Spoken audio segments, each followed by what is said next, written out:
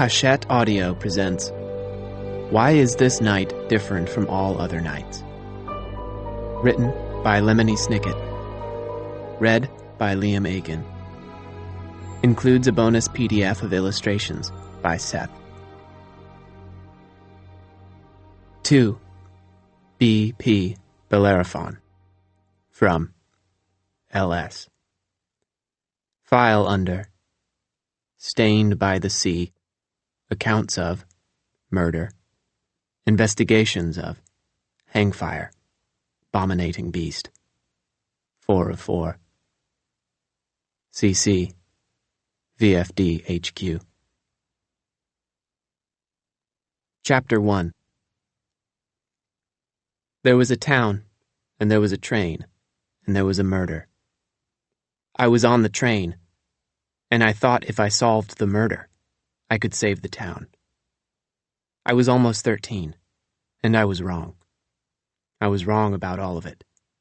I should have asked the question, is it more beastly to be a murderer, or to let one go free? Instead, I asked the wrong question.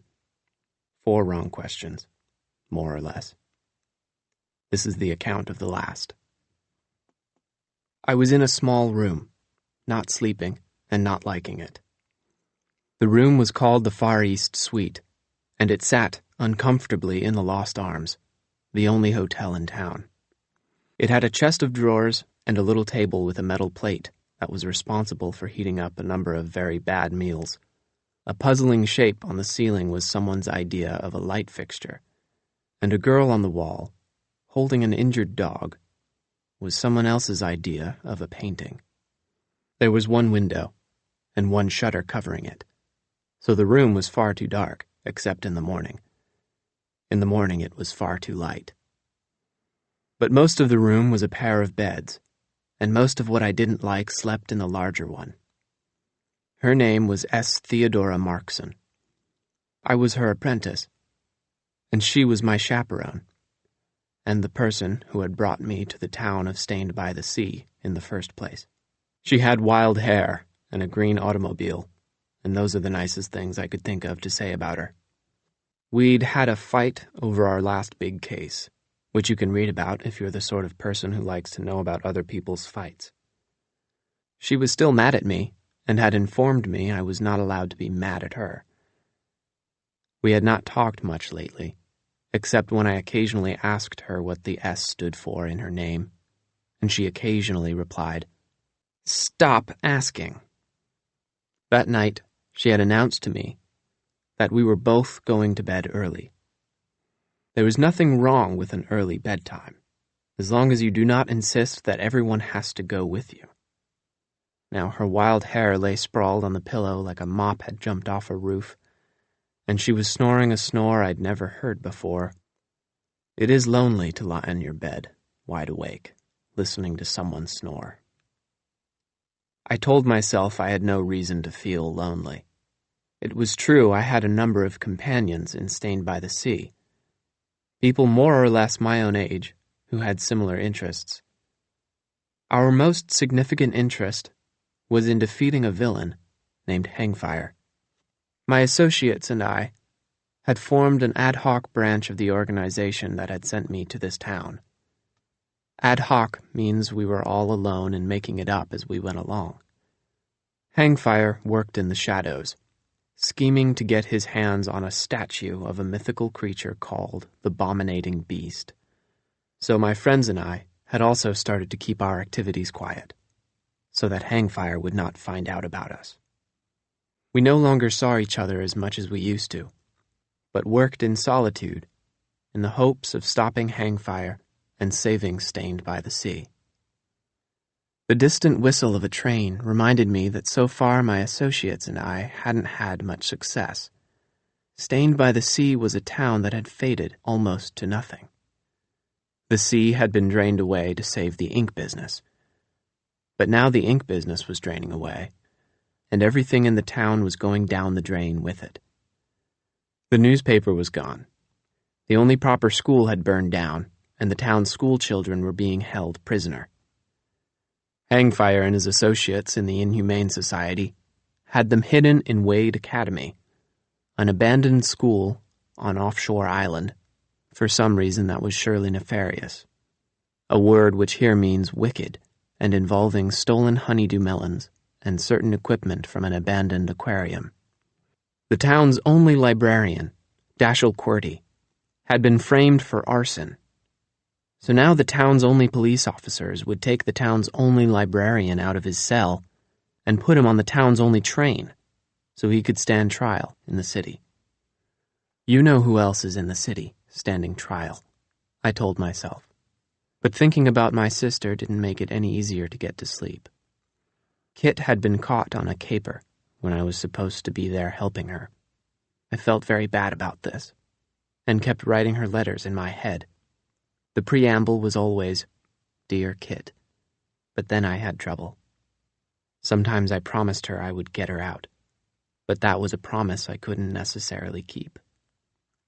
Sometimes I told her that soon she would be free, but I didn't know if that was true. So I told her I was thinking of her, but that felt very meager, so I kept crumpling up these imaginary letters and throwing them into a very handsome imaginary trash can. And then there's the one, I thought, who has stolen more sleep from you than all the rest. Ellington Faint, like me, was somewhat new in town, having come to rescue her father from Hangfire's clutches. She'd told me that she would do anything and everything to rescue him, and anything and everything turned out to be a phrase which meant a number of terrible crimes. Her crimes had caught up with her, and now she was locked in Stained by the Sea's tiny jail. The train is coming for her, too, I told myself. Soon she will be transported through the outskirts of town and down into the valley that was once the floor of the ocean. She will ride past the clusterous forest, a vast, lawless landscape of seaweed that has managed to survive without water, and you might never see her again. So many people to think about, Snicket, and still you are all alone. The whistle blew again, louder this time, or perhaps it just seemed louder because Theodora's odd snoring had stopped. It had stopped because it wasn't snoring. She'd been pretending to be asleep. I closed my eyes and held still so I could find out why. "Snicket," she whispered in the dark room. "Lemony Snicket." I didn't make a sound. When pretending to be asleep, you should never fake snoring in front of people who may have heard your actual snores. You should simply breathe and keep still. There are a great number of circumstances in which this strategy is helpful. "Snicket?" I kept still and kept breathing. "Snicket, I know you're awake." I didn't fall for that old trick. I listened to Theodora sigh, and then with a great creaking, she got out of bed and pattered to the bathroom. There was a click, and a small stripe of light fell across my face. I let it. Theodora rustled around in the bathroom, and then the light went out, and she walked across the Far East suite with her feet sounding different than they had. She'd put on her boots, I realized. She was going out in the middle of the night, just when the train was coming to a stop. I heard the doorknob rattle and quit. She was giving me one last look. Perhaps I should have opened my eyes, or simply said, suddenly, in the dark, "Good luck." It would have been fun to startle her like that, but I just let her walk out and shut the door. I decided to count to 10 to make sure she was really gone. When I reached 14, she opened the door again to check on me.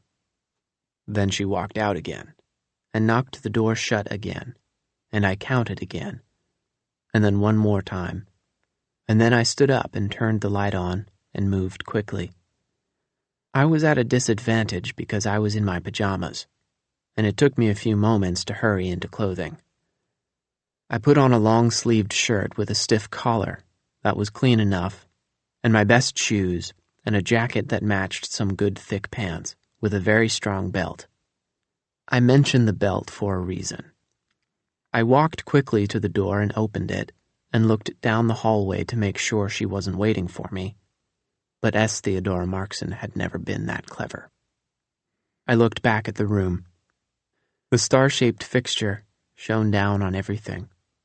The girl with the dog with the bandaged paw gave me her usual frown, as if she were bored and hoped I'd give her a magazine. Had I known I was leaving the Far East suite behind forever, I might have taken a longer look. But instead I just glanced at it. The room looked like a room. I killed the lights. In the lobby were two familiar figures, but neither of them was my chaperone.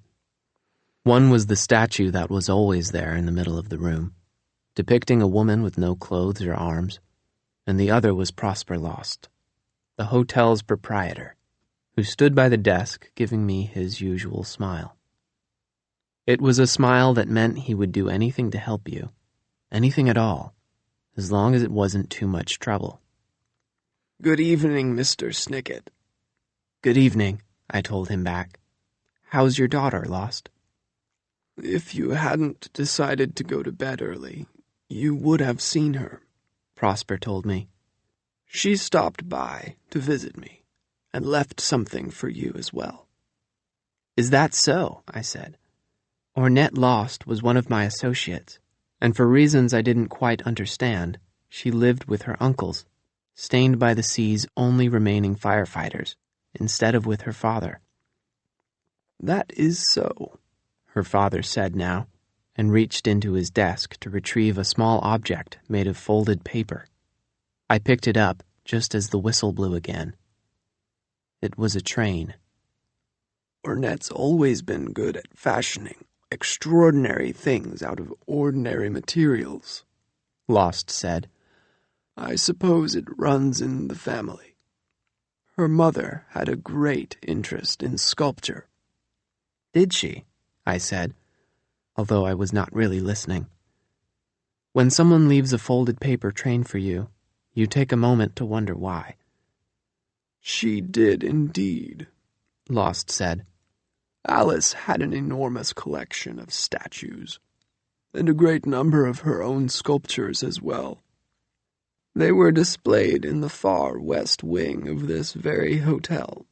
My wife hoped the Glyptotheca would attract tourists, but things didn't go as planned."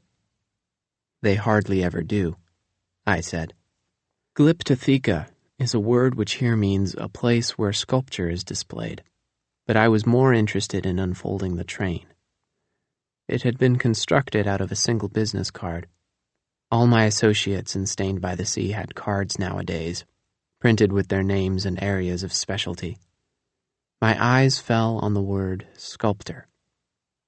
"Most of the statues were destroyed in a fire some time ago," Lost said.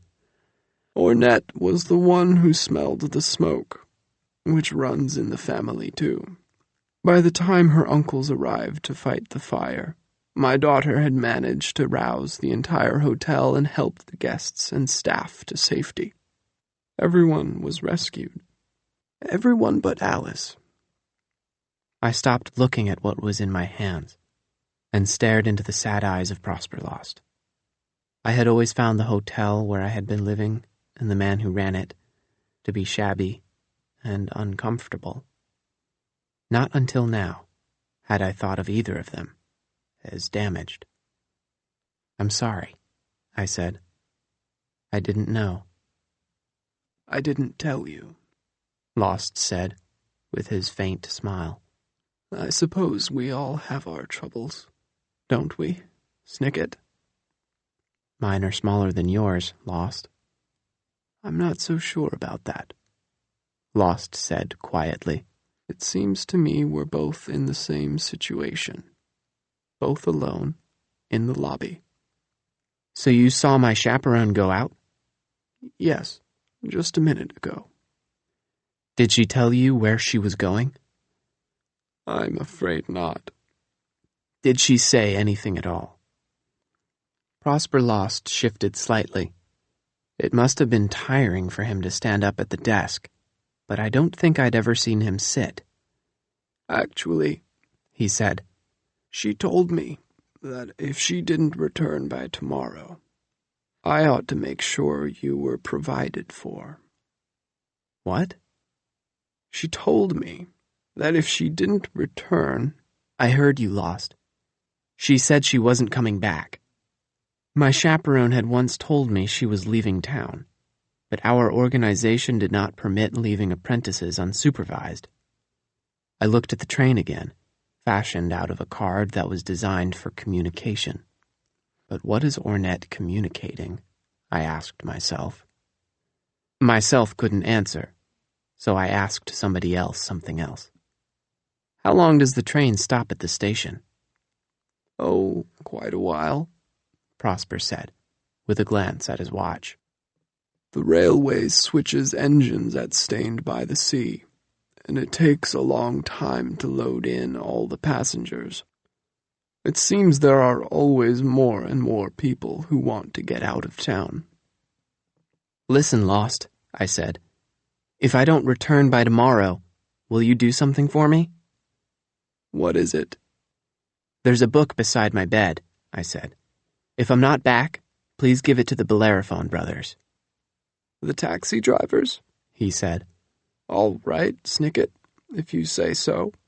Although, I'm surprised you're not bringing the book along. It seems to me that you always have a book with you." "I do," I said. "But this book belongs to the library." "The library was destroyed, Snicket. Don't you remember?" "Of course I remember," I said. "But I still shouldn't take it with me. It's too bad, too. I'm only partway through." "So it goes," Prosper Lost said, a little sadly. "There are some stories you never get to finish." I nodded in agreement, and I never saw him again. Outside, the night was colder than I would have guessed, but not colder than I like it. I headed toward the train station, thinking of the book. It was about a man who went to sleep one night, and when he woke up, he was an insect. It was causing him a great deal of trouble. The streets were quiet, and I went several blocks, all the way to the town's last remaining department store, before I saw a single person. Dicey's was a tall building that looked like a neatly stacked pile of square windows, catching starlight and winking it back at the sky. In each window was a mannequin dressed in Dicey's clothes, posed with some item or other that the store had for sale.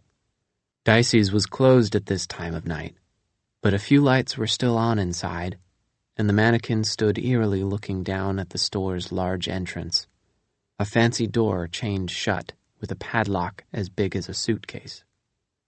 Struggling with the lock was S. Theodora Markson.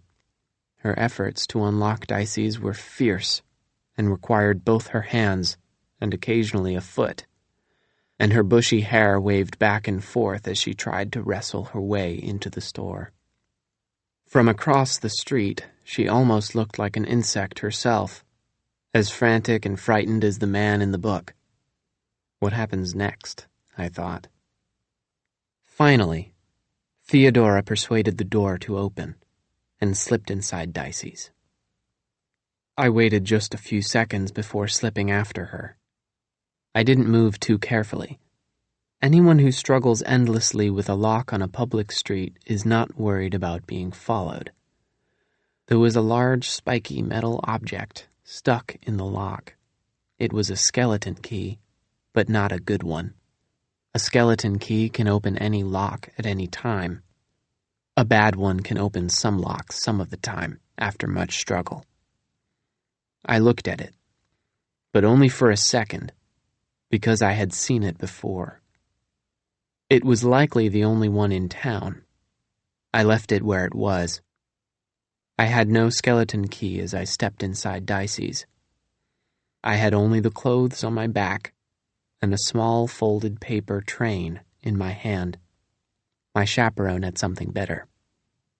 She had a secret.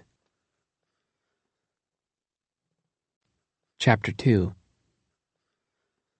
Dicey's was dark. I entered where perfume was sold, with glass bottles waiting on shelves, like a laboratory with the mad scientist on vacation. I scanned the large room I was in. Nothing moved in it, but a small light on a far wall. I made my way. The bottles watched me. I never have liked perfume. It always smells like someone's been hit by a truck full of flowers. The light on the wall was over the elevator doors, indicating that the elevator was moving. The light marked 4 turned on, and then the one marked 5. Theodora was going up. There was another elevator, but I couldn't risk taking it.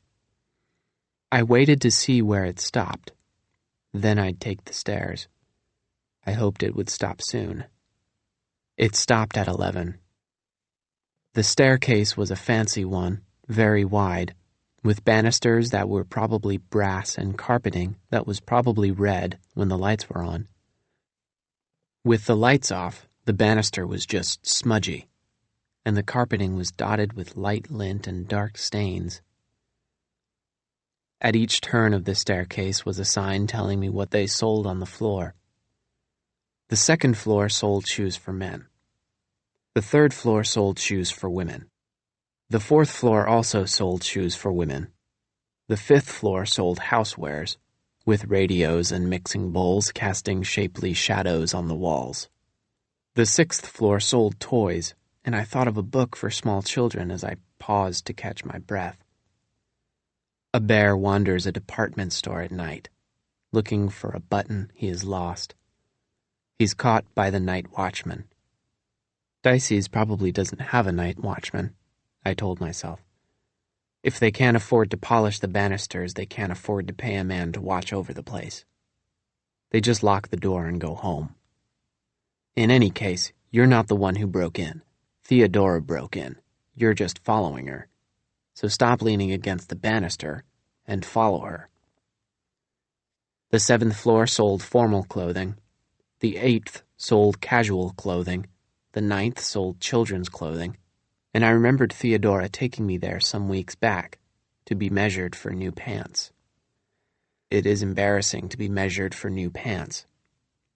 The 10th floor sold the bright, shiny clothing people apparently enjoy wearing to play sports. The 11th floor sold uniforms.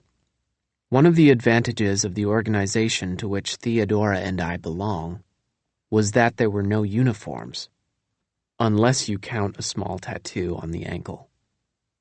I walked quietly between the racks of matching clothing, hung up like flattened women and men, and wondered what Theodora was doing there. But she didn't seem to be there at all. Aisle after aisle of uniforms was empty. I looked this way and that. The uniforms shrugged back at me. Finally, I reached the far end of the 11th floor, where the windows looked down on the street. There was a mannequin dressed like a police officer in one window, and one dressed as a firefighter in the next. Then there was a uniformed nurse, and a cook, and a sailor. And then, standing in a window, there was a mannequin wearing nothing at all. At its feet were a pile of clothes I recognized as Theodora's. She had stood right there and changed her clothing, putting on whatever uniform had been worn by the mannequin. I did not like to think about it. I was at least relieved that Theodora's underwear was not in the pile, so she had not been completely naked in the window of a department store. Out of the corner of my eye, I saw a familiar light moving on a distant wall. The elevator was heading back down. "Why not?" I said to the bare mannequin. "She's gotten what she wanted." The mannequin didn't say anything. I didn't want her job, and she didn't want mine. It was easier to go down the stairs, as it always is. In no time at all, I was hurrying back past the perfume and out Dicey's front door. My chaperone hadn't thought to lock it back up again, but the skeleton key was gone. I could hear Theodora's footsteps and caught her distant silhouette as she rounded a corner, although I couldn't tell what she was wearing. She didn't look around, Why should she? She was in disguise, and I was asleep in the Far East suite. Theodora took me past a diner called Hungry's, where my associate Jake Hicks still occasionally slipped me a free meal, and Partial Foods, a grocery store where Hangfire had orchestrated some recent treachery. She walked quickly through the neighborhood, and then past an enormous pen-shaped building, now abandoned, that once had been the home of my associate, Cleo Knight, who was working on a formula for invisible ink that was stained by the sea's best hope. I silently wished Cleo luck, and then found myself walking past Black Cat Coffee, a favorite haunt of Ellington Faint. I'd sat at the counter many times and watched the shiny machinery make small cups of strong coffee and loaves of fresh, warm bread. Had I known I'd never see it again, I might have taken a closer look. As it was, I hardly glanced inside the place. I knew Ellington Faint wasn't at Black Cat Coffee. The officers Mitchum were putting her aboard the train. Soon she'd be in prison in the city, I thought, along with my sister. We walked a little farther, Theodora ahead and me following, until we were both where she wanted to be. Stained Station was the busiest place I'd ever seen in town. The enormous room was thronging with people, and the noise of the crowd echoed up to the ceiling, which was lined with curved iron bars, like a black rainbow hanging in the loud air. Someone had lit torches that lined the walls, and by the flickering light, I could see the train 20 or 30 cars in length, at rest on one of the station's many tracks. Most of the train's cars were cargo cars with ink stamped on the sides and the tops open to hold the ink extracted from octopi by enormous mechanized needles. But ink was no longer a thriving business, and the octopi were scarcer and scarcer. So, the cargo cars sat empty, ready to rattle through the fading town on tracks hardly used anymore. Behind the cargo cars were some passenger cars, decorated with wooden curlicues over the windows and old-fashioned railings bolted below, and brightly painted designs everywhere else. And up front was a huge, tired engine, where people in black aprons hurried about with shovels and wheelbarrows, loading coal into the train's tender. Porters in bright blue jackets helped the passengers push their way through the crowd, and conductors in gray suits punched people's tickets with silver punchers clipped to their belts. Something was pinned to the lapels of their suits and jackets. I couldn't see what it was, but I could hear the echo of each puncher's click as it bounced off the ceilings over and over again. Everyone seemed to be in a hurry to leave town. Somewhere, I thought, is the car where they lock all of Stained by the Sea's prisoners on their journey into the city. Somewhere there is Dashiell Quirty, and somewhere there is Ellington Faint. But you don't see them, do you, Snicket? You can't even find S. Theodora Markson, and you were supposed to be following her. With the black aprons, the blue jackets, and the gray suits, you don't even know what uniform to look for. I found a ticket booth where a woman sat behind a window, reading a book I didn't like. I didn't like the woman either. She was wearing an unfortunate smock with a little rip near the shoulder, right near a name tag printed with her name. I didn't need it. I remembered her well enough. "Polly Partial," I said, and the owner of Partial Foods looked up and frowned at me. "Total stranger," she greeted me in return. "We've met a number of times," I said, remembering that Miss Partial had never been a reliable witness. "Why are you working here instead of at your grocery store?" "I have no more grocery store," she said sourly. "The place was closed due to lack of interest. Some thieves took all my honeydew melons, which really affected employee spirit. Well, at least your new job gives you time to read, I said, pointing at the book. How are you enjoying that? Not so well, she said. I've never liked that book. Oh, I think the book is very good, she said. It's just that I was interrupted while I was reading it by some boy who keeps asking me questions. I'm sorry, I said, and I was a liar. Is there room for one more passenger on that train? The Thistle of the Valley? Is that what the train is called? Yes. When does it leave?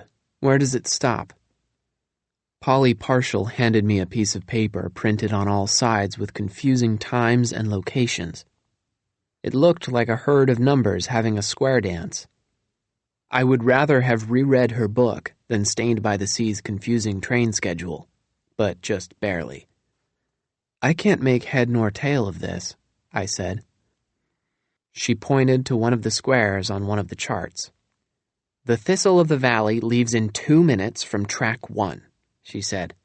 It winds through town with brief stops at the post office, the museum, the library, and various downtown businesses, including Partial Foods and Ink Inc.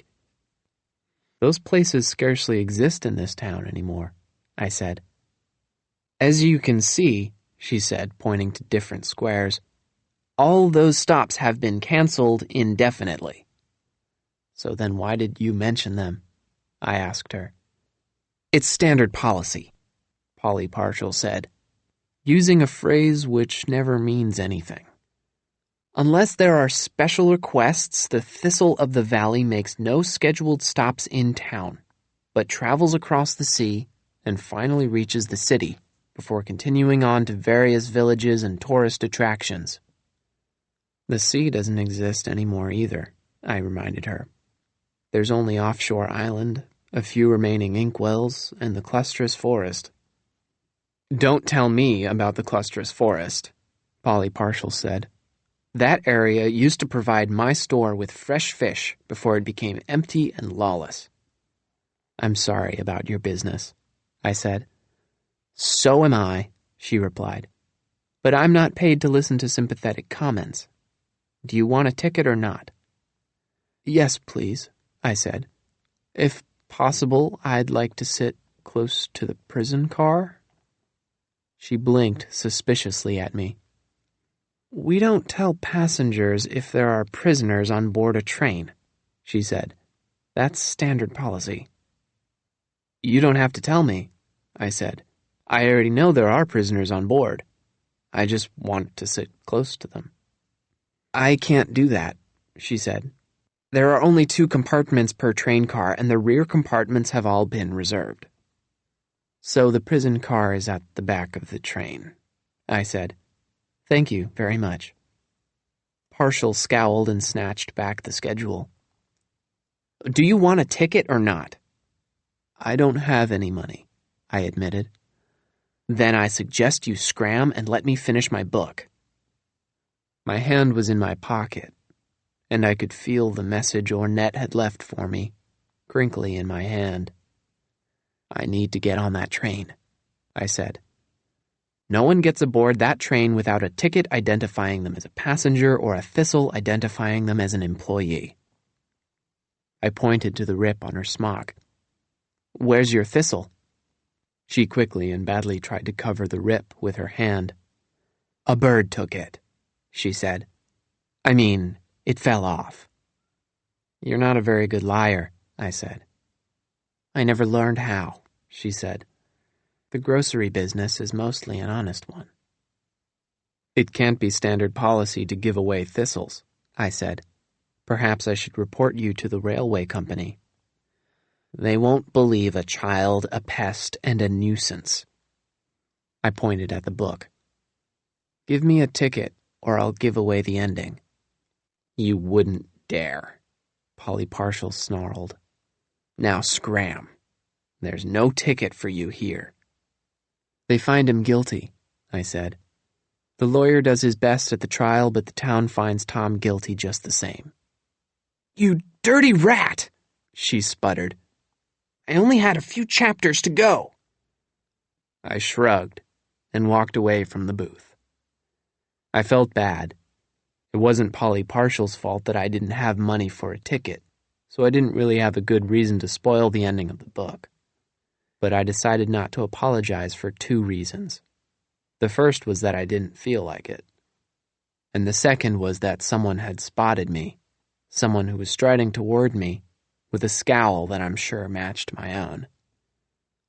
It is not difficult to describe Sharon Haines, because we've all seen the likes of her plenty of times.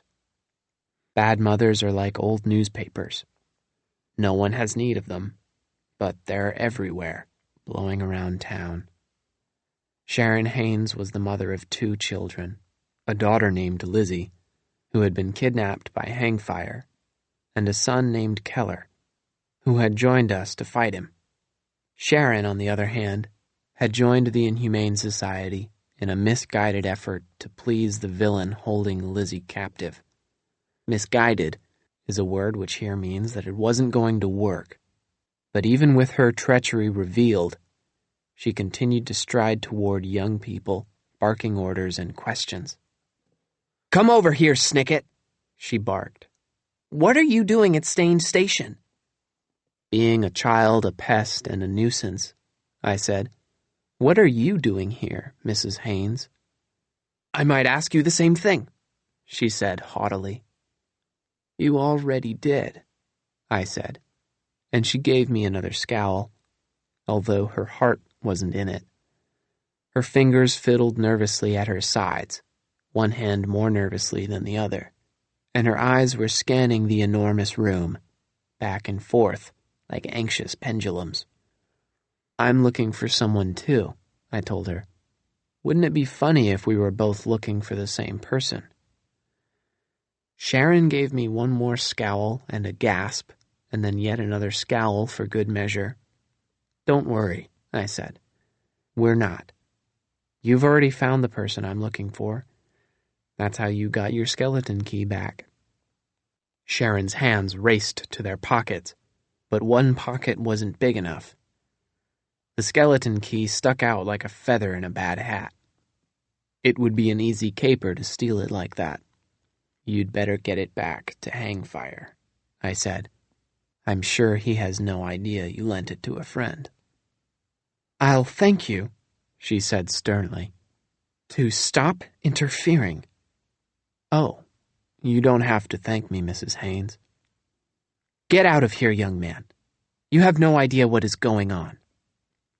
"That's why I'm here," I said, but she gave me a little growl of frustration and stalked off.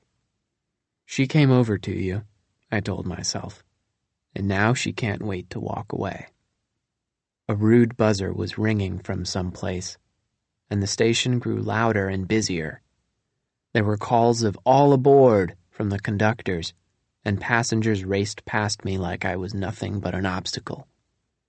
A young woman stepped on my toe without apologizing, and my elbow got walloped by a suitcase carried by a man I probably should have looked at. The train was leaving shortly and I wasn't on it. Think, Snicket. This is the train's only scheduled stop in town, and your only chance. How can you make your way onto that train? "We have to get on that train!" exclaimed a voice near me, and a tall woman hurried through the crowd, followed by a porter who looked about my height and about my age. But it was the woman I recognized. Sally Murphy was once Stained by the Sea's most celebrated actress, and more recently had been among those who had fallen under the power of the Inhumane Society. Some time ago, Miss Murphy had put on a very convincing performance as the original owner of the statue of the Abominating Beast, and at the moment appeared to be doing a very good imitation of someone very nervous. "You," she said, very nervously. I stood in her way and wouldn't budge. "Me," I agreed. "I suppose you want me to thank you for your actions when we saw each other last." "It is traditional to thank the person who rescues you from drowning in the basement of an abandoned mansion," I agreed. "In fact, it might be said that you owe me a favor." She tried to step around me this way and that. "Maybe I can buy you an ice cream cone sometime," she said quickly. I kept on not budging. "That's not what I want." "All children want ice cream." "What I want is to get aboard that train," I told her. "It's a very popular night to leave town." "So I've noticed," I said, watching Sharon Haynes disappear into the crowd. "Can you tell me why you're leaving?" Sally Murphy took a quick look at her porter. "Please don't ask me that." "If you're doing more work for the Inhumane Society," I said, "then you'll need to explain yourself to the police." The actress looked wildly around her, like a field mouse in the shadow of a hawk. Even Sally Murphy's porter looked a bit frightened. "Not so loud," Sally hissed to me. "I'll thank you to stop interfering." "Why does everyone keep wanting to thank me for the same thing?" I asked. But the porter stopped the actress from answering my question. "We'd best be getting on, ma'am," the porter said.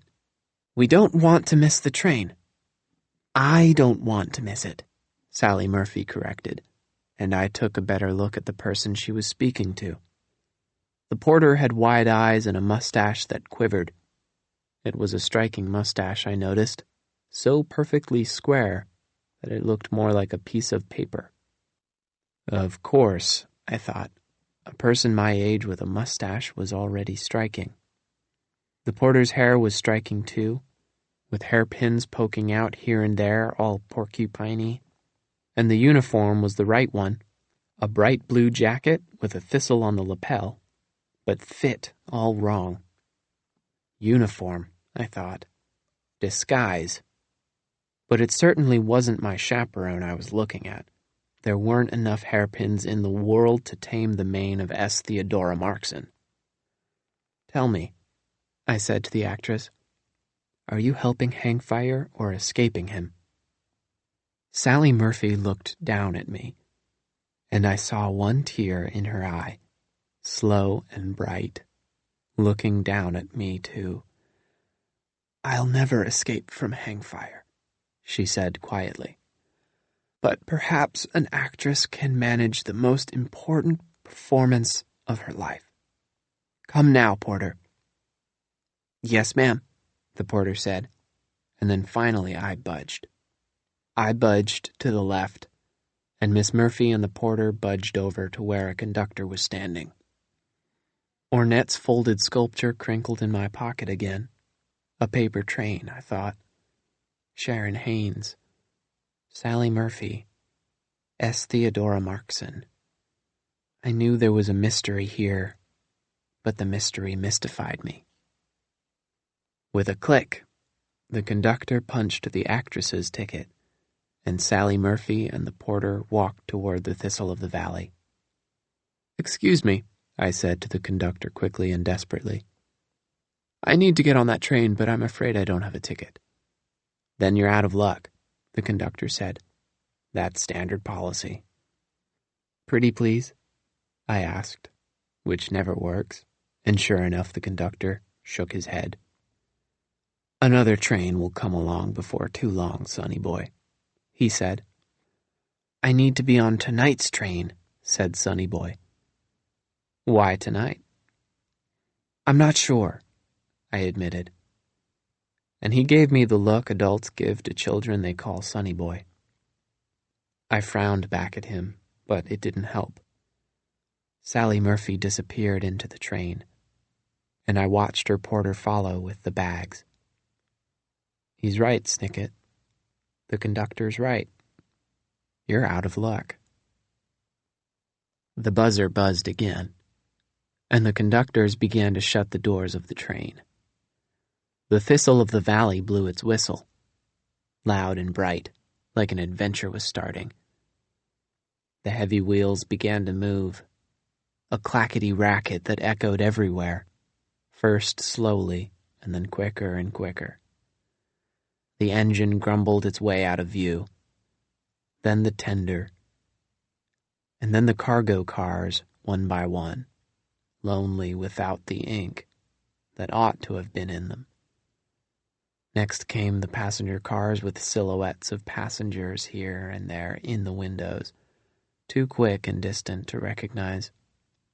I tried to recognize them anyway, as they went past. Actors or chaperones, friends or foes, strangers, or people pretending to be strangers. But by now the train was moving too quickly for me to see anything more than a few pale faces behind the blank glass, as if the Thistle of the valley were full of ghosts. I could see the last car approaching, and then I saw it pass, locked tight so the prisoners couldn't escape, although it felt like they were escaping anyway, out of my sight and out of my reach. The last of the train left Stained Station like sand through my fingers, and I just stood there watching, helpless and useless. The mystery is leaving, Snicket. Your investigation is escaping, and now you're all alone. The station took a while to settle down, and I stood for a moment with my hands in my pockets, one clenching a paper train, and the other clenching nothing. I didn't want to give up, so I tried to guess what to do next. I guessed, and then I kept guessing, and then I couldn't guess, and then I gave up.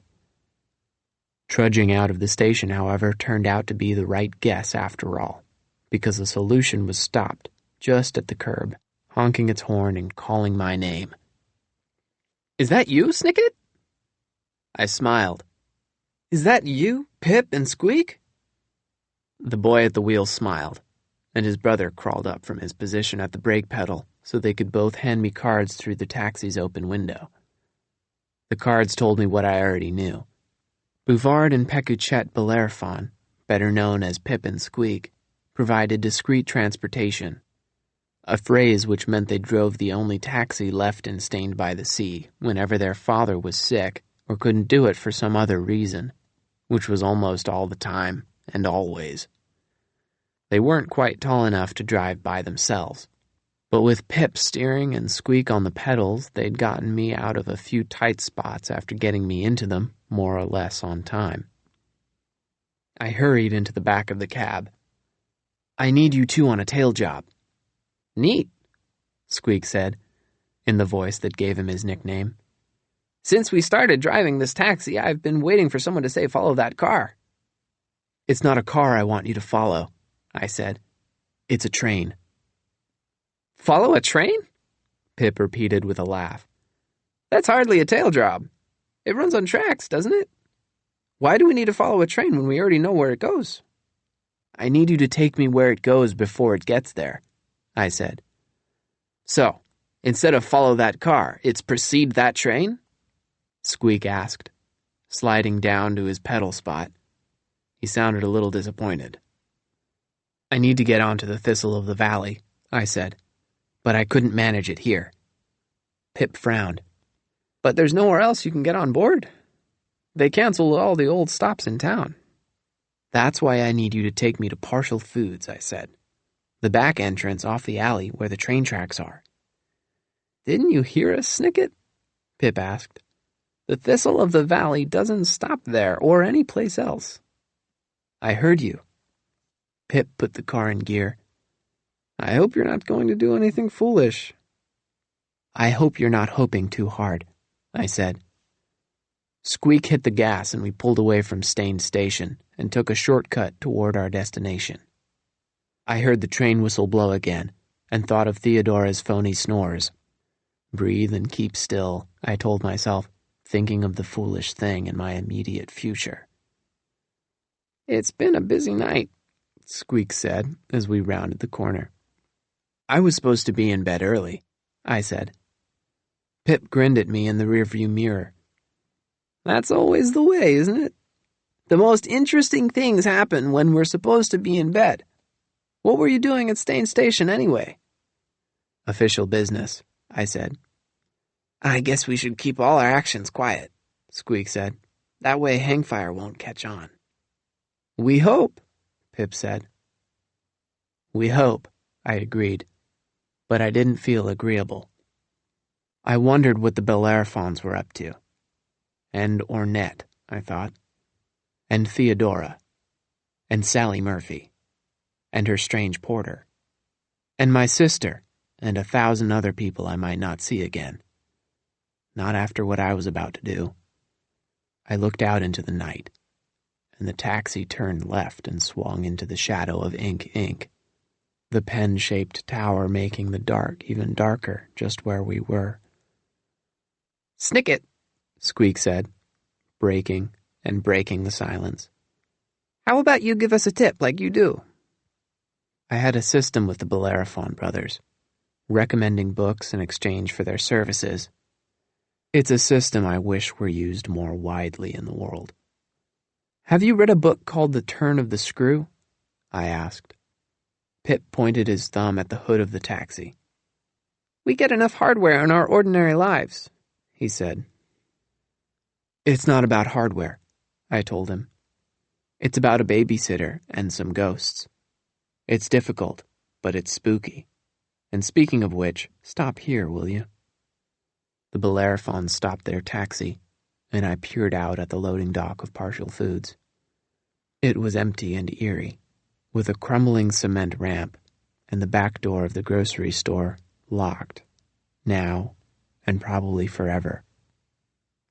I could see a discarded apple core, sad and mushy in a clump of weeds, and the torn wrapper of a long-gone candy bar, balled up and forgotten near the train tracks. "You never told us the whole story of what happened here, with all those stolen honeydew melons," Pip reminded me, referring to recent events chronicled in a report that is not recommended for the general public. "True," I admitted. "The train won't stop here," Squeak said to me. "It'll just race on by." "I know it," I replied. Pip turned around to look at me. "Do we have to ask you again about doing something foolish?" "No," I said. "You definitely don't have to ask." "Maybe that's the wrong question," Squeak said, looking at the strange bare place where he and his brother had taken me. "Maybe the right question is, do you really want to be here?" I thought of all the places I wanted to be. Not as difficult and not as spooky. I stepped out of the car, and deeper into a mystery of which I couldn't make head nor tail, and I answered the question the best I could. "No," I said. "I don't want to be here." And I thanked them for taking me there and sent them on their way. Chapter 3. The night kept me in its shadows as I waited by Partial Foods and listened for the train. I kept breathing, and I kept still. From down the alley came the scufflings of some animal that lurked around at night. Most such animals won't bother you, but their noises are still unnerving. I sat, unnerved, and tried to get unnerved. It's just nature, I told myself. Nature's not interested in you, Snicket. I was wrong about that, too. The train whistle blew, and the clatter and hiss of the engine grew louder, frightening whatever was behind the shack to scuffle off elsewhere. Soon the train would pass where I was waiting, moving with great speed and a greater clanging. It wouldn't stop. It wouldn't stop here or any place else. It would just rush by, billowing air into my face as it headed out of town into the valley where the ocean once thrived, and toward the city, carrying passengers and prisoners and perhaps a stowaway. I stood up. Stowaway is a word for a person hiding on a ship, so they can travel without paying. Of course, I thought to myself, it doesn't have to be a ship. It couldn't be a ship anyway, Snicket. Not instained by the sea. There's nowhere to sail a ship. There's still a train, though. The train is called the Thistle of the Valley, and it's racing toward you now. First the engine will appear, and then the tender, brimming with coal, and then a long line of cargo cars marked with the name of the town's greatest industry, now almost completely gone. And the end of the train will appear, moving as quickly as anything, a few passenger cars brightly painted and decorated with old-fashioned railings. And you, I thought to myself, are going to grab onto one of those railings as the train goes past, and then try to open one of the windows and get inside while the train barrels through the countryside. The engine raced by me, its headlight like an angry eye, its steam fading into the purple sky, and the noise everywhere in the air. Nothing will happen to you, I told myself. You've already had a very interesting childhood, Lemony Snicket. At a very young age, you were recruited into a secret organization. When you were 6, you were taken deep into the forest for 9 days of archery training. In the evenings, you caught and roasted wild pheasant, and at night, you could hear the wolves gnawing on the bones as you shivered in your tent. Everything since then has been anticlimactic, a word which here means nowhere near as exciting. It will be very boring, in fact, when you leap onto the train as it rattles its way out of Stained by the Sea, and then crawl your way inside. Very dull, indeed, Snicket. The cargo cars began to go by, with great swooshes, one after the other. Look, everybody has a turn, Snicket. Giacomo Casanova had a turn. Marcel Duchamp had a turn. Beverly Cleary had a turn. People have done difficult things for more or less noble reasons. Your turn now. I stepped closer. The railings were skinny metal bars, bolted here and there to the side of the train. They were just for decoration. There was no way of knowing how much weight they might hold. Below them were 3 small grooves in the metal, like 3 footprints on each car of the train. You might be able to balance your feet on these grooves, and you might not. Swoosh, swoosh, swoosh. I leaned down and cast my eyes toward the last cars of the train. They were almost there. In a moment, it would be time to jump. My palms were sweaty, and I wiped them on my pants, and they were sweaty again in seconds. Here it comes, I thought. It is coming quickly. So you do not have time to be scared, Snicket. Not scared, not now. Get scared later, I said out loud, and I leapt toward the speeding train. If you're wondering what it's like to cling to a decorative railing on the side of a moving railway car, don't. But I didn't have to wonder what it was like because I learned immediately it was terrible. It was as terrible as it was loud, and it was deafening. From the moment my hands touched the metal railing and grasped it tightly, my ears were full of noise. There was the noise of the wheels of the train, rough and clattery like wild teeth on the tracks, and there was the sound of complaining metal as the railing heaved with my weight. And there was another sound, throaty and trembly. I did not know what it was. I did not care.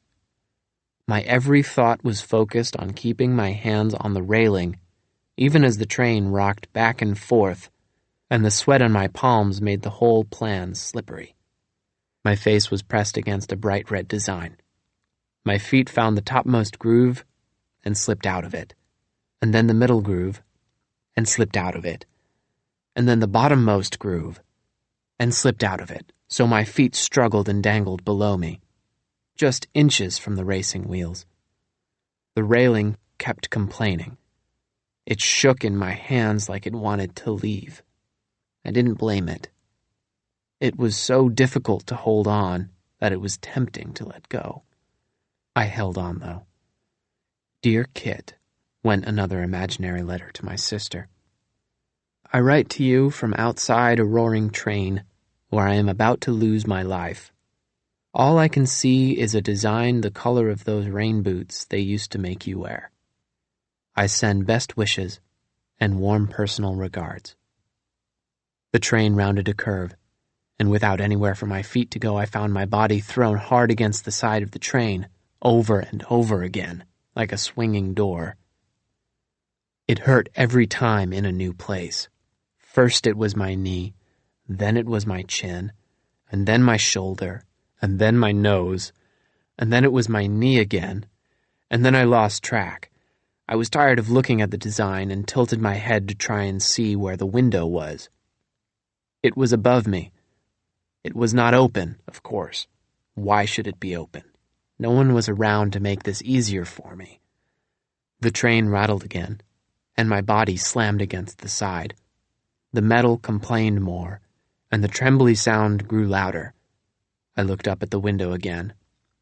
I would have to climb up the shaking, smooth wall of the train and hope there was a crack in the window somewhere to slip through. Very easy, if I were a spider. The railing told me what it thought of this plan, by spitting out a bolt with a terrible creak. It was not the only bolt holding the railing to the train, but it was one of them, and it was gone. The railing complained louder, and began to shake against my hands. The other sound grew louder, too. It was me, I realized. I'd been crying out since I leapt onto the train. I was crying out because I was going to die. But I didn't die, of course. Not then. I let go of the railing with one arm and raised my fist to bang against the window of the train. My arm felt weak as it swung upward, and the knock against the glass was nowhere near as loud as I wanted it to be. I stopped to hold on again, and let the train throw me against the side of the car several more times. It hurt. The railing curved terribly away from the train, like a tree struggling in a hurricane, and another bolt sprang loose and fell into the night. Things like that make the world seem unfair, I thought to myself, and heaved my arm up again and banged on the window. The railing bent further, and I could feel the breath of the spinning wheels on my feet. One more inch, and the wheels would eat me alive. My fist kept knocking. A terrible scrape of metal came from where the bolts had escaped. I got tired of looking at the bright red design. I did not want it to be the last thing I saw, so I closed my eyes. And I knocked and felt my mouth go raw with the noise I was making. Something slid above me. I tried to knock again and only hit air. I heard other sounds I could not hear over the train. And then, like a miracle, something grabbed my arm as I was giving up. I heard more sounds, and then I was heaved, slowly, out of my predicament. I kept my eyes closed. My aching body scraped against something, and then fell in a heap. Someone stood over the heap. I blinked at the carpet and tried to sit up. It didn't work as well as I would have liked. The carpet was a faded sort of ugly. I was not bleeding, and I was not broken, but it took all the strength I had just to raise my head. All I saw were the shoes of whoever had rescued me. It surprised me that I recognized them. They were ordinary brown shoes, a little scuffy. But friends know more about one another than they might think. "What's the news, Moxie?" I asked, when I was in a condition to ask anything. Moxie Mallahan, Stained by the Sea's last journalist, and one of my most loyal associates, knelt down beside me. The hat she usually wore lay on the floor next to me, with a few scattered business cards stating her name and occupation. I could tell she had 1,000 questions, but she only asked me one. "What are you doing here?" "Recuperating," I told her. "I was hanging on the outside of this train." "You ever hear of buying a ticket?" "It's an unexpected journey," I said. "How did you manage to pull me up here?" "You don't lug around a typewriter for years without getting a few muscles," she said. She picked up her hat, and I managed to sit up and look at my surroundings. It was an ordinary train compartment, about the size of the bedroom given the least favorite child. 2 walls had 2 benches, facing each other like silent strangers, and there was a wooden door, closed and tired, that probably led to a corridor outside. Underneath the window, still open and full of rushing scenery, was a small scuffed table attached to the wall. Above each bench was a rack for luggage, but the only luggage I could see was the case where Moxie kept her new typewriter, and a small parcel, wrapped in newspaper and string. "What are you doing here?" I said. Moxie shook her head and grinned. "Only Lemony Snicket," she said, "would hang off the outside of a train and then ask a passenger what they were doing there. A stunt like that could have killed you." That did occur to me, I admitted. But it seemed important to be on this very train on this very night. My chaperone went to the trouble of stealing herself a disguise just to get aboard. Moxie's eyes widened. "Theodora's here?" I nodded. "And she's not the only one. Sally Murphy boarded the Thistle of the Valley moments before it departed." Moxie looked from me to her typewriter case, hungry to take notes. "Do you think she's still working with Hangfire?" "I don't know," I told her. "She said something about an actress giving the performance of a lifetime. And there's something else." "What is it?" I reached into my pocket and drew out the paper train. By now it was quite crumpled, but you could still see how cleverly it was constructed. "Ornette lost," Moxie said. "She can make anything out of a scrap of paper." "She has quite a few impressive skills," I said, thinking of what Prosper Lost had told me about the fire. "She made this out of one of her cards and left it for me at the Lost Arms. It's a message. She was telling me something about this train." Moxie glanced quickly at her typewriter again. "Telling you what?" "You know perfectly well what," I said. "That's why you keep looking over at that parcel.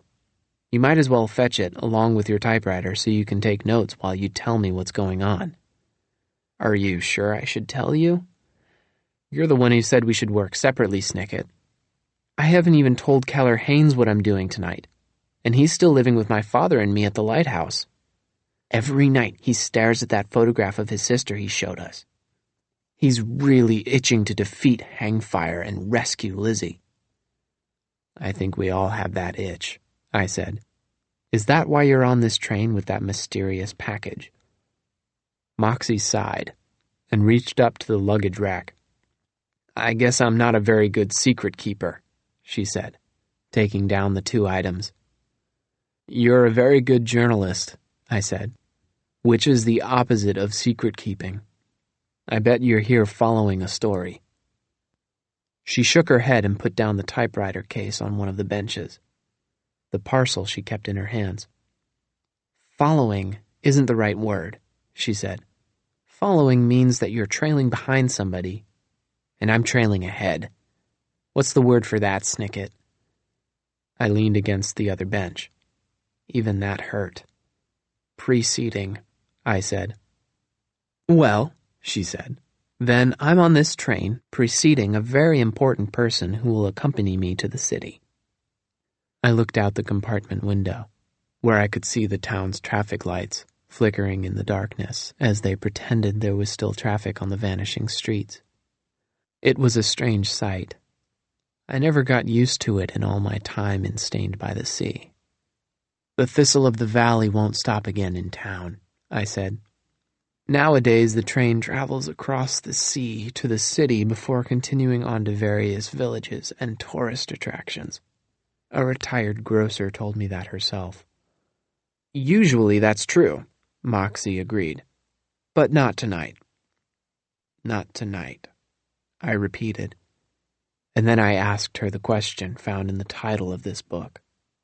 It was the wrong question, and it was wrong again later when Hangfire asked it of me. The right question was, where had the train been before it stopped at Stained by the Sea? But not until it was too late did I think to ask it. "Take a guess," she said. The lawyer does his best at the trial, but the town finds Tom guilty just the same. Moxie gave me the frown my guest deserved. Tonight the train is making an extra stop, she said, and a very important passenger is getting on. Is that so? I asked. That is so, Moxie replied.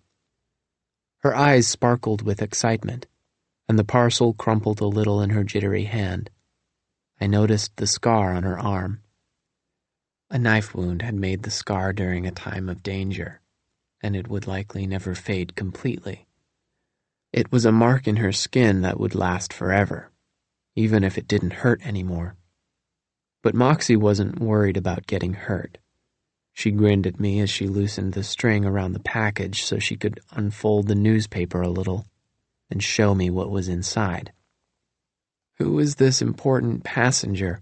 I asked, but I almost forgot the question as soon as it was out of my mouth. I was looking at something.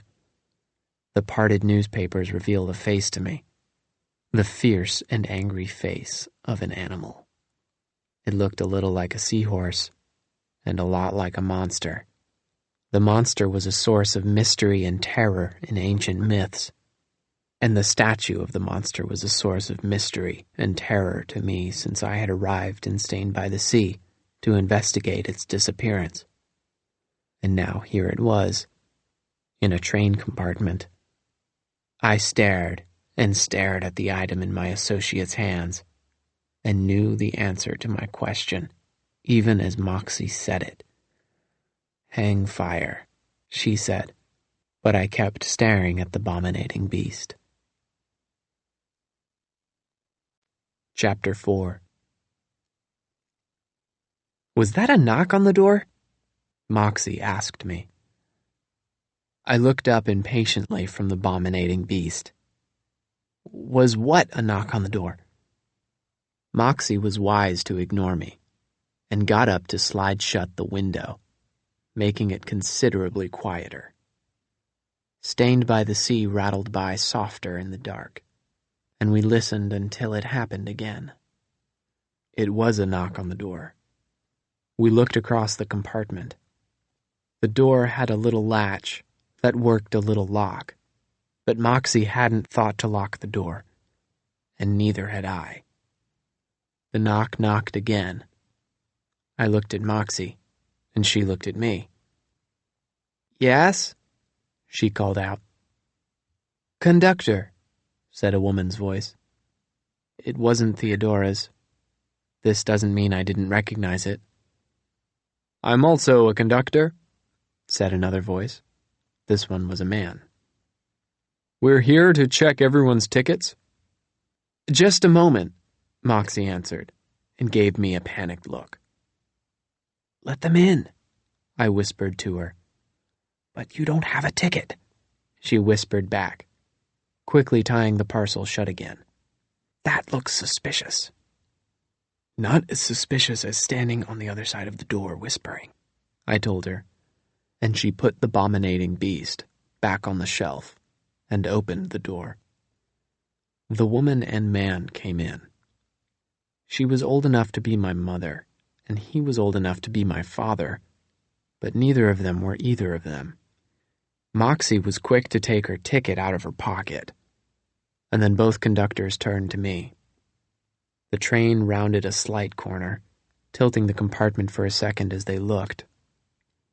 People in our organization have been taught how to not seem surprised, which is as important a part of disguising yourself as stealing a uniform. But I could see that this woman and this man had not learned this skill very well. They stared at me like toddlers at a clown. Yes, it's me, I told them. I should introduce myself too, Moxie said quickly, and reached down to the floor to hand one of her cards to each of them. I'm a journalist, and this gentleman is an associate of mine. Moxie Malahan, the woman read out loud. The news. What's the news? The man said. The news is that I lost my ticket, I said. But Miss Malahan can vouch for me. But this is just a business card, the woman said. You can get anything printed on a card like this, the man said. It's the easiest disguise in the world. Putting on a uniform might be easier, I said. Both adults gasped, and then remembered that they weren't supposed to gasp in such situations. We are real live train conductors, the man said, which is no way to convince someone you are a real live train conductor. And what real live train conductors do, the woman said, is check everyone's tickets. Do you have one? Of course I have a ticket. The man sighed and put his hands on his hips, a gesture I'm sure you recognize from all the times you lied badly to an adult. Well, where is it? I ate it, I said. It reminded me of breakfasts I've had at the Hemlock Tea Room and stationery shop. Those are pretty awful. She blinked, and the man blinked with her. Moxie blinked too, and gave me a look that was both furtive and incredulous, words which mean she couldn't believe I was saying such things. Particularly the tea, I couldn't help adding. That's enough out of you, Sonny, the man said. I'm not your son, I said. Although I suppose people might think so, if they saw us together. Perhaps we should ask Miss Malahan what she thinks. As a reporter, she'd be the most interested in what is going on. Wouldn't you, Moxie? Moxie grasped the handle of her typewriter case. She still looked furtive and incredulous, but now she also looked eager and investigative, and full of questions. I most certainly would, she said. But the two adults backed away from her typewriter as if it were a powerful weapon, which in some ways it is. The man fiddled with the latch on the door, but the door was already unlocked, so he managed to lock it again, making it difficult to open rather than unlock it, making it easy. And the woman was meanwhile turning the knob of the door this way and that. It was an awkward dance, made more awkward by the silence in the compartment. Finally, the man managed to unlock the door, and the woman managed to open it, and the two adults walked through, first simultaneously, a word which here means they tried to walk through the door at the same time and got tangled up. And then, ridiculously, a word which here means that the man stepped through the door and closed it behind him, catching it on the woman's fingers. And she shrieked, and the door opened again, and she stepped through after him, and the door shut again, and at last they were gone. Moxie stared after them like they were a circus leaving town. What was that? She asked. That, I said, was a man named Gifford, and a woman named Gayday. They're both members of my organization. VFD? She said in astonishment. Not so loud, Moxie. Sorry, but they're like you? Gifford and Gayday are not at all like me. What do you mean? Not long ago, they spiked my tea with laudanum, I said. Why would members of your own organization try to knock you unconscious with a dangerous chemical? Why would my own chaperone break into a department store and steal a uniform? I asked her back. Why would Sharon Haynes be lurking around Stained Station? Why would a celebrated actress board the Thistle of the Valley with a suspicious-looking porter? And why would my prime associate be on board the same train with the abominating beast wrapped up in newspaper and string without my knowing what she was up to? Do you really think of me as your prime associate? That is hardly the point. I'm sorry I didn't tell you about this, she said. But you're the one who said we should work in the shadows and communicate as quietly as possible. That was before I had an early bedtime, followed my chaperone to Dicey's to steal a uniform, and almost fell off a speeding train. Moxie put a gentle hand on my shoulder. You've been through a rough scrape, haven't you? You need something restorative. Let me see what Jake Hicks fixed up.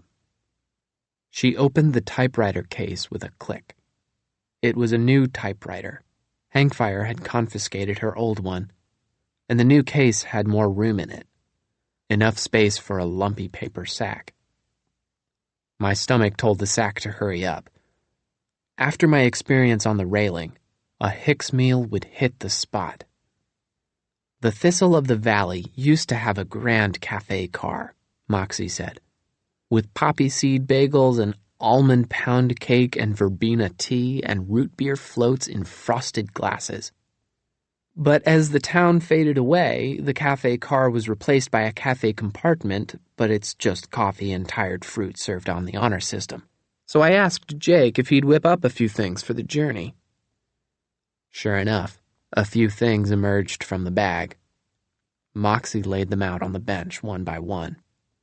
There were 2 little glass bottles, narrow at the top and wide at the bottom, and a big hunk of what smelled like gingerbread, and a paper box with a folded lid that opened to reveal a small tomato salad.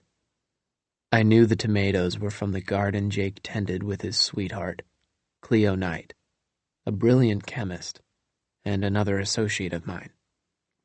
The last item was wrapped up in wax paper and looked for a moment like a small stack of pages, as if Jake had given Moxie the manuscript for a miniature book. Jake has started naming his sandwiches, she told me. This is the Highsmith. It's roasted peppers, apricots, and walnuts, with Stilton cheese and some kind of lettuce I'm forgetting. It's either endive or escarole. That's the second most interesting thing you've unwrapped this evening, I said, and took half. Now why don't you show me the first again? Moxie took down the parcel and unwrapped it as I took the first bite. Jake Hicks had never let me down before, and he still hadn't. It was escarole, and I couldn't eat it fast enough. It's not what you think it is, she said, when I could see its angry face again. The abominating beast stared at me with its empty eyes and bared its teeth at me. Small, straight, sharp teeth that clung to my nightmares. It's not a statue of a monster. It must be more than that if Hangfire wants it, I said, with my mouth full. Now that we have the abominating beast, maybe we can finally figure out its secret. You misunderstood, Moxie said. Take it and you'll see. I took it, and I saw. As soon as I hefted the statue into my hands, I could tell I was wrong. It was far too light, like a box with nothing in it, instead of a strange item with heavy, sinister secrets. I looked more closely and saw that it wasn't carved out of wood, or out of anything at all. I was holding something fashioned from stiff black cardboard, folded intricately into the shape of the abominating beast. Ornette lost, I said. Moxie nodded. I told you she could make anything out of a scrap of paper, she said. Although in this case it's black cardboard from the laudanum boxes at Wade Academy. Ornette came over to the lighthouse to look at all the beast souvenirs we have lying around, and she finished putting this together late last night.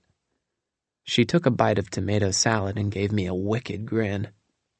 I'm going to fool Hangfire, she said. I managed to get a message to him at Offshore Island this morning, telling him that the abominating beast could be delivered to him if he came on board the Thistle of the Valley tonight. Does he know you're doing the delivering? Of course not, Moxie said. He would never trust me.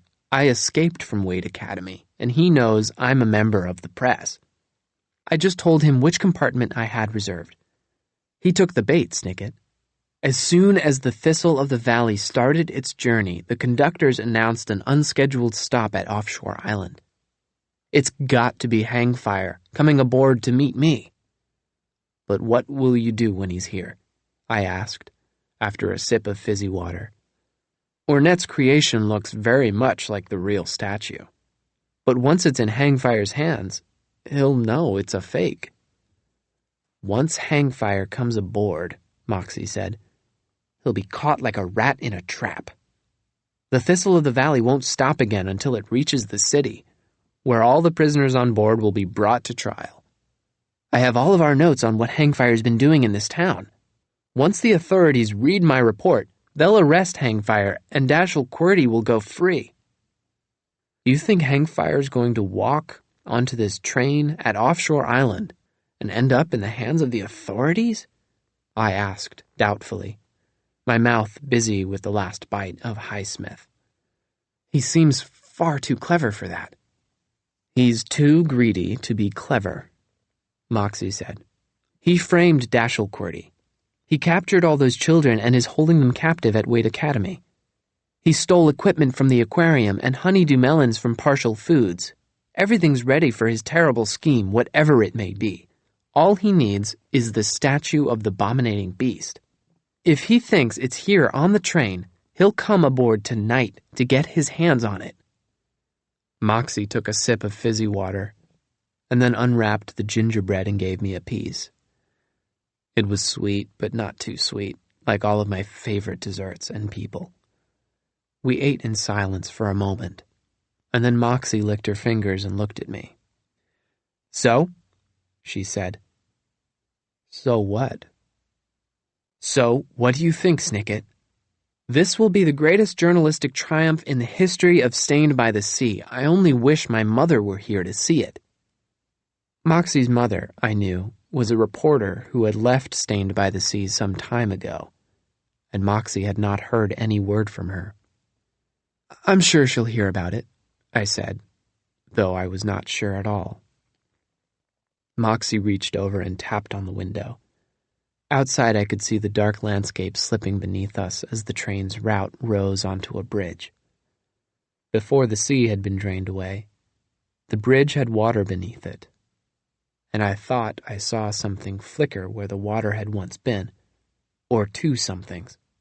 Really, two little round lights. But then they were gone. This bridge leads to Offshore Island, Moxie said. We'll be stopping at Wade Academy any moment. I told Hangfire to come alone, which means the Inhumane Society won't be able to help him. All I have to do is lie low for a few more minutes so nobody knows I'm on board until the train starts up again. Then Hangfire will be caught at last, and you'll be here to witness it. After all this time, we may finally be in the penultimate chapter of Hangfire's treachery. Penultimate is a word I've always liked, I said. You like the word, she said, but not the plan? You're right. I don't like it. Why not? You're trying to lure Hangfire aboard, I said. Usually it's Hangfire who does the luring. Then maybe this time Hangfire will lose, and VFD will win. I hope so, I said. But villainy is like a bad guest. If it accepts your invitation, it leaves its terrible mess everywhere you look. Moxie didn't have anything to say to that, and I didn't have anything to say to her not having anything to say. But someone else spoke up. It was the voice of a man, raised in anger but muffled by walls. We looked across the compartment. Another voice replied, a woman or perhaps a girl, just as angry and just as muffled. It was an argument, loud but impossible to hear. That's the prison car, Moxie said, with a nod at the wall. We're listening to something one of the prisoners is saying. No, we're not, I said, and picked up the bottle of fizzy water. But we can in a minute. I was thirsty, which I regret. If I hadn't been thirsty, I might have emptied the bottle by pouring it out the window. Instead, I drank the rest of the water, and then laid the bottle against the far wall. An empty bottle or glass is a decent way to hear what is going on the other side of the wall. A stethoscope would have been better. And of course, the best way to hear what is happening in the next room is to walk into it and participate in the conversation. The empty bottle will have to do, I told myself, even though the voices I heard kept fading in and out, like the people talking were ghosts already. Before someone else sees you, the voice was saying, when I pressed my ear against the bottom of the bottle. I know what I'm doing, Theodora, and I can't have you mucking it up. You cannot work as closely as I'd worked with a librarian like Dashiell Qwerty without recognizing his deep voice, steady and precise. Now it sounded unsteady and imprecise. I didn't like it. "I'm here to rescue you, Qwerty," my chaperone replied. "Getting you out of this cell is a good way to get high marks on my evaluation." Theodora was using a brash, rude voice I never liked to hear, even from the next train car. She said something else in a voice that was much calmer, but I couldn't hear what it was, just the exasperated sigh at the end. "It's not proper," Qwerty said, "to discuss this in front of—" "Don't talk to me of proper," Theodora said. "I know my progress in this town has been monitored, and I know you've been monitoring it." She lowered her voice again, or was interrupted. I leaned closer, but it was just a murmur over the noise of the train. "You've done a lousy job," Qwerty said. "But that won't matter, Markson. Once I get to the city, I can tell the others the truth about—" The end of the sentence was swallowed up. Someone murmured, and then Theodora spoke up. "What about my evaluation?" "Be sensible, Markson." "I am sensible, Qwerty. You and all your library books." And something rattled, and I missed it. Qwerty sighed. "The library is gone," I heard him admit. "and the book is destroyed. Villainy can win against one library, but not against an organization of readers. I have the information that can stop Hangfire." More murmuring, and more rattling. "A good evaluation," Theodora finished in the same voice she'd used to make me go to bed early. "You haven't earned a good evaluation," Qwerty said sharply. "I'll tell you what I've earned," Theodora said. And then she said something else I couldn't hear, in the quiet tone. Qwerty heard it, though. The librarian now sounded less steady and precise, and more frightened and anxious, or perhaps I was hearing my own fright and anxiety. "What are you doing?" he cried, and then there was a loud, shattering noise that sounded so close I thought the bottle had broken against my ear. Qwerty screamed, a wild, loud sound he would never have allowed in his library. And then I don't know exactly what happened next, because I dropped the bottle. "What is it?" Moxie asked me. "What's going on?" "Let's find out," I said, moving to the door. "I can't," Moxie said. "I need to lie low, remember?" I remembered, and said so, then hurried out of the compartment and found myself in a narrow corridor, clattering with the noise of the train and full of nobody but me. At either end were sliding doors to the neighboring train cars, and above me were little star-shaped lights set in the sad ceiling. One wall was lined with the doors to the two compartments, and the other with wide, clear windows looking outside. The scenery was slowing, and I felt the clattering of the wheels getting slower and slower on the bridge beneath me. The Thistle of the valley was making its unscheduled stop. I rushed to the end of the corridor, each footstep shaky on the shifting floor, and reached a set of sliding glass doors that separated our train car from the next. I expected the sliding doors to be locked, and perhaps they had been. But now the doors were wide open. Stained by the seas, two police officers, Mimi and Harvey Mitchum, were standing in the prison car, a darker, sterner version of the passenger cars. There were two cells, labeled Cell 1 and Cell 2, each with a door that looked heavy and difficult to open. But Harvey had opened one, and was now staring grimly into Cell 1. I slipped past the officers so I could step into the cell. I did not know what I would find, of course. I wish I had. I wish that trains that are going to become derailed were painted with warnings, or that black dots would appear on the faces of people who were soon to die. I wish the covers of books that I would not enjoy were printed with suggestions to read something else, although the names of certain authors are often warning enough. I wish I always knew when something dreadful was going to happen, because then I would not step into rooms where dreadful things could surprise me. The train screeched to a jolty, awkward halt just as I entered the cell. The jolt almost threw me against the wall, but there was something else surprising, too.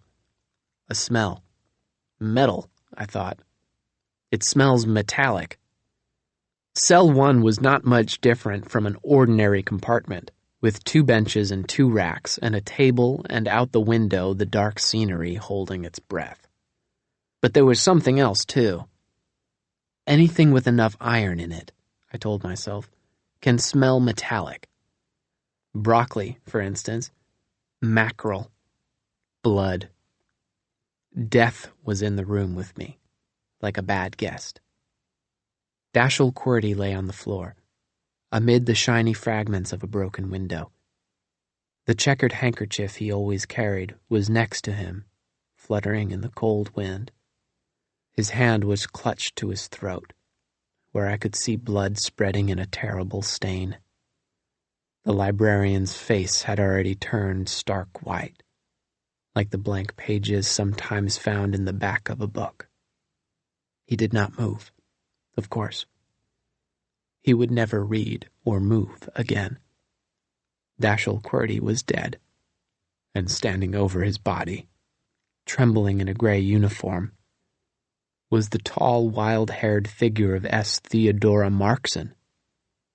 We invited Villainy aboard, I thought, and now its terrible mess was everywhere I looked.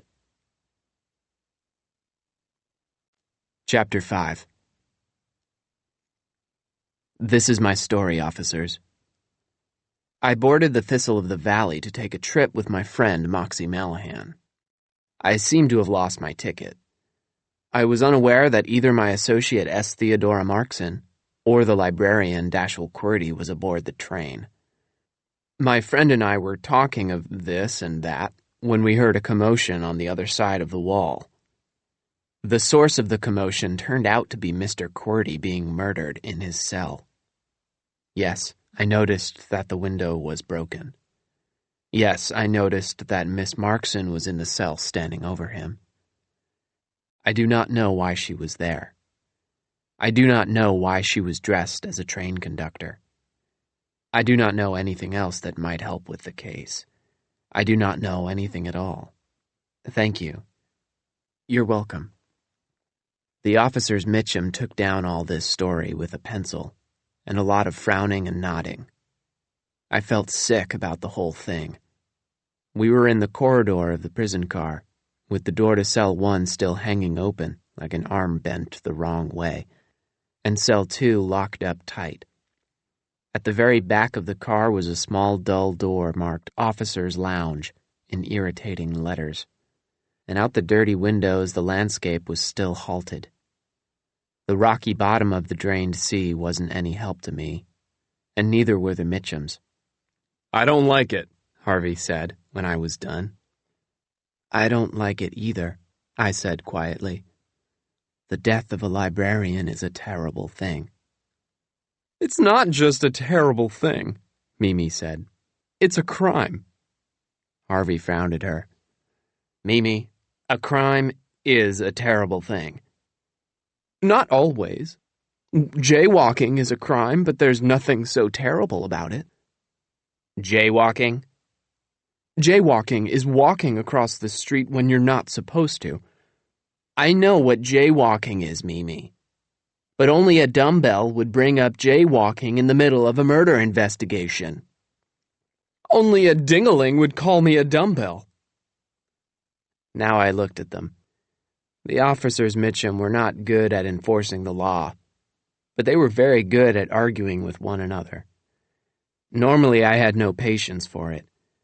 With a librarian murdered, I had less than no patience for it. "Can we please," I said. "Continue with the investigation." Harvey Mitchum wanted to give me a stern look, but couldn't quite look me in the eye. "There's nothing to investigate, lad." "Harvey's right for once in his life," said Mimi, who was also looking someplace else. "It's still too early to make assumptions, but it seems your chaperone will go to jail for a very long time." In silence, the Mitchums and I looked over at the only other person in the corridor. Theodora's head was down, and her strange, lengthy hair hung over her face so I couldn't see it. My chaperone had been this way since the murder had been discovered. She had no more to say than QWERTY did. She just sat there, like a sulking child, while the bickering officers rushed to judgment, a phrase which here means thought of her as a murderer. I didn't know what to think myself. "You should at least talk to Moxie," I said. "She was with me in the next compartment." "That girl won't be any help," Harvey scoffed. "You said yourself she couldn't have heard anything, so she's not a real witness." "Well, then, we'd better find some real witnesses," I said. "The Thistle of the Valley is full of passengers. Surely somebody knows something about QWERTY's murder. We'll canvass the neighborhood." Canvass the neighborhood is a phrase which means ask questions of everyone nearby. And it is a common practice among law enforcement officials, but the Mitchums frowned like they'd never heard of such a thing. "This is a train, not a neighborhood," Mimi said. "And our uniforms are 100% polyester." "Good point, Mimi," Harvey said. "We don't need to be wasting our time with canvas." "Well, I'm going to knock on a few doors," I said, "and see what I can find." The knock came right then, at the sliding doors, and over the sound of the knock was another sound. I recognized the sound, and I knew who was making it, and I didn't like either of them. Mimi reached over my head and opened the doors for her son. Stu Mitchum had the ability to make the piercing noise of a police siren, and was taking loud advantage of this ability now. He cut the siren when he met my gaze, and then just stood for a moment, rocking back and forth on his heels, and hating me with his eyes. His hair was a mess, and his smile was nasty. Last I'd checked, Stu Mitchum had joined up with the Inhumane Society at Wade Academy, and I wondered if Stu had boarded the train just now, when it stopped at Offshore Island, or if he had been with his parents all along. "Lollipop Lickett," he said. "Who let you in here?" "Stu Mitchum," I said. "Shouldn't you be in school?" "That's an old question," Stu said.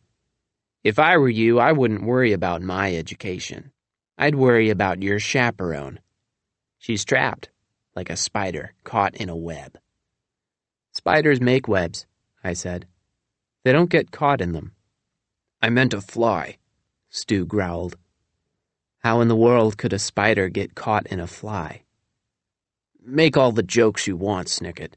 The librarian got dead, and we're going to make sure your old lady pays for her crime." "She's not my old lady," I said, "and she's no murderer." "Then why was she standing over QWERTY's body?" Harvey demanded, and I saw Theodora shudder beneath her conductor's jacket. This would have been a good time for Theodora to speak instead of shudder. It would have been a good time for my chaperone to clear her name. It would have been a good time for truth and for justice. Instead, she just shuddered, so it fell to me to do the things it was a good time to do. "We need to investigate further," I said. Mimi looked at me, and I saw something in her eyes I could not quite define. Like a word you've heard a myriad of times that you still don't quite know. It was not the usual look of bickery annoyance I saw from the officers Mitchum. It was something shaky, or perhaps nervous. "I guess it's nice you want to help Theodora," she said. You're fond of her, so you can't believe she's a criminal. I'll believe she's a criminal if the facts say she is, I said. Right now, we don't have the facts. We don't need the facts when we have the murderer, Stu snarled, and pointed a thick, sweaty finger at my chaperone. In a few minutes, this train will be back on its way to the city where the authorities are waiting. Theodora will be sent to prison for murder, and that's that. That's not that, I said. That's not even half of that. The authorities will want proof that the right person has been arrested. An investigation will provide that proof. Harvey Mitchum gave his family a nervous glance, and then looked at me. Investigate if you want to, he said. But we're keeping Theodora with us until we sort things out. Things will be sorted out soon enough, I said, firmly and incorrectly. They're already sorted, Stu growled. They're sorted as dirty laundry.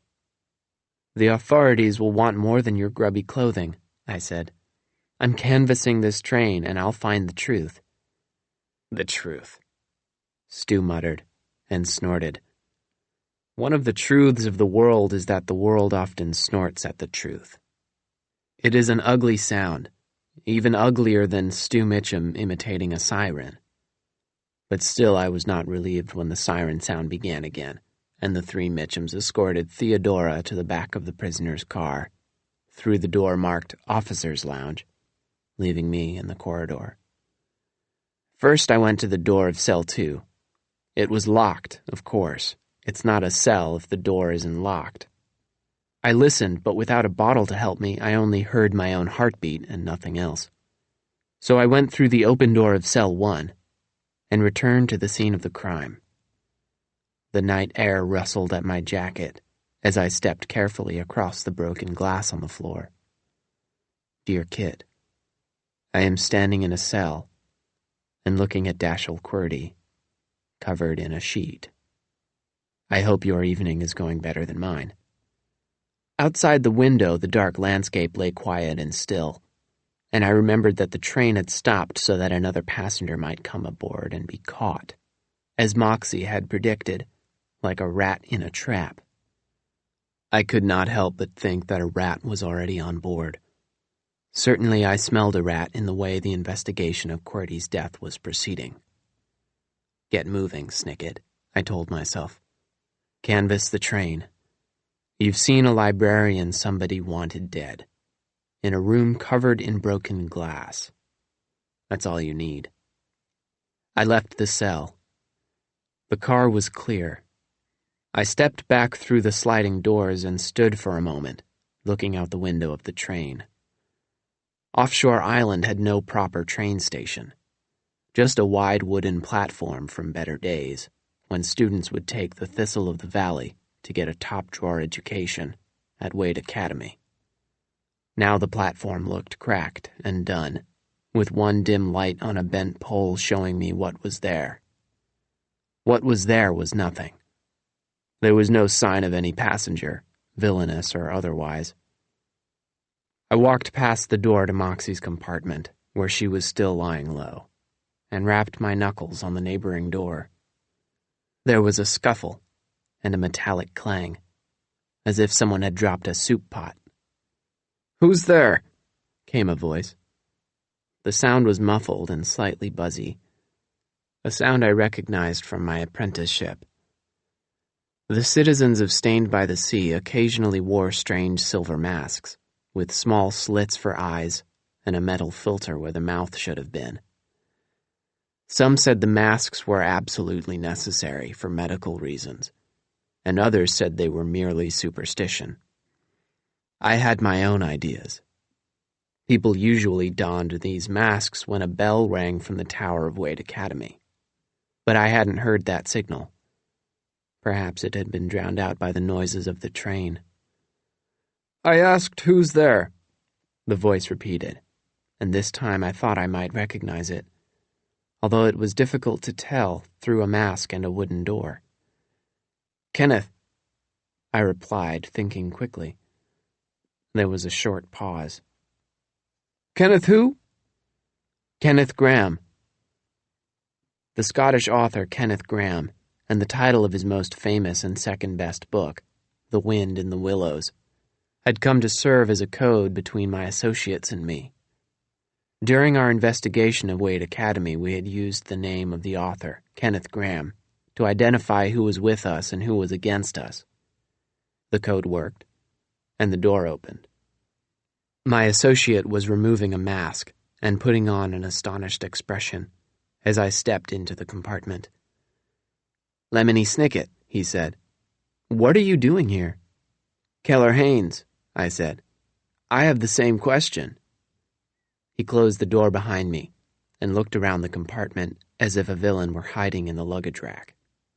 He was wearing a long, loose raincoat, like one you might borrow from your uncle or bodyguard, and his hair, as usual, was tilted into a spike. He put the mask down on a bench, and I wondered why he had been in disguise when I'd knocked.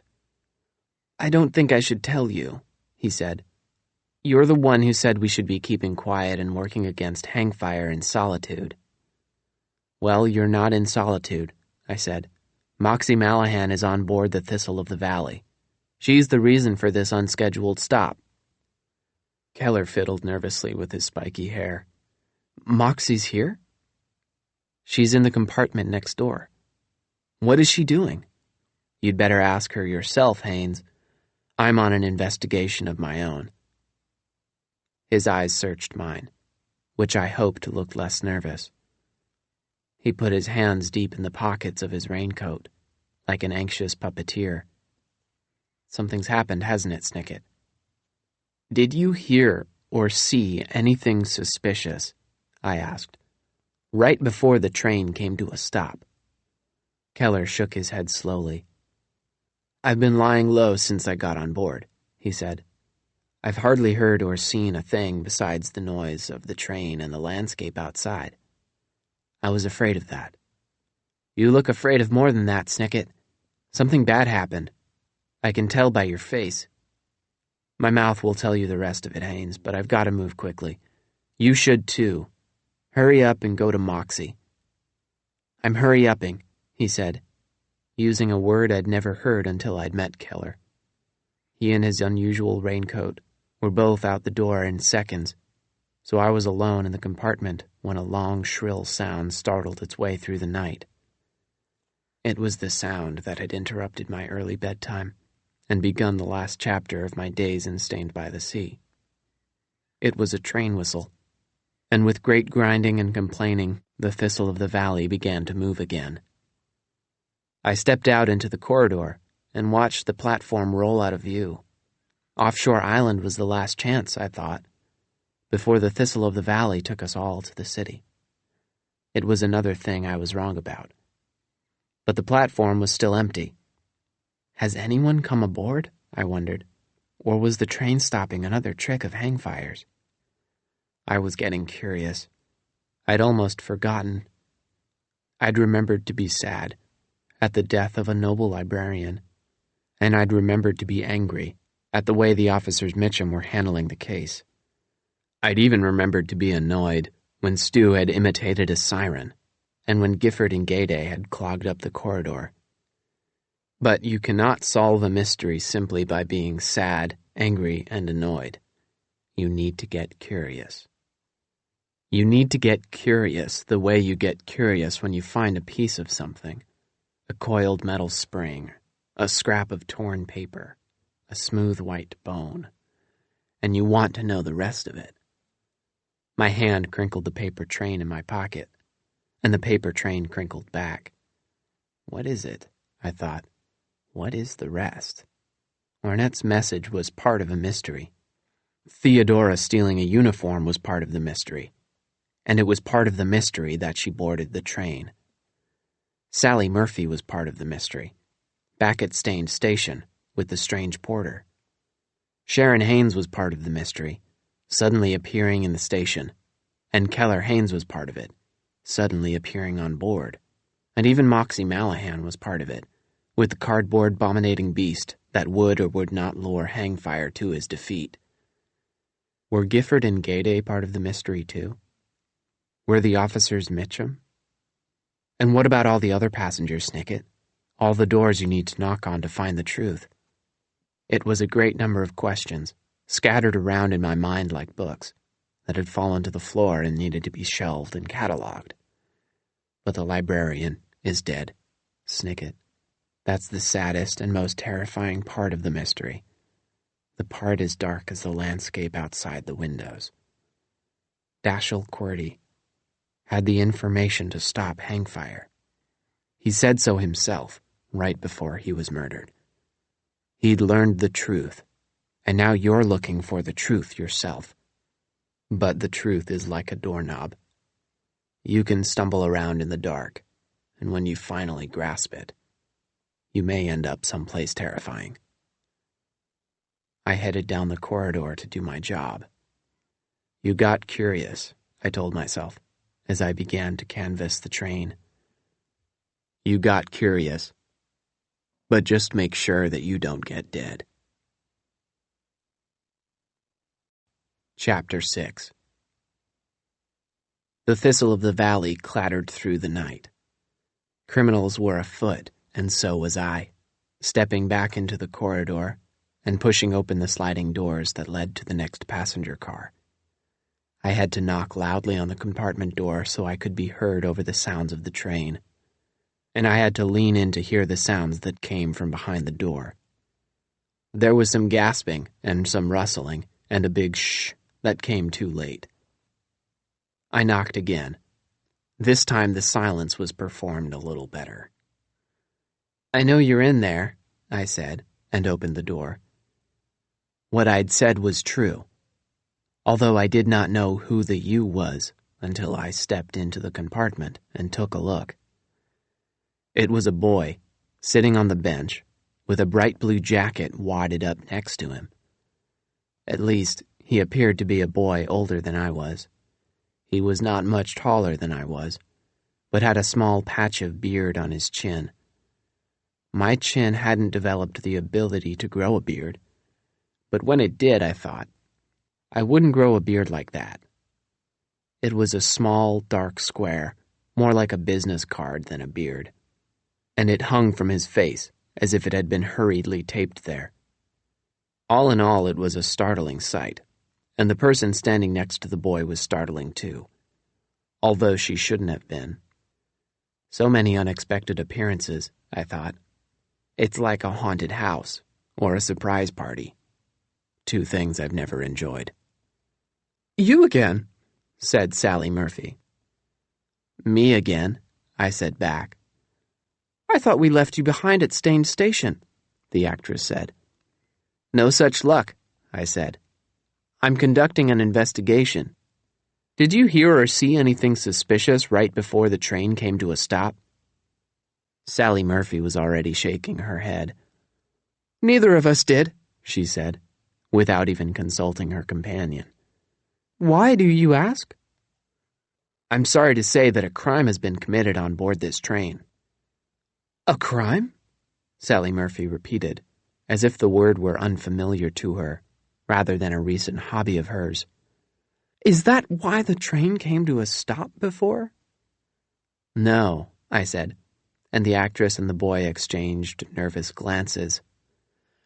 "A murder was committed just before the Thistle of the Valley made its unscheduled stop." Neither passenger replied, or even looked at me. They were still looking at each other. A mention of murder hadn't made them as nervous as the train's unscheduled stop. "I'm hoping to find a witness," I said, "or anyone who can provide useful information." Sally Murphy blinked and turned to me. "We didn't witness anything," she said quickly. "And we're certainly not useful. We've been hiding in this compartment since the train left Staines Station." Ow! The actress rubbed her arm and looked at the other passenger. It looked like she'd been given a hard poke. "Not hiding," she said quickly. "Sitting, I meant to say. Yes, we've just been sitting here." Sally Murphy sat down and crossed her arms, which I noticed were trembling. The person next to her seemed to be trembling too. trembling so hard that the beard looked in danger of falling off his face and fluttering down to the wooden bench, where the blue jacket lay crumpled. "I suppose this is your nephew or something," I said to the actress. "I don't have a nephew," Sally Murphy said, and then jumped a little. "Ow! I mean, of course, I have a nephew. He's a real live nephew, and he's sitting right there." "So I see," I said. "He's sitting next to a bright blue jacket with a thistle in the lapel, just like porters wear at Stained Station." "I don't think that's any of your business," the actress said. "Well, I happen to think it is," I said. "I've made a number of things my business. The theft of a statue, for instance. A great number of children going missing, for instance, including a young woman whose brother is frantic to find her. And now the murder of a librarian is my business, so I'm canvassing the train, looking for anything suspicious, which is why I notice things left out on compartment benches." Sally Murphy leaned back and then forward, like it was her first dance lesson. She said. "Don't worry if your performance doesn't fool me," I said. "I'm not a drama critic. But some people think this train stopped to let on another passenger, who might be even more interested in your performance than I am." The actress blinked at me. "His name is Hangfire," I said, and her eyes widened with fear.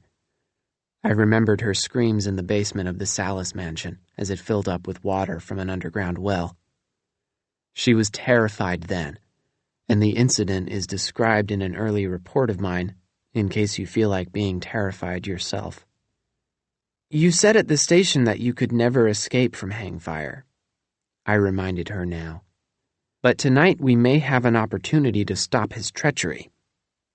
"If Hangfire is aboard this train," Sally Murphy said, "there'll be no stopping him."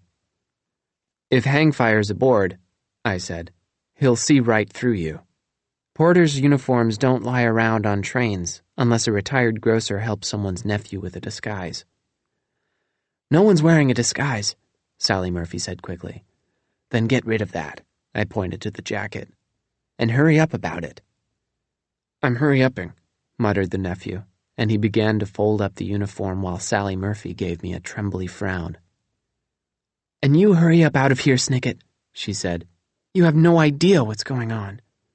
I looked at the actress, and then at her mysterious companion, and then left the compartment without so much as a goodbye, or a so long, or a this mystery continues to confound me.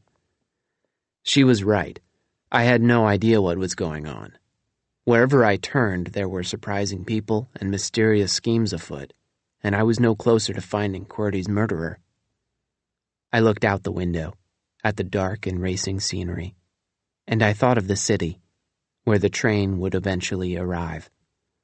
I hadn't seen the city since my apprenticeship began, and for a moment I felt so homesick I had to stop and lean my head against the glass. "Dear Kit," I thought, and then I said it out loud. "I wish you were here." My voice was quiet. Kit didn't answer. Nobody did. I let myself rest against the window for 10 more seconds, and when 20 seconds were up, I stood and walked to the next compartment door. "Continue your canvas, Snicket," I thought to myself. "See what there is to see." I knocked on the door while opening it, the way parents do to children, which leads to a lot of shrieking about privacy. The occupants of the compartment said nothing about privacy. There were 3 of them, all strangers, and all sitting on one of the benches, quiet as cans of soup.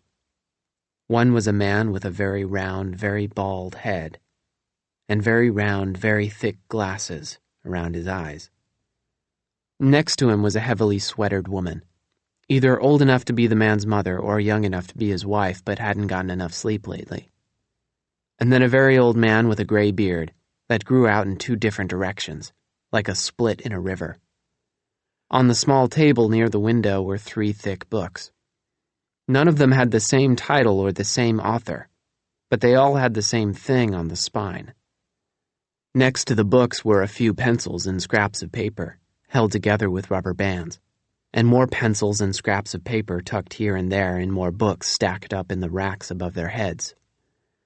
I knew what the books meant, and the pencils and the scraps of paper. Anyone from my organization would have known. "Good evening," I said, and the wind whistled through the compartment's window, which was open just a tiny bit. It ruffled the scraps of paper, but no one made a move to close it. "I'm Lemony Snicket." "Walleye," the bald man said. "Pocket," said the woman. "I'm Eratosthenes," said the man with the unusual beard, the only one who met my eyes. His own eyes looked like they were asking me something, but I did not know what it was. "I'm sorry to disturb you," I said, "but I'm in the middle of an important investigation. Did any of you hear or see anything suspicious right before the train came to a stop?" The wind ruffled the papers again. Everyone looked at the papers, and then at the window, and then at me. "I'm afraid a murder has been committed," I said, and the wind blew again, a bit harder. A few scraps fluttered down to the carpet. The three strangers watched them flutter. "I'm on the lookout for anything suspicious," I said. "Like, for instance, 3 people keeping very quiet and still when a murder has been announced, not even moving to close the window."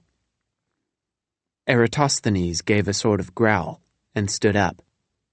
The 2 ends of his beard pointed in 2 different directions, but his finger, bony and pale, pointed at me. "Shut the window yourself if you want it shut," he said. "Open it if you want it open. Climb out of it or climb back in. We'll say anything you want us to say. Just leave us alone." "We're peaceful people," said Pocket, "and we want no part of this." "Point your dart gun at someone else," Walleye said. "Dart gun?" I said, but the 3 passengers might not have heard me over the sound of a siren in the corridor. The wooden door opened and a number of people walked into the compartment. First came the officer's Mitchum, Harvey leading the way and Mimi telling him that she should be leading the way. Then came Theodora, still looking pale and still looking at the ground. And then came Theodora's hair, which took longer to enter the room than she did. Bringing up the rear, which was where he belonged, was Stu Mitchum, whose mouth stopped imitating a siren and started smirking as soon as he saw me. "I'm glad you're here," he said. "We found the real witnesses you were blabbering about. These 3 people witnessed Dashiell Quirty's murder. Thanks to them, your precious Theodora will be locked up for good." "My chaperone is not a murderer," I said, but Theodora didn't even raise her head. Stu smiled the sort of smile that fools many adults, but never a single child, and he walked over to the bench. "Tell me," he said to the passengers, "did you hear or see anything suspicious right before the train came to a stop?" The 3 strangers looked at one another, like they were in line to walk the plank. Stu kept up his grin. Some people are trouble from the moment you meet them, and Stu Mitchum was one of those people. But he was also the sort of person who got worse, like a small cut on your hand that you don't bother to take care of. First it hurts, and then it hurts worse. And before you know it, people faint dead away at the sight of the gruesome and bloody mess you have on your hands. "Well," Harvey demanded, "are you a witness to this crime?" Walleye cleared his throat and looked at his 2 companions. "Yes," he said, in a yes that sounded very much like a no. "What's your name?" "Walleye," said Walleye. "Occupation?" "Harvey, what does it matter what he does for a living?" Mimi asked her husband with a sigh, and then turned to Walleye. "Tell us what you heard." The bald man sighed, like there was medicine he had to take. "I heard 2 people fighting in cell 1, he said. "You couldn't have heard that," I said. "Your compartment is nowhere near the prison car.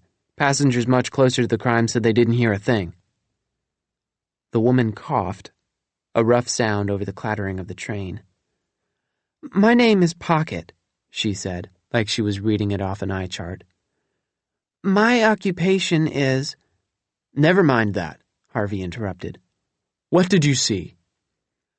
"I saw S. Theodora Markson shoot Dashiell Quirty with a poison dart." "You did no such thing," I said. The old man looked the most scared of all. "Eratosthenes is my name," he said, "and my occupation is the same as the others. I saw that stranger over there, S. Theodora Markson, throw the weapon out the window of the train when she was done, and I heard the glass shatter on the floor." "If she's a total stranger," I said, "how do you know her name?" "I'm asking the questions here," Harvey Mitchum barked. "And I have no further questions for this witness. The case is closed. I'll write up my report and deliver Theodora to the authorities when the train reaches the city." There's a kind of astonishment you can taste in your throat, a burning, angry flavor that made me spit out my words. "This is absurd," I said, and the Mitchums turned to me in anxious unison. A phrase which here means that they did it at the same time and with the same sickly look. "Theodora is being railroaded." "Well," Mimi said, "she is on a train." "Railroaded is a word which here means framed for a crime," I said, and though it was the right definition, it was the wrong thing to say. I looked at Theodora. Her head was still down, and her hair was still in her face, and she had twisted her hands together like she was already in handcuffs. "You saw her yourself, lad," Harvey said, his voice trembling slightly. "Standing in the cell, next to Quirty's body. I hate to tell you this, but your chaperone is a murderer. We're locking her up now, and she'll go to trial in the city." "You can't lock her up in Quirty's cell," Mimi said. "She could escape through the broken window." "I know that, Mimi," Harvey said sharply. "You think I don't know that. I'm putting Theodora in cell 2 with the other prisoner." "A cell is not a sandwich, Harvey. You can't ask people to share it." "Quirty shared his."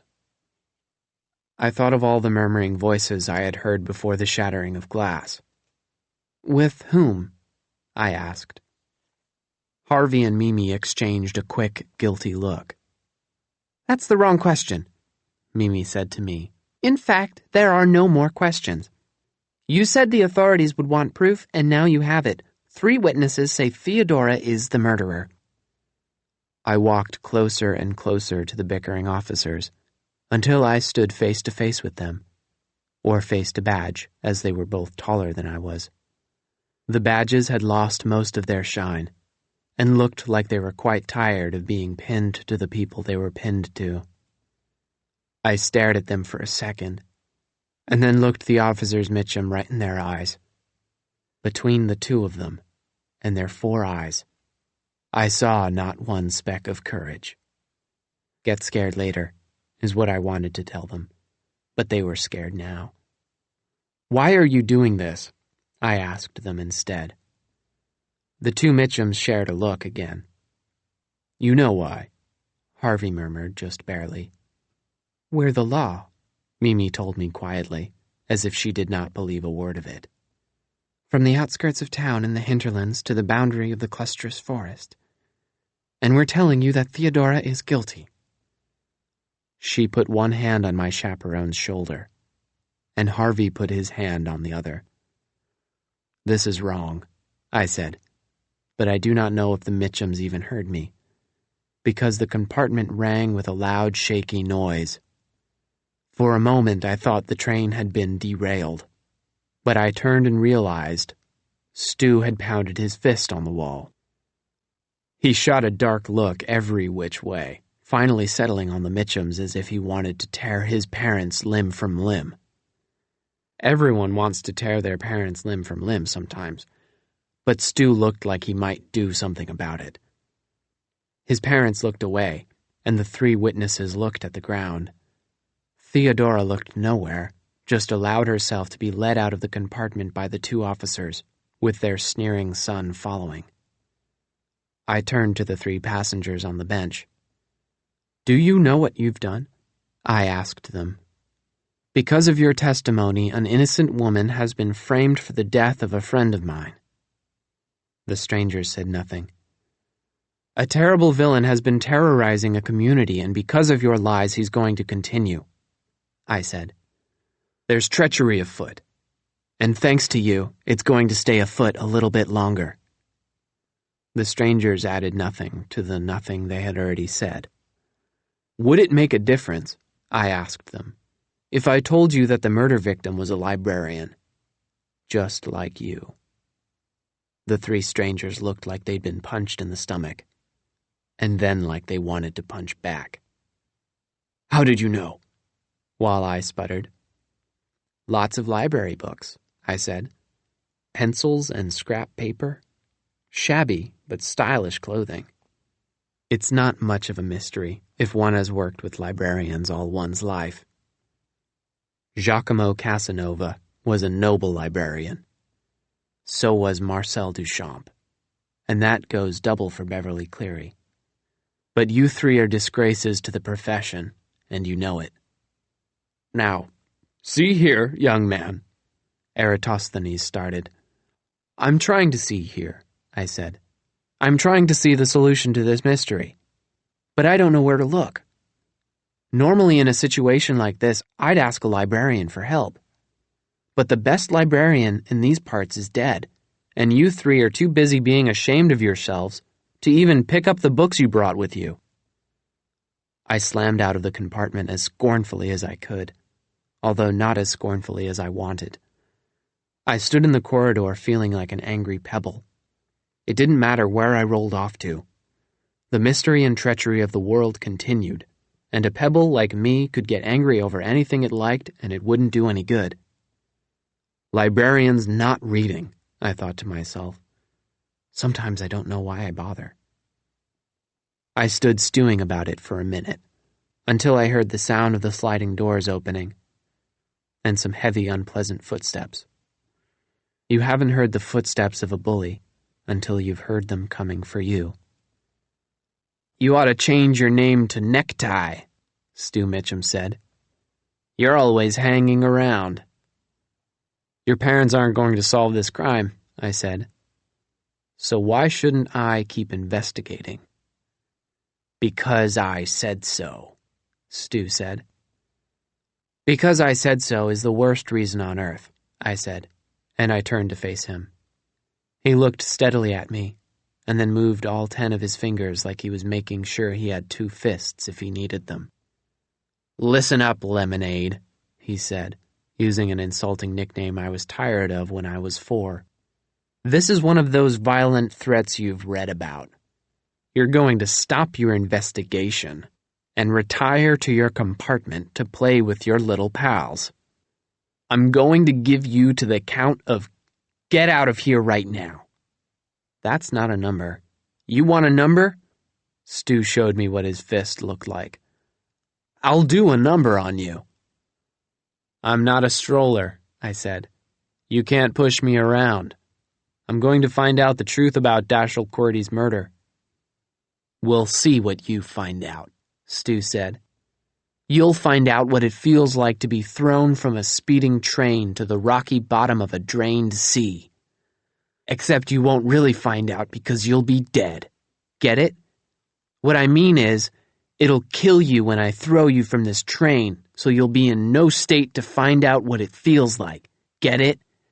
Due to your death by falling from a train." I get it, I said. Violent threats are less effective when they need serious editing. Stu offered me a triumphant smirk, the way you'd offer someone a poisoned muffin. I didn't want it. Then he turned and stomped off, quickly and carelessly, which is probably why he didn't notice the small object I saw on the floor. I noticed it, though. I was the person who was supposed to notice it. With a quick glance at Stu's departing figure, I leaned down to pluck it off the carpet, like it was a delicate creature I was trying to capture and study, and slipped it into my pocket. My mind felt like soil must feel when a tiny sprout starts pushing its way through. Don't look at it here, I told myself. It's not safe here. This train is loaded with treachery and deceit, and rattling with deception and murder. Moxie doesn't even know, I realized as I retraced my steps. You're going to have to tell her that Dashiell Qwerty is dead, and that S. Theodora has been railroaded. You're going to have to bring her all the bad news. I trudged my way back to Moxie's compartment and opened the door with a heavy heart and a weary head. But when I stepped inside, my heart and head only got heavier and wearier.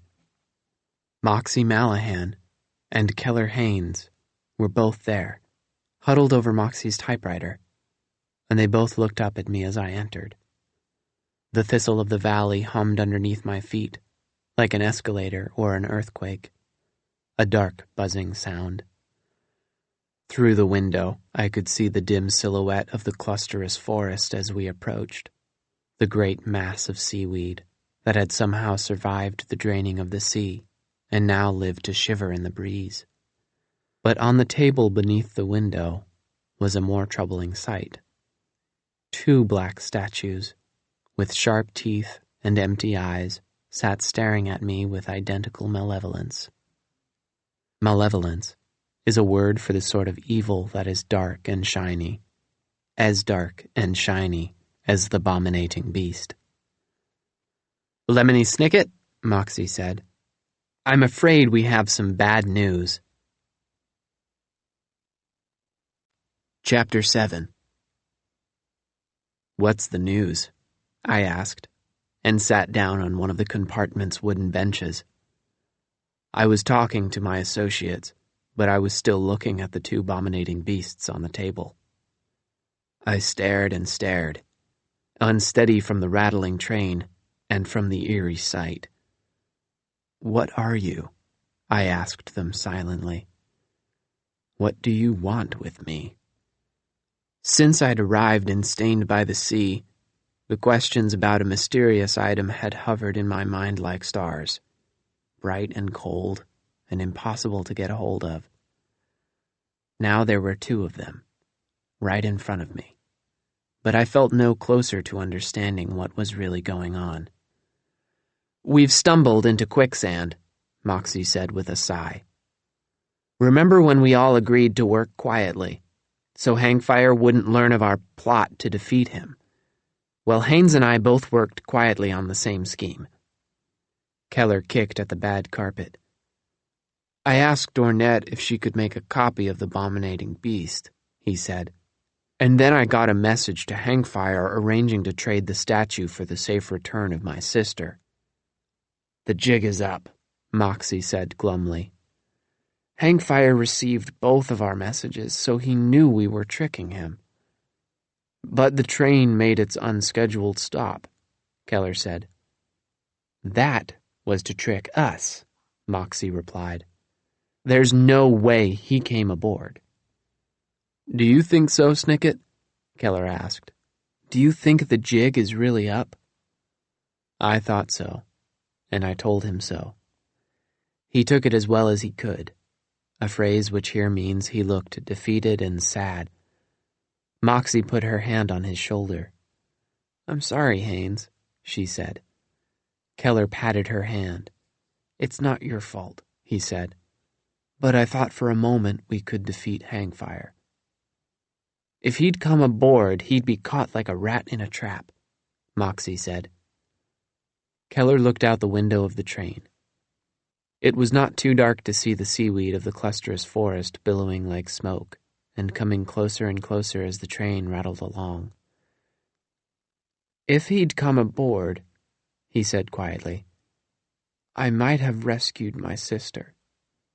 Ornette must have realized what was going on, I said, and took the folded train out of my pocket.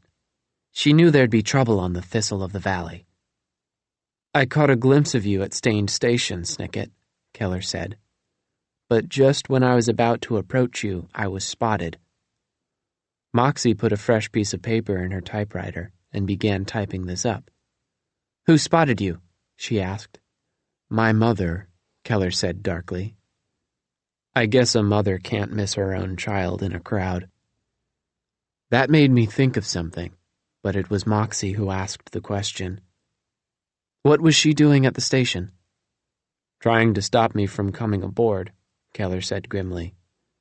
"I can't believe she's still working with the Inhumane Society."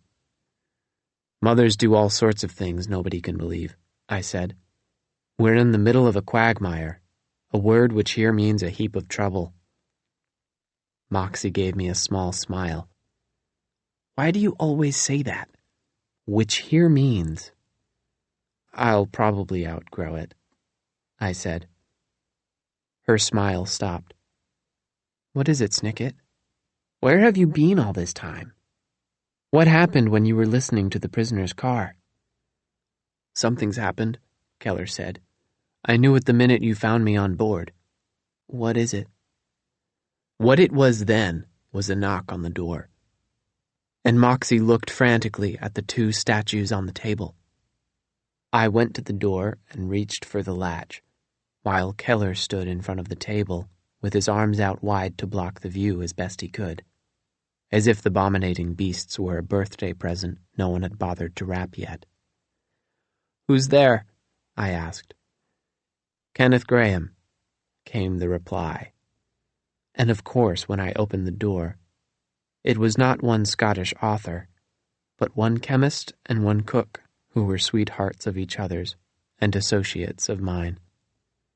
My spirits rose a little. With Jake Hicks and Cleo Knight aboard, we had a full team of volunteers, honest and brave, and with a fierce enthusiasm for literature. It might not be enough to defeat the evil aboard the Thistle of the Valley, I thought, but it is better to fail among friends. "We came as soon as we got the message," Jake said, and took out a folded paper train identical to mine. "Cleo drove the Dilemma at top speed." The Dilemma was an automobile, powerfully handsome and handsomely powerful, that had gotten us out of a few troublesome situations. And it was very fun to ride around in when there were no troublesome situations to be found. "I thought I saw your headlights out the window," I said. Cleo nodded. "I thought we were going to have to pull some crazy stunt to get on board the Thistle of the Valley. I wanted to leap onto the train and use the railings to climb aboard, but Jake said it was too dangerous." "Those railings would never hold," Jake said. "Not for long, anyway," I agreed, with a still sore knee. "But then the train stopped at Offshore Island," Cleo said, "and we managed to sneak aboard. We practically had to canvass the train to find you. What's the plan? What's with those statues? How are we going to defeat Hangfire? How did you get him to come aboard?" "Hangfire's not here," Keller said. "He saw through our scheme like it was a fishbowl. Moxie and I both tried to lure him onto the Thistle of the Valley, but it's no dice." No dice is an expression which means that is not going to happen. But Jake shook his head, as if there were plenty of dice after all. "Don't be so sure," he said. "Cleo and I saw a masked figure climb aboard just as the train pulled to a stop." "Hangfire?" Moxie said. "Who else could it be?" Jake asked. "Stu Mitchum opened the door for him," Cleo said. Her mouth curled down the way any of our mouths did when we talked about Stu. "In the very back of the very last car." The officer's lounge, I remembered. In the very back of the prisoner's car. "The car where Qwerty was locked up," Moxie said thoughtfully. "And Ellington Faint," I said. "Never mind Ellington Faint," Moxie said with a frown. "If Hangfire's here," Keller said hopefully, "maybe our messages fooled him after all." I shook my head. "Hangfire knew it was a trick," I said, "but he came aboard anyway." He's the one who set a trap, and all of us are the rats in it." "Don't call us rats, Snicket," Jake said. "Hangfire boarded alone. There are more of us than there are of him. Whatever treachery he's planning, we can stop it before it starts." "It started already," I said. "It started before the Thistle of the Valley left stained by the sea. It started before my early bedtime. It started before I read a single book Dashiell Qwerty recommended." This was the sort of thing that Moxie would normally type up, but she wasn't even looking at her typewriter. She was looking at me. "What is it, Snicket?" she said. "Sit down," Cleo said to me gently. "You're looking pale." She helped me onto a bench, and Moxie reached over to put a hand on my cheek. It was something my sister used to do to me when I was very young, to show me she was listening. Dear Kit, I thought, I very much hate to deliver bad news. "Snicket?" Moxie asked. "What happened?" "I have some bad news," is what managed to come out of my mouth, as shaky as the train. Moxie kept one hand on me, but she put the other on the typewriter. "I knew it," she said. "What happened in the prison car?" "Something awful," Keller said. "I can tell." "Tell us, Snicket," Moxie said. And I told them. The Thistle of the Valley shook and clattered, but nobody else said anything. Bad news can hit you like a train. It will knock you over and leave you flat, but everybody else keeps rushing along. "It's not true," Moxie said. "It can't be true." I stayed where I was. There was no need to say it was true. Jake rubbed at both his eyes with both his fists. "I wouldn't know who Eleanor Estes was if it weren't for Qwerty," he said. "I wouldn't know Lowry. I wouldn't know Snyder. Dashiell Qwerty was a great, great librarian." "One of the greatest," I agreed. Cleo shivered. "And they really think Theodora killed him?" "Well, they locked her in a cell," I said. Moxie reached toward her typewriter, but I watched her fingers tremble on the keys. "A real journalist knows that a murder is a big story," she said. "She'd type up her notes and cry about it later." "There's nothing wrong with mourning the death of a librarian," I said. Moxie looked at me. "Then why aren't you crying, Snicket?" "I planned on doing it later," I said, but I cried a little right then. Everyone joined me. There is no point in delaying crying. Sadness is like having a vicious alligator around.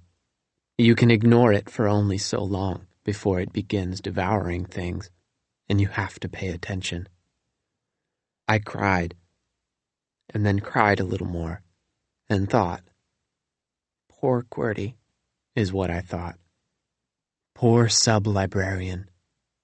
He keeps watch over Stained by the Sea's library for 10 years, and then it ends on a rattly train. Lemony Snicket comes into town, I thought, and everything gets worse for you, Qwerty. Snicket's a nice enough kid, but when you allow him into a library, you might as well flood the place and kill the brave and careful man who runs it. All of us cried in the rattling room, and the beasts watched over us and said nothing. How could she do it, Snicket? Moxie said finally, wiping her eyes. How could she kill him? Take some notes, I told her. And then I told her about what I'd heard when I eavesdropped on Theodora and Qwerty. I told her about my canvassing of the Thistle of the Valley. And I told her about the 3 so-called witnesses who helped my chaperone get railroaded. Moxie was still shaky at first, but by the time I described the shattering of glass, the typewriter was going lickety-split. It sounds like Qwerty was in VFD too, Jake said. and we didn't even know it. I thought he might be, I said. Most librarians are, of course. Keller scratched the spike in his hair. Why didn't you ask him if he was one of us? You don't ask if someone has integrity and pluck and has read a great many books in the hope of repairing the world, I said. You just watch them and figure it out for yourself. Why would Theodora, Cleo said, kill someone who has integrity and pluck and has read a great many books in the hope of repairing the world? She wouldn't. Are you sure, Snicket? Keller asked me. Not so long ago, she wanted to leave town and abandon Stained by the Sea to Hangfire's treachery. I have many complaints about my chaperone, I said. But that doesn't make her a murderer. She's not a murderer, Jake said, with a disgusted wave of his hand. Just like Dashiell Quirty was no arsonist. It couldn't have happened like those witnesses said. I know it didn't, I agreed. I stood in that cell myself. It was full of broken glass. If Theodora had thrown the weapon out the window, like the witnesses told me, the glass would have fallen outside. But how do you explain Theodora stealing that uniform? Cleo asked. She wanted to talk to a prisoner, I said. Conductors are the only ones who would be allowed into the cells in the prison car. She argued with Quirty, but he was killed by somebody else. I can't imagine Dashiell Quirty having too many enemies, Jake said. Anyone who finds a crucial secret ends up with enemies, I said. Quirty had information that could stop Hangfire, and now he's dead. Do you think Hangfire snuck aboard this train and killed him? Moxie asked. I looked at the cardboard beasts, and then at the dark, fast view out the window. Hangfire doesn't do all of his treachery himself, I said. He has plenty of people to help him. You're thinking of Ellington Faint again, Moxie said, with a severe frown. I'm thinking of everyone, I said. Sally Murphy, Gifford and Gayday, Stu Mitchum. There are countless suspicious people on board the Thistle of the Valley, and those are just the ones we know about. Why not go to the Mitchums again? Cleo asked, and tell them everything. Because I don't know everything, I said. Not yet. According to the law, from the outskirts of town in the hinterlands to the boundary of the clustrous forest, the case is closed. But I can't seem to get the case open. Wherever I go on this train, there's a piece of a sinister plot, but I can't put the pieces in order. Dashiell Quirty was murdered in his cell, Jake said. That's the biggest piece. And there's Theodora, wrongly accused, Cleo said. Moxie looked at her notes. There are 3 librarians, she said. Dishonest and scared. Keller looked at the table. There are 2 abominating beasts, both decoys. There's Gifford and Gayday, I said, disguised as conductors. And there's Sally Murphy, preparing for the role of a lifetime. And there are all those children at Wade Academy, Moxie said with a shudder. In the clutches of the inhumane society, stealing honeydews and preparing for goodness knows what. It's all a big question mark, Jake said, with a grim grin, and I gave him a fraught frown to match. Question marks made me think of Ellington Faint's curved eyebrows, and the smile she always gave me that could have meant anything. It made me unsteady to think of all of it, and the train rattling made me feel unsteadier still. What are we going to do about it? Moxie asked. We have to try something. There's too much at stake, like Theodora's freedom. Like Lizzie's life, Keller said. Like our whole town's survival, Cleo said quietly. Can we do it, Snicket? Can we really save Stained by the Sea before it's gone completely? Do we want it enough? I asked. Enough to do anything and everything? VFD represents the true human tradition, Moxie said, quoting a speech I had given to my associates at Wade Academy. We represent the one permanent victory over cruelty and chaos. I don't know if we have everything necessary to be victorious over cruelty and chaos, I said. She looked up from her typewriter and tilted her hat at me. What is necessary? Cruelty and chaos, I said, and stood up. Moxie stopped typing. Where are you going, Snicket? To see Hangfire, I said. Jake frowned. Don't kid around. I'm not the kind of kid who kids, I told him. Hangfire's at the middle of this mystery. It's my job to investigate it. I was wrong to canvass the Thistle of the Valley and look for suspects, when all along I knew this was his handiwork. I'm going to find him and talk to him. And what will you say? Cleo asked. I think I'll start with good evening. Keller shook his head. You said it yourself. It's a trap, Snicket. I did, I said, but I'm wrong all the time. Moxie started to pack up her typewriter. We're going with you. No, I said. You stay here, all of you. It's time for you to stop working separately. Continue this investigation as best you can, so you can have a complete report, in case. In case what? Jake asked. I looked out the window. The clusterous forest was getting closer. In case I don't come back, I said. You're crazy to go by yourself, Keller said. Hangfire has associates on this train. You still have bruises from some of them. Cleo nodded. How are you going to roam around this train without getting caught? She asked. But then the question was answered by a noise out the window. It was the bell at Wade Academy, sounding the alarm, fainter than I'd ever heard it because of the distance the train had taken us. But it was loud enough to work. Moxie walked over to the other bench and lifted up the hinged seat. The silver masks were waiting there, like life jackets aboard a sinking ship. She handed me one and gave me a sort of salute.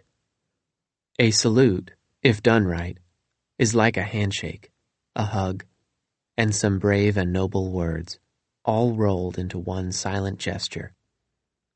I gave her one back that I hoped was as good. Kenneth Graham, she told me. He's not the only noble author, I said. There's Dahl. Sendak, Molly said, and all my associates chimed in. Königsberg. Brown. Gory. Grim, I said. It was a good way to leave. Outside the compartment, I put the silver mask on my face and heard my own breathing turn sinister. The train shook in the dark, and I stood in the corridor and thought of the dark and shaky things surrounding me. I reached into my pocket and brought out the object I had retrieved from the floor. You should have told them about it, I thought. You said it was time to stop working separately. But if you had shown it to them, perhaps they would never have let you go. It was Ornette Lost's most impressive work yet. I kept looking at it. She had taken one of her business cards. If I looked carefully, I could still see the typed word sculptor, to make a round base, and then somehow attached a small square of black cardboard, which was fashioned into a familiar shape. And then something I recognized, but couldn't identify, was attached to the top. A wafting of folded steam so delicate it fluttered with my breath. The whole sculpture looked so convincing that for a moment I thought it would shatter if it fell. It was a tiny cup, the kind that holds coffee, steaming and perched on a saucer. You could be wrong, I reminded myself. You've been wrong about so much. But still, there's no reason to stop now.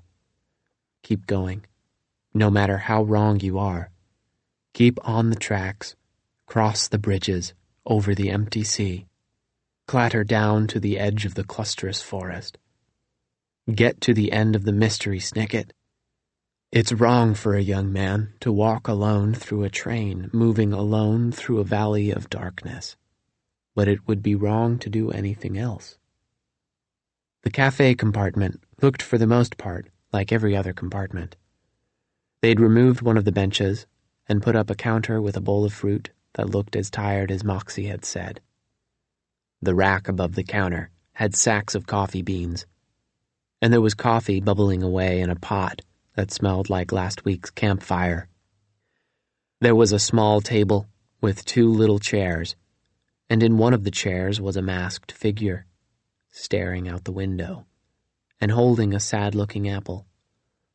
The figure made no move as I came in, and said nothing as I walked to the counter and looked things over. "Let's see," I said. "What's the freshest fruit?" "Blueberries," said the figure at the window. "Blueberries picked in a field at the height of summer, miles and miles and miles from anywhere this train will go." "And how's your apple?" I asked.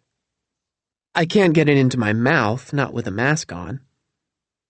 "We have to wear these masks, though," I said. "It's because of water pressure." "So they say. Or maybe it's salt lung, or seaweed breath." "Yes, they also say that. Of course, some say that wearing these masks is just a superstition, left over from the old myths." "Then why are you wearing one?" "To disguise my identity," I said. "How about you?" "The same reason." "I don't think it's working," I said. "Your disguise isn't working either. I knew the moment you walked in here that you were Lemony Snicket." I took the mask off. It didn't affect my breathing. Still, I felt as if I were in danger of drowning, or at least swimming in waters that were perilous in some way. Perilous means dangerous. If you are in a room with a perilous person, you should leave it. I stood there in the room, looking at the figure who was removing a mask and facing me. "And I knew," I said, "from the moment that I walked in, that you were Ellington Faint." Chapter 8. Ellington stood up, and we stood together, unmasked, thinking about each other. The world continued to rotate. I'd learned long ago, as everybody learns, that the Earth turns around something called an axis, which is a word for a line that goes down the middle of something. It's not a real line. The axis is imaginary, a line that exists only in your mind. I had never understood it until that moment in the train compartment. Ellington Faint was a line in my mind running right down the middle of my life, separating the formal training of my childhood and the territory of the rest of my days. She was an axis, and at that moment, and for many moments afterward, my entire world revolved around her. "Hello," I said. "Same to you," she said. "How did you find me?" "This is the only place on the train where you can find coffee," I said, and showed her the tiny folded cup. She raised her curious eyebrows, shaped like question marks, and finally gave me the smile she always gave me, the smile that could have meant anything. "That looks like the work of Ornette Lost," she said. I suspect she's on board. If Ellington was surprised, she did not show it. She reached underneath the table and retrieved a dark green bag I recognized at once. It was tube-shaped and had a secret compartment that had held a book called Caviar, Salty Jewel of the Tasty Sea, and the book in turn held a secret. But the book was gone now, and Ellington glanced at me and then reached in and tugged at a smooth black panel in the bag. And from under the false bottom, she retrieved something that looked like a glass pitcher with some kind of metal pump on the top and a sieve that fitted perfectly in the middle of the thing. "What is that?" I asked her. "This," she said, "is one of the greatest inventions mankind has ever known. It's called a French press, and it'll make much better coffee than that slop over there. I'll show you." She showed me. She found an electric kettle and plugged it in, and then stood on tiptoe to take down a sack of coffee. She slid the pump out of the pitcher and poured in several handfuls of the ground coffee beans, almost as dark as her hair. The kettle steamed, and Ellington carefully poured hot water into the pitcher, onto the coffee, and balanced the pump on top of the pitcher, but didn't lower it in. "And now?" I asked. "Now we wait," she said, and we sat at the small table. The water and the coffee mixed and clouded, like bad weather or troubled thoughts. She reached into a pocket of her rumpled clothing and brought out a small music box. She did not use the small crank to open the small panel that held a photograph I did not want to see, showing her missing father, a man with kind eyes and an open smile.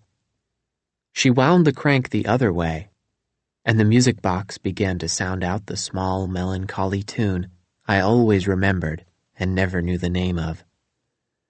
The song settled in the room, and we looked out the window at the darkness hurrying past.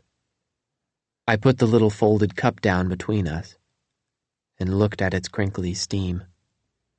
I couldn't think of what to say, so I didn't say anything. I was not quite certain what I wanted to think about, so I tried not to think at all. I had no idea what to do, so nothing is what I did, as the sad tune played until it was over. "Shall we talk now, Snicket?" she said, winding the crank again.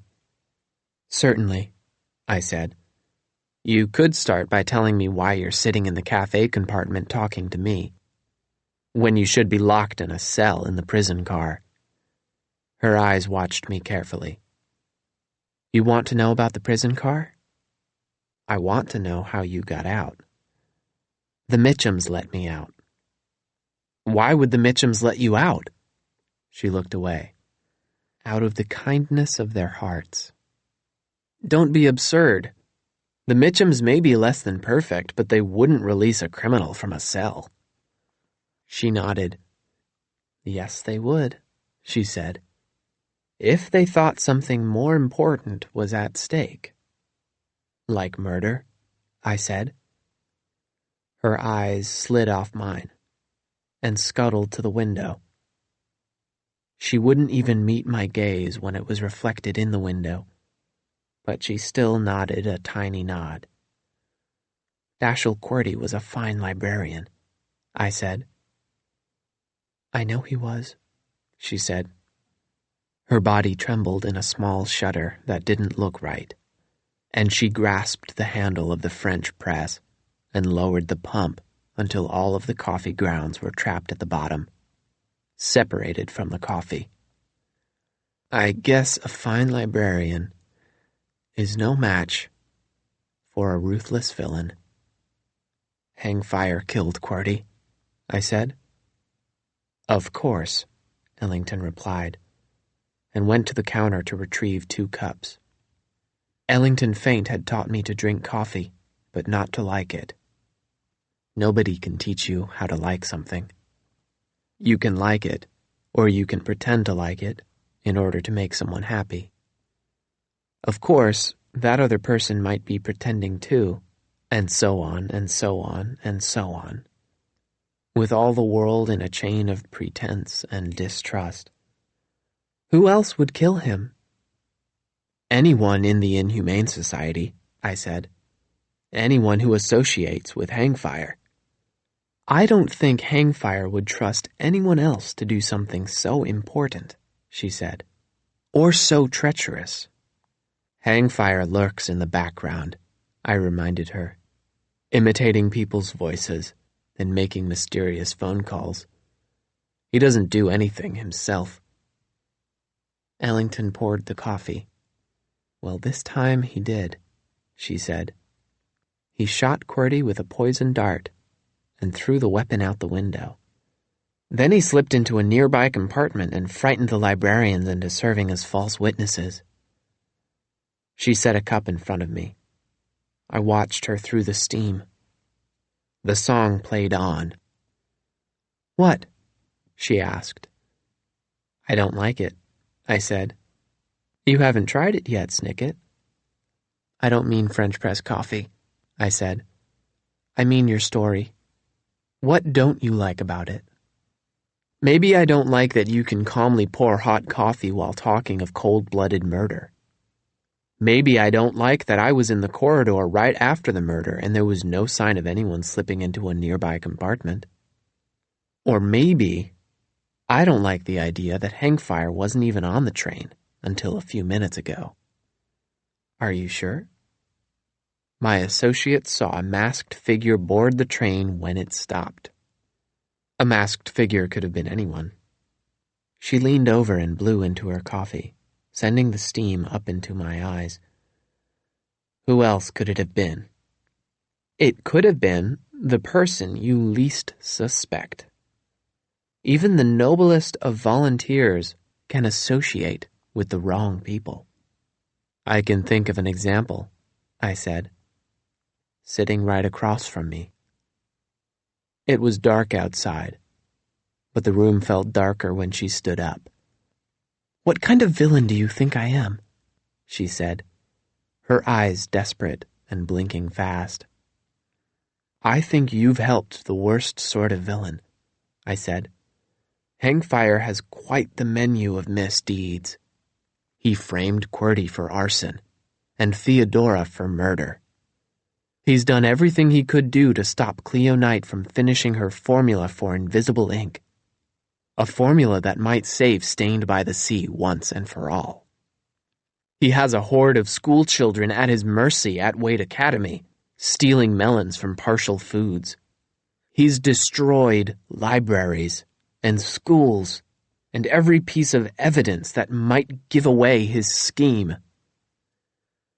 You're the one who got that book destroyed, Ellington said. I was trying to keep it safe, and you wrecked my plan. You've wrecked every plan since you've set foot in this town. Maybe I'm wrong about what kind of person you are, Snicket. And maybe you're wrong about who Hangfire is. I hope I am, I said, because I think you're waiting in this cafe compartment to give him the last crucial item he needs for his plan. I don't have the abominating beast, she said wearily. It was confiscated at Wade Academy. If Hangfire doesn't have it, I don't know who does. Search my bag again, if you must. She picked up the green tube and threw it to me, but I let it fall onto the floor with a heavy thump that rattled in the compartment. I don't need to search, I said. I know you have that statue, Ellington. That's why Hangfire's on this train. That's why the bell's just rung again and everyone's in masks. The abominating beast is the last thing he needs to complete his plan, and you're going to give it to him. She knelt down to pick up the bag, and then leaned close to me. The song seemed to get sadder, and her eyes were very dark and very green. You're wrong, Snicket, she said. I hope you're right about that, I said. If Hangfire gets his hands on the abominating beast, he'll probably kill you as surely as he killed Qwerty. Ellington lowered her head. He won't kill me, she said, very quietly. Not after all I've done for him. Does it bother you when you think about it? I asked her. Does it trouble you to think of all the things you've done since you arrived in this town? The tune had ended again, and Ellington picked up the music box and wound the crank, this time the other way. The photograph of her father fell into her hand. He was still smiling. I could not imagine what there was to smile about. Everything I did, Ellington said, was to rescue this man. He's a kind man, Snicket. You'd like him. I'm sure I would, I said. He's a brilliant scientist. A naturalist like him could help save Stained by the Sea. That's probably true, I said. And he's a wonderful father, she said. He taught me everything I know. Everyone should have a wonderful father, I said. Then you understand why I want him back, Snicket, and you promised to help me. Remember? Yes, I said, but I didn't promise to like it. And I took a sip of coffee. It felt very heavy and very strong, like the darkness rushing by outside the window. In that darkness, I knew, beyond the reach of the law, was the vast expanse of the clusterous forest, full of shivering secrets that might never come to light.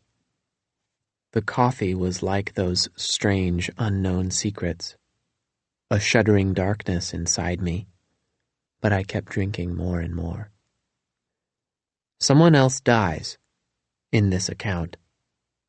You might as well know that now, before you think to continue. Someone dies, and it is my fault. I wish I could say I was sorry about it, but all I can manage is that I'm sorry I'm not sorry, which is a sorry state of affairs. Do you like it now? Ellington asked me, after a long pause. No, I said. I don't mean the story, she said. I mean the coffee. No, I said. I'm sorry to hear that, she said. Why? I'll be honest with you, she said, and hesitated. I have a feeling this is our last time together. I hope not, I said. I hope we know each other forever, and I hope we travel farther than this. There are many wonderful places, Ellington. Places we'll like better than Stained by the Sea. I hope we see them together. She finished her cup. Why do you want to see those places with me? Because I enjoy your company, I said. But why? She said. That's the mystery I can't figure out, Snicket. Why would you associate with me after all I've done? Why would you help me? I never got to tell Ellington Faint the answer to that question. Although she gasped, right then, a sharp, sudden gasp, so sharp and so sudden that for a moment I thought I'd given her an answer that had shocked her. But I was wrong. She hadn't gasped because of anything I'd said. The reason for her gasp was the same as the reason she stood up. It was the same as the reason she clutched her hands, first one and then both, to her throat, dropping the music box to the table where it broke to pieces, and sent the photograph of her father drifting down to the carpet. It was the reason she stumbled back into her chair, and then off the chair to fall limp to the floor. The reason was in her hand. I saw it as each finger fell open, one by one, each with a fingernail painted as dark and shiny as her hair as it fell over her face like a shroud. It was a poison dart, fired by the man who was standing behind me Chapter 9. For the second time since I'd left the Far East suite, death was in the room with me. I could feel it reaching hungrily toward me, from the masked man in the gray suit. I could not see his eyes behind his mask, but I felt them gazing at me as I knelt by the body of Ellington Faint. I pressed 2 fingers to her neck, just where it met her chin. It is the best place to feel a pulse. Pulse is a word for the throb of blood as it moves through someone's veins. It has a certain rhythm, like a tune that is played, in one way or another, by every living creature. I could not look at Ellington as I checked for it. My eyes fell instead on one of the legs of the small table. It was scarred with scratches and small holes. "She's dead," I said finally, and covered her with my jacket. Hangfire didn't move. He was good. He had waited until the right moment to sneak into the compartment. Perhaps it had been when Ellington had thrown her bag. The thump might have covered whatever tiny noises he made at the latch of the door. It should not have surprised me that he managed to do this. He had managed to do many devious things in the short time I'd known him. But I was surprised that he was just standing there, instead of slipping back out of the compartment or walking toward me. He had the dart gun in his gloved hands, but it wasn't even pointed in my direction. Perhaps it had no more darts in it. I couldn't tell. "Lemony Snicket," he said finally. "At last we meet." His voice sounded like nothing. It was perhaps a little tired, as if he had imitated so many other voices that he could no longer remember what he really sounded like. "We've met before," I said. "We met at the Salis mansion when you were posing as a butler. We spoke on the phone at the Lost Arms. We talked in Colonel Coliphon's room at the Coliphon Clinic, and outside the Department of Education. And there have probably been other times, haven't there? You've been right where I was, nearby or even right next to me, and I didn't even know it." He gave me a slow, small shrug. Villainy, I thought to myself. Despite all the myths and fairy tales, despite all the stories in books and all the articles in newspapers, is not very mysterious at all. It is a person in a room. You've probably been in such a room yourself, and didn't know you were in the presence of a villain.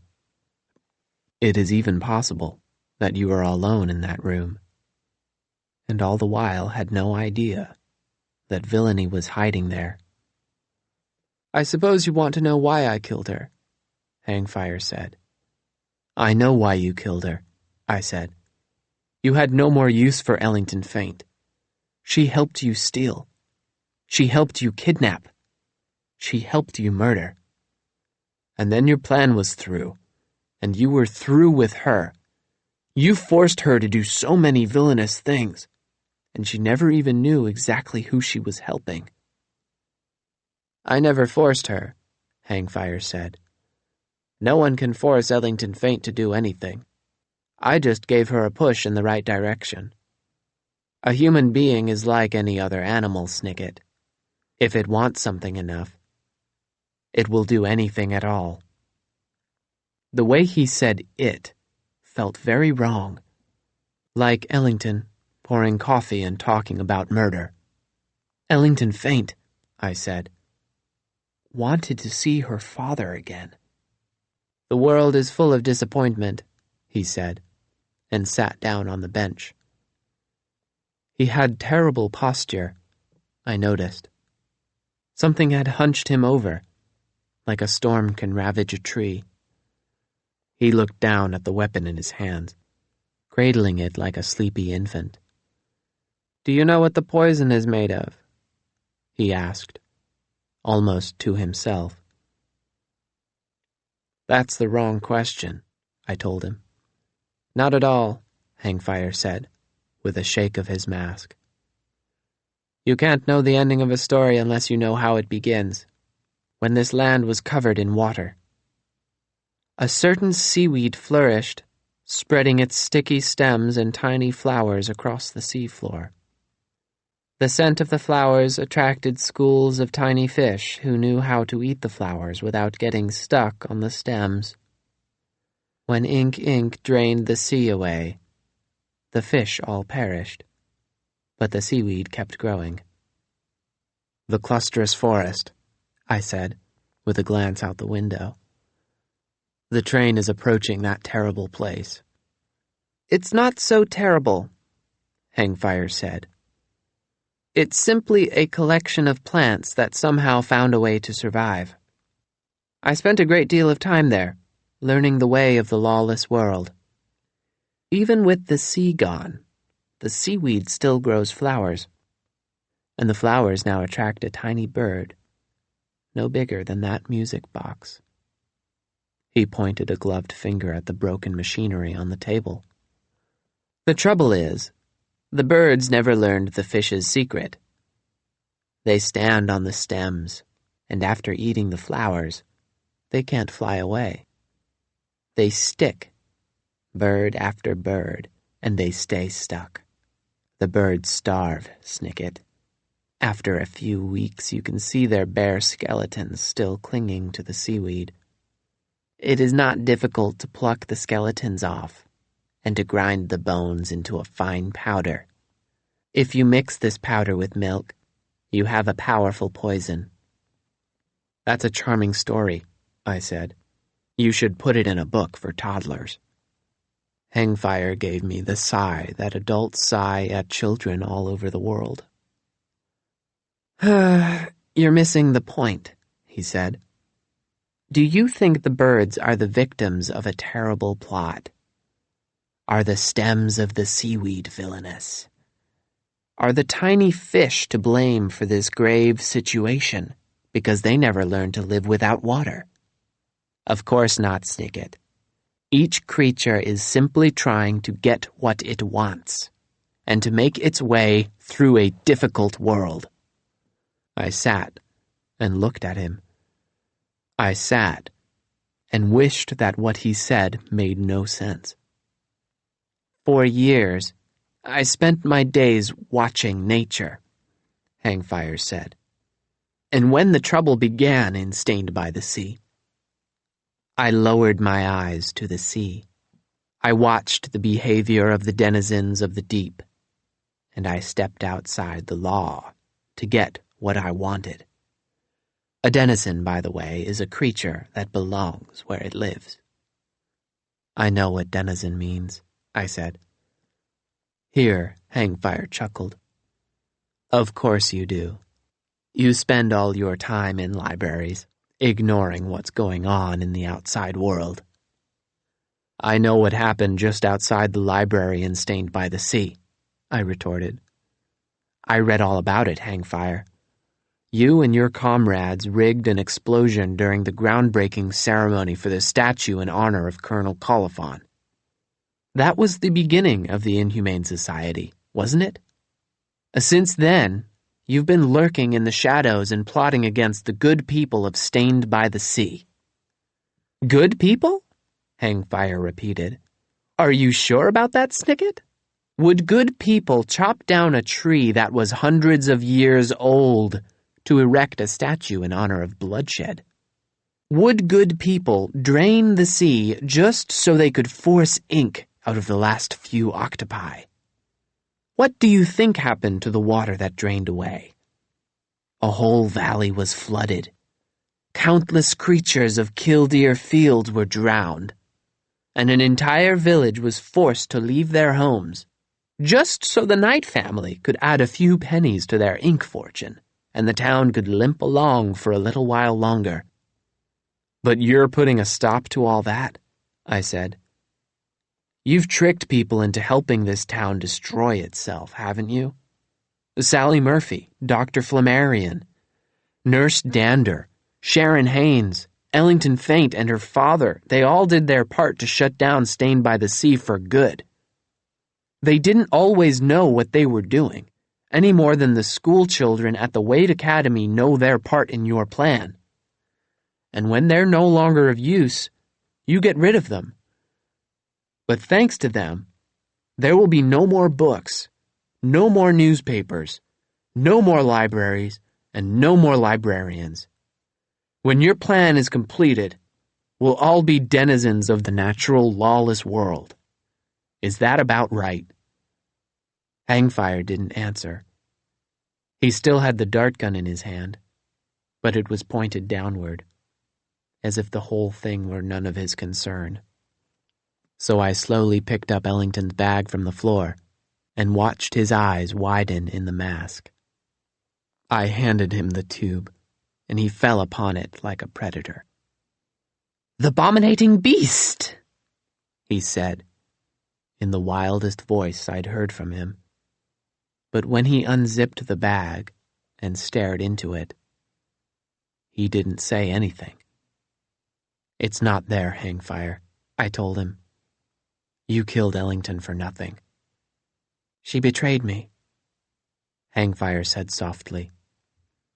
I watched the bag shiver in his hands. "Maybe," I said. "Where is it?" he asked. "That's what you've asked yourself over and over," I said. "Isn't that right, Hangfire? That's the question you've asked yourself all those days and nights." You lurked in the shadows, thinking of the old myths and superstitions. Night after night, you dreamed of this scheme. You and your associates in the Inhumane Society. You hid at Colophon Clinic, and you hid at Wade Academy. You rang the bell at Offshore Island, and you committed theft, and kidnapping, and arson, and murder. And night after night, you were disappointed without that statue in your grasp. But tonight will be different, won't it? Hangfire asked the question that is the title of this book. "Because tonight your scheme finally comes to an end," I said. Hangfire gave a small, wheezy laugh from behind his mask. "You and your little army of volunteers will boldly and bravely capture me and turn me over to the authorities when this train reaches the city, and I'll spend the rest of my days as a denizen of prison while you repair the world. Is that about right?" "That's exactly wrong," I said. "You've concocted a beautiful plan, Hangfire. I'm not going to mangle it." He turned his mask to me. "But VFD stands for the true human tradition of justice and literature," he said. "I thought you'd find a lawless world an ugly place." "It is ugly," I said, and laughed unpleasantly. "So is the carpet in this compartment. But I'm not going to fix it. Listen, Hangfire, Stained by the Sea hasn't done me any favors. I've had nothing but trouble since the day I arrived, and I'll suffer no more of it. I've got a sister in jail, and a suitcase full of books I've been meaning to read at the train station in the city. The world is beyond repair, and I'm not going to muck around in a miserable town trying to throw together some justice." "I'm confused," Hangfire said, but he sounded more confused than that. "It is confusing," I agreed. "Ellington Faint said she'd do anything and everything to get her father out of your clutches. She managed to steal that statue and keep it hidden, biding her time until she could exchange it for her father's freedom. But maybe she did betray you. Maybe she doesn't have it anymore. Maybe she gave it to somebody, a friend perhaps, for safekeeping. Lying doesn't come naturally to me. Not lying of this sort. I had to keep my voice steady, and my eyes locked with Hangfire's masked and blinking eyes. And I had to look like I might be lying. I couldn't look like I couldn't possibly be lying, because what kind of people look like that? "You're lying," he said with a dismissive wave of his glove. just like all the others. I noticed some black cardboard went missing, and then suddenly your friend started offering me the statue. I suppose that firefighting niece made some decoys." "This is no decoy," I said. "I have the real thing. The statue made of dark wood, with hollow eyes and a little slit on the bottom covered in crinkly paper." "It won't do you any good," Hangfire said. "You don't know how to use it." "I'm not interested in using it," I said, "except as something to trade. Ellington was going to trade it for her father. I'm going to trade it for my chaperone. I'll give you the statue, and you'll make sure Theodora goes free." "Theodora?" Hangfire repeated in astonishment. "You're trading the abominating beast for the freedom of that ridiculous woman?" "Ridiculous or not, that is my offer." "I don't have to take offers from a child," Hangfire said, and gestured with his dart gun. "I could just take the statue and leave you dead on the ground." "But you can't find it," I reminded him. "Maybe I'll just tear this train apart," Hangfire said. "I have a number of associates here who can make sure I get my hands on it, and that everyone who knows its secret is slain." "I have associates here too," I said. "And you can't kill everyone who knows your secret. Quite a few people have read Caviar, Salty Jewel of the Tasty Sea." "You haven't," Hangfire said. "It burned to ashes before you could finish it." "I didn't need to read it," I said. "I don't need to discover the secrets in the book, or in the statue. I don't care what your scheme is exactly. I just want Theodora out of Cell 2. Do we have a deal?" Hangfire lifted one hand, and for a moment I thought he was going to remove his mask. But he simply took off one glove, finger by finger, and shook my hand.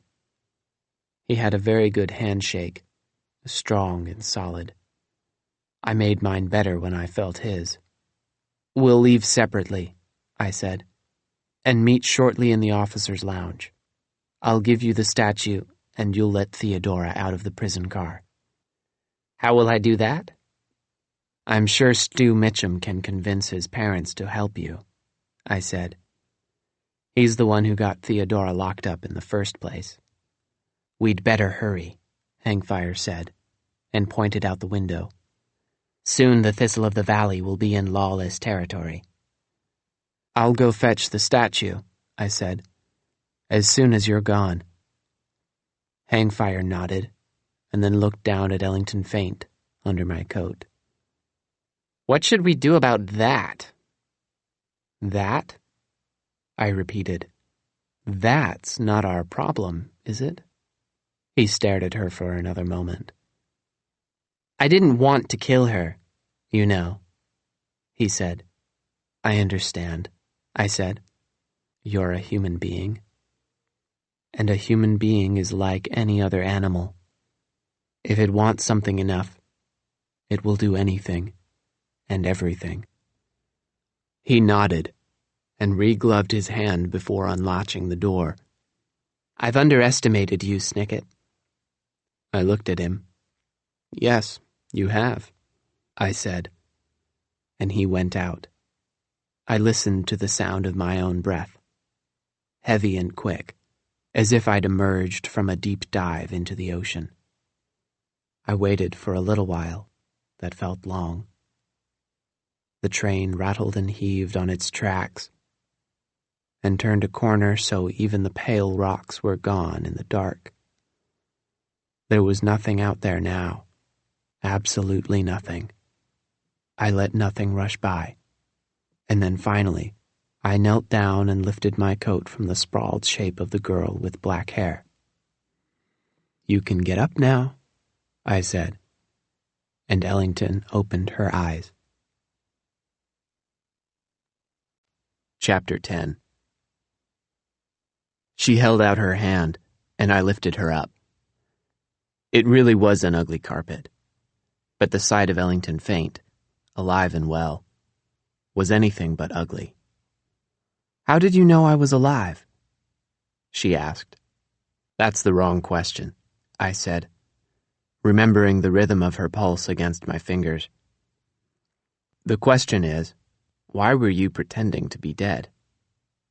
Ellington gave me a sly smile. "I saw Hangfire come in," she said, "but he fired the dart gun before I could say anything. The dart missed me by inches, landing right there in the leg of the table. I thought quickly and fell to the ground with my hands on my neck. I managed to grab the dart on the way down, so it looked like he'd done as he'd planned." "That's quite a trick," I said. "Do you really think you fooled him?"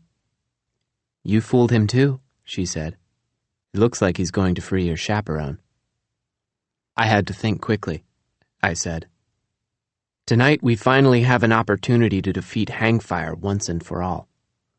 There's only one person on this train who might stop us from stopping him." "Who?" "You." She blinked her green eyes. "Me?" I said, "you," again. "Why?" "You know why. You've betrayed me and stained by the sea, time and time again, to stand with Hangfire and his treachery."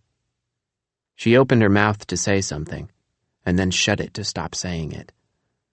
The compartment rattled. "But now you know just how wild and wicked Hangfire truly is. You said he wouldn't kill you, and look what he did. Hangfire tricks people into helping with his plan and then gets rid of them when he's done." Ellington nodded sadly and looked down at the carpet. The ruins of her father's music box spilled in a small heap did not make the carpet any less ugly. She leaned down and picked up the photograph.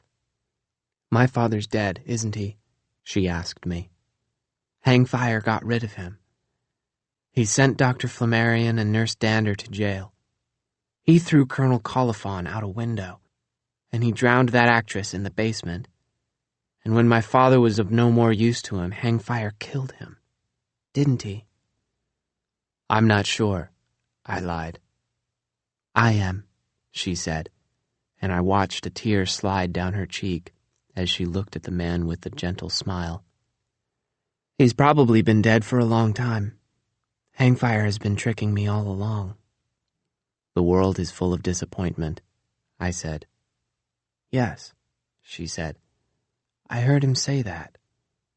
And every creature is simply trying to get what it wants, and to make their way through a difficult world. Do you believe that?" "No," I said. "There's more than that." "Like what?" "Like good books," I said. "And good people. And good librarians, who are almost both at once." She gave me a smile so small and gentle, it made me lonely just to look at it. "With all due respect," she said, "you're a very strange young man, Lemony Snicket." "Not really," I said. "I'm just someone who wandered into town and found myself in a story full of treachery and trouble. I'm going to do what I can to stop it. You can join me, Ellington. You can join anyone who's trying to save Stained by the Sea, instead of destroying it." "Join VFD?" Ellington said quietly. "They'd never associate with me. After what happened at the Wade Academy," her voice trailed off. "My account of our time at the Wade Academy is enough to make anyone's voice trail off, which is why I do not recommend reading it." "I would associate with you, Ellington," I said. "Even after everything?" "Even after everything." Her green eyes searched me. "Why?" she said. I looked away and thought of all the books she'd almost destroyed when the library flooded. I thought of the book next to my bed in the Far East Suite, which I would never finish, and the book about caviar that had burned to ashes, which I would never read. And I thought about the librarian who had given me both. "I want to know what happens next," I said. She reached out to touch the French press. It was cool by now, and for a moment it looked like she was going to put it back in the secret compartment in her bag. "What does happen next?" she asked. "Next, we hide you," I said. "Hangfire thinks you are dead. We can't have you wandering around the train." "That would be undesirable," she agreed. "Can your associates hide me?" "I don't want them to know you're out of your cell," I said. "Why not?" "They won't trust you." "Even if I'm with you?" she asked. I shook my head. "Even the noblest of volunteers can associate with the wrong people." She blinked at me.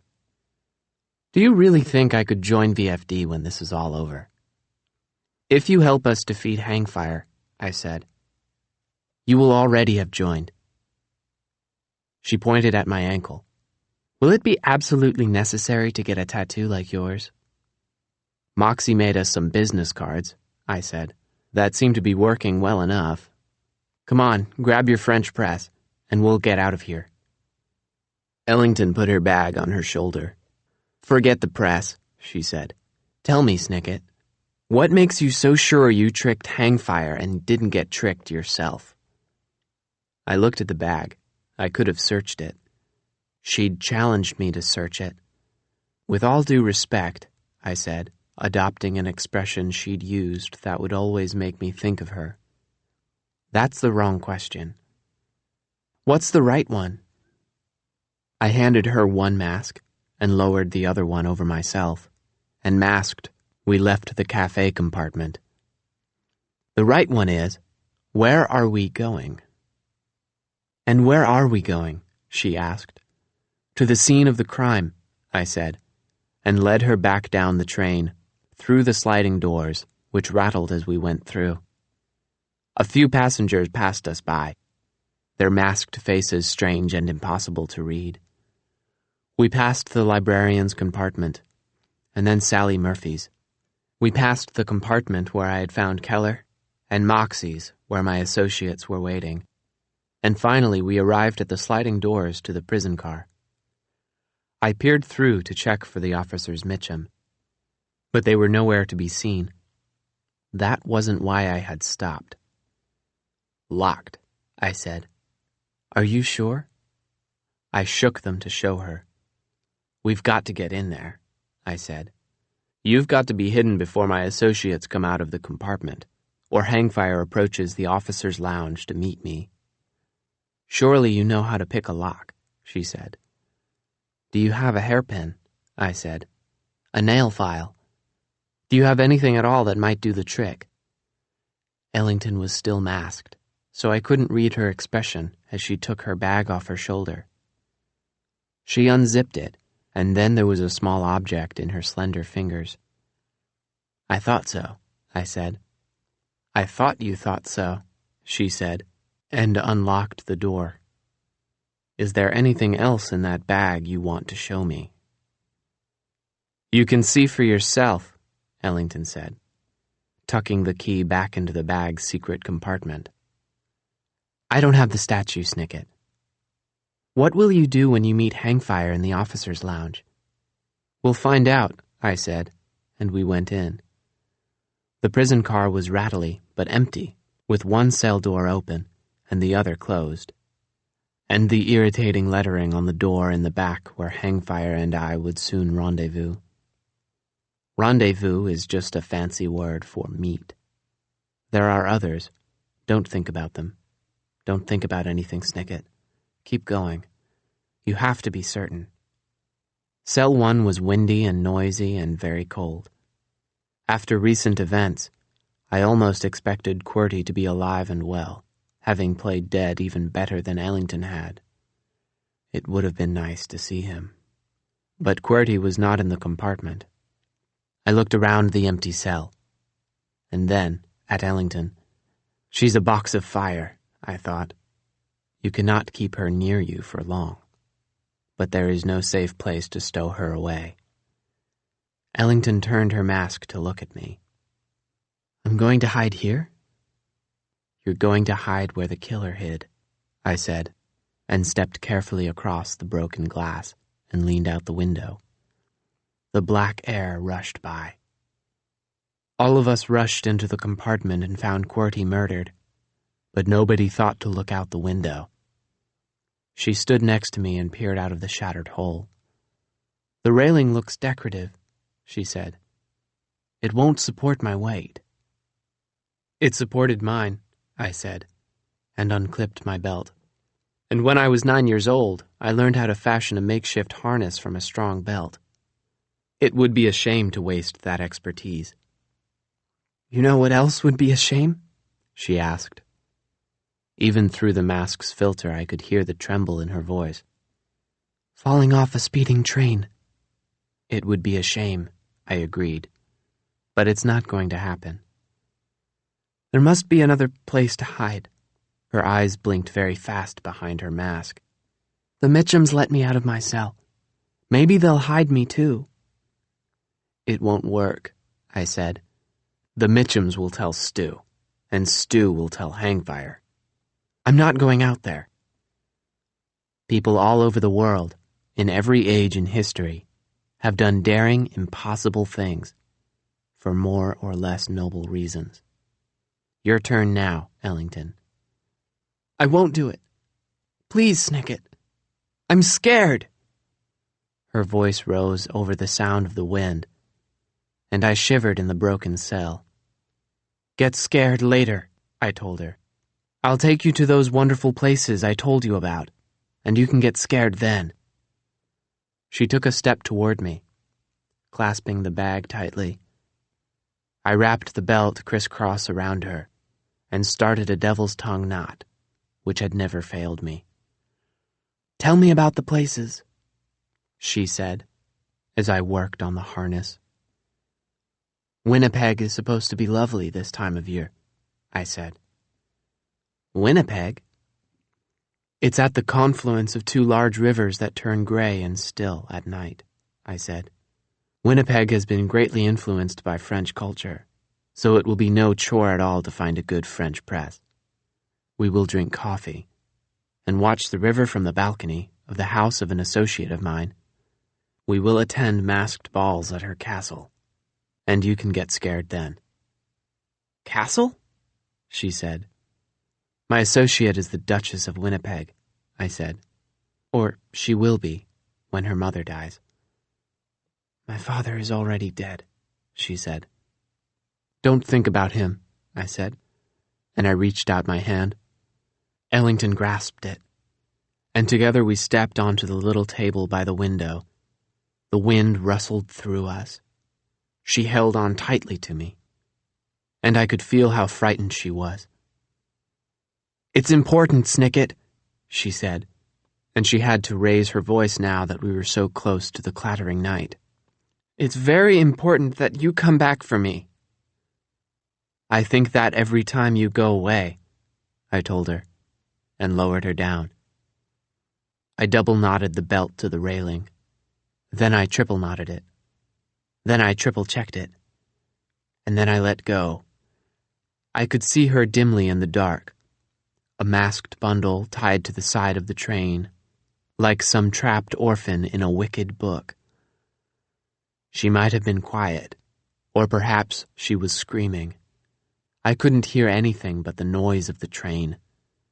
"Dear Kit, show me a man who dangles a girl from a train, and I will show you a villain." "Are you?" I asked myself. "Are you a villain?" You are part of a noble organization. You have noble associates on the train, and those are just the ones you know about. Together, you will defeat the treachery of the devious man and solve the murder of the noble one. It will be a triumph of libraries over treachery. The town will cease to be tormented by the myth of the abominating beast, and the world will be quiet again. And the volunteers will gather around a table and feast on good food in the celebration of a new formula for invisible ink that will restore the town of Stained by the Sea. You are not a villain. Are you? No one answered. It wasn't really the kind of question that gets an answer, which was too bad, because I wanted one. so I had to answer myself. Keep going, Snicket. You must be certain, because you might be wrong. You might be wrong about all of it. You could burn down a whole glyptotheca and not find the statue you wanted to steal. You might be wrong, so you must be certain. And the way to be certain is to dangle the frightened girl from the speeding train. It is a relief, Snicket, how frightened she is. It means she's never done it before. Chapter 11. It was an empty journey out of the prison car. There wasn't a sign of anyone, and out the windows was nothing but night and noise. The train whistle blew, and I thought of my early bedtime and the lonely sound I heard from my bed in the Far East suite that began this journey. I wondered where it would end. I let myself into Moxie's compartment, my thoughts as dark as the view outside, and for a moment I felt like an intruder, intruding on my favorite kind of gathering. Masks and coats had been piled into a corner, and everyone was quiet and focused on the task at hand. Here and there on the carpet were crumpled up pieces of paper, tossed away when something hadn't been figured right, and there were neat stacks of typed pages lined up on the bench when something had been figured out exactly. And doing the figuring were all my associates from Stained by the Sea, Moxie Malahan, and Keller Haynes at the typewriter. Jake Hicks and Cleo Knight standing over the notes, with Ornette Lost, who was the first to look up at my arrival. Her eyes, bright and cautious, under her cap. "Lemony Snicket," she said. "Surprised to see me?" "I knew you were on board," I said, as the others gathered around. Jake clapped me on the shoulder, and Moxie gave me a hug I wasn't sure I deserved. "You're back," she said. "You're back and you're safe." I tried to return her smile, and gestured to the typed pages. Dashiell Qwerty would be proud to see this. "We've been working hard comparing notes," Moxie said. "But what about you, Snicket?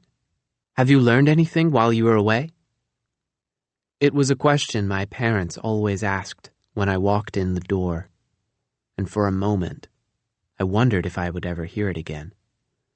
"I hope so," I said, and moved a stack of paper so I could sit down.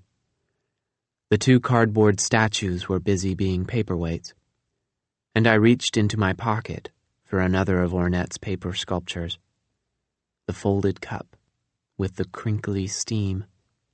"You found my message," Ornette said with a smile. "The others were sure you would." Ornette had Pip and Squeak taxi her to Offshore Island, Keller explained. "And she snuck aboard when the train stopped." "I'm the one who made the beasts," Ornette said. "If I hadn't made two of them, Hangfire never would have realized what we were up to. I'm responsible for the mess we're in." "Keller and I are responsible," Moxie said. "We each cooked up the same plan." "We're all responsible," Cleo said. "If my formula was done, we wouldn't worry about Hangfire's mess." "I knew I had to warn everyone," Ornette said, "but I was caught sneaking aboard."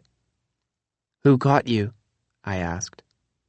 "Two people who said they were real live train conductors." "Gifford and Gayday," Keller said, frowning over his notes.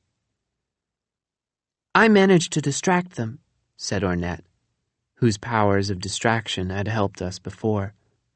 "And I left a message on the floor. I saw a masked figure enter the cafe compartment, before the bell even rang. I figured it was Hangfire." Everyone turned to me. "Was it Hangfire?" Moxie asked quietly. "Did you find him?" "He found me," I said. Moxie straightened her hat and went to her typewriter, flexing her fingers like a pianist or someone who handles poisonous snakes. "Tell us everything," she said. Well, first I had some coffee. Moxie narrowed her eyes at me. "There's only one person who would make you drink coffee, Snicket." Ellington Faint made me a cup with the device she brought with her, I admitted. Jake gasped. "How did that girl get out of her cell?" "It wasn't much of a cell," I said. "Not with the window shattered." "Ellington Faint and Dashiell QWERTY shared cell 1, Moxie said, typing it as she realized it. And then she stopped and looked at me. "She must have killed him." I thought of Ellington dangling out the window of the train and shook my head. "I know how you feel about Faint," Cleo said to me. "We all do, Snicket. But if Theodora is not the murderer, then Ellington Faint must be. There was no one else in the compartment." "I didn't see anyone else," I said. "That's not quite the same thing." Keller looked around the room. "There aren't too many places to hide in these compartments," he said thoughtfully. "I suppose you could duck down under the table, or curl up in one of the racks." I shook my head. "Someone would have noticed," I said. "Maybe the killer ran out of the compartment before anyone else arrived," Ornette said. I shook my head at her, too. "The Mitchums were coming from the officers' lounge," I said, "and I was coming from the opposite direction. Somebody would have seen the murderer." "But nobody did," Moxie said. "Well, it can't have happened like those so-called witnesses told it," Jake said sourly. "I talked to those 3 myself," I said. "They're librarians, and they're scared. They witnessed something all right, but it wasn't QWERTY's murder." I sighed and looked at all the shared research. Dashiell QWERTY was a noble librarian, working with us on a volunteer basis. He recommended book after book until I uncovered the sinister mystery that surrounded me, and saw the entire story of this town. The Inhumane Society realized this, and framed Dashiell QWERTY for arson to get him out of town. My chaperone had a plan to set him free, by disguising herself as a train conductor and sneaking him out of his cell. QWERTY wanted to stay on board, so he might warn others in the city about Hangfire's plans. He was murdered in the middle of their argument. "So Hangfire killed QWERTY?" Jake asked. "That scoundrel will stop at nothing." "It would have been impossible for an adult to commit the crime," I said. "Even an adult scoundrel." QWERTY was killed from outside the train by a person hanging on to the railing. An adult would have been too heavy to hang on to the outside of the train. The killer was a child. "So it was Ellington Faint," Moxie said. I shook my head again. Ellington didn't commit the crime, but she witnessed it. When the Mitchums arrived on the scene, she traded her freedom for her silence about the killer. The officers granted her freedom and hid her in the officers' lounge while they covered up for the crime. "Why would they do that?" Cleo asked. "Why would they cover up a murder?" "I'm sure it was heartbreaking," I said, "for the law to do something so lawless. But they were protecting someone important to them, their darling little boy." "It was Stu Mitchum who clung to the railings of the Thistle of the Valley, shot Dashiell QWERTY with a poisoned dart, and then escaped into a compartment full of librarians, scared into hiding the truth. He must have passed right by our window," Moxie said with a shudder, looking out at the blackness. "So Theodora was railroaded," Keller said, "and is locked in cell 2 for a crime she didn't commit." "Tonight," I said, "we're going to get her out." Everyone looked at me. "How are we going to do that?" Jake asked me. "The Mitchums aren't going to let her out of there," Moxie said. "They helped frame her for murder to protect their son." They'll let her out if Hangfire tells them to, I said. And why would Hangfire tell them to? Cleo asked. I picked up a cardboard paperweight. In exchange for the abominating beast. Keller frowned. But that's the wrong plan, he said. Hangfire received too many messages, so he knows our statue is a decoy. Moxie blinked, and I saw her hand reach for her typewriter and stop. The real one, she said quietly. The real statue. Ellington had it, last we knew. Did she give it to you?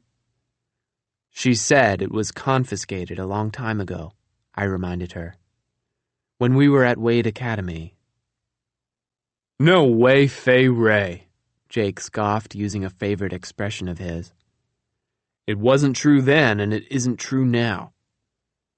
If Hangfire had the abominating beast, his plan would be complete. Did you search her bag, Snicket? Cleo asked. You told us it had a secret compartment. The only thing in that compartment, I said, is a skeleton key. A skeleton key, Keller repeated incredulously. She has my mother's skeleton key, and you still believe she isn't helping Hangfire? I believe Hangfire would kill Ellington faint if he could, I said with a shiver. And Ellington knows it. And the beast, Moxie asked. Where's the statue, Snicket? I don't know, I admitted. But I promised Hangfire I'd bring it to him in the officers' lounge. When? Cleo asked.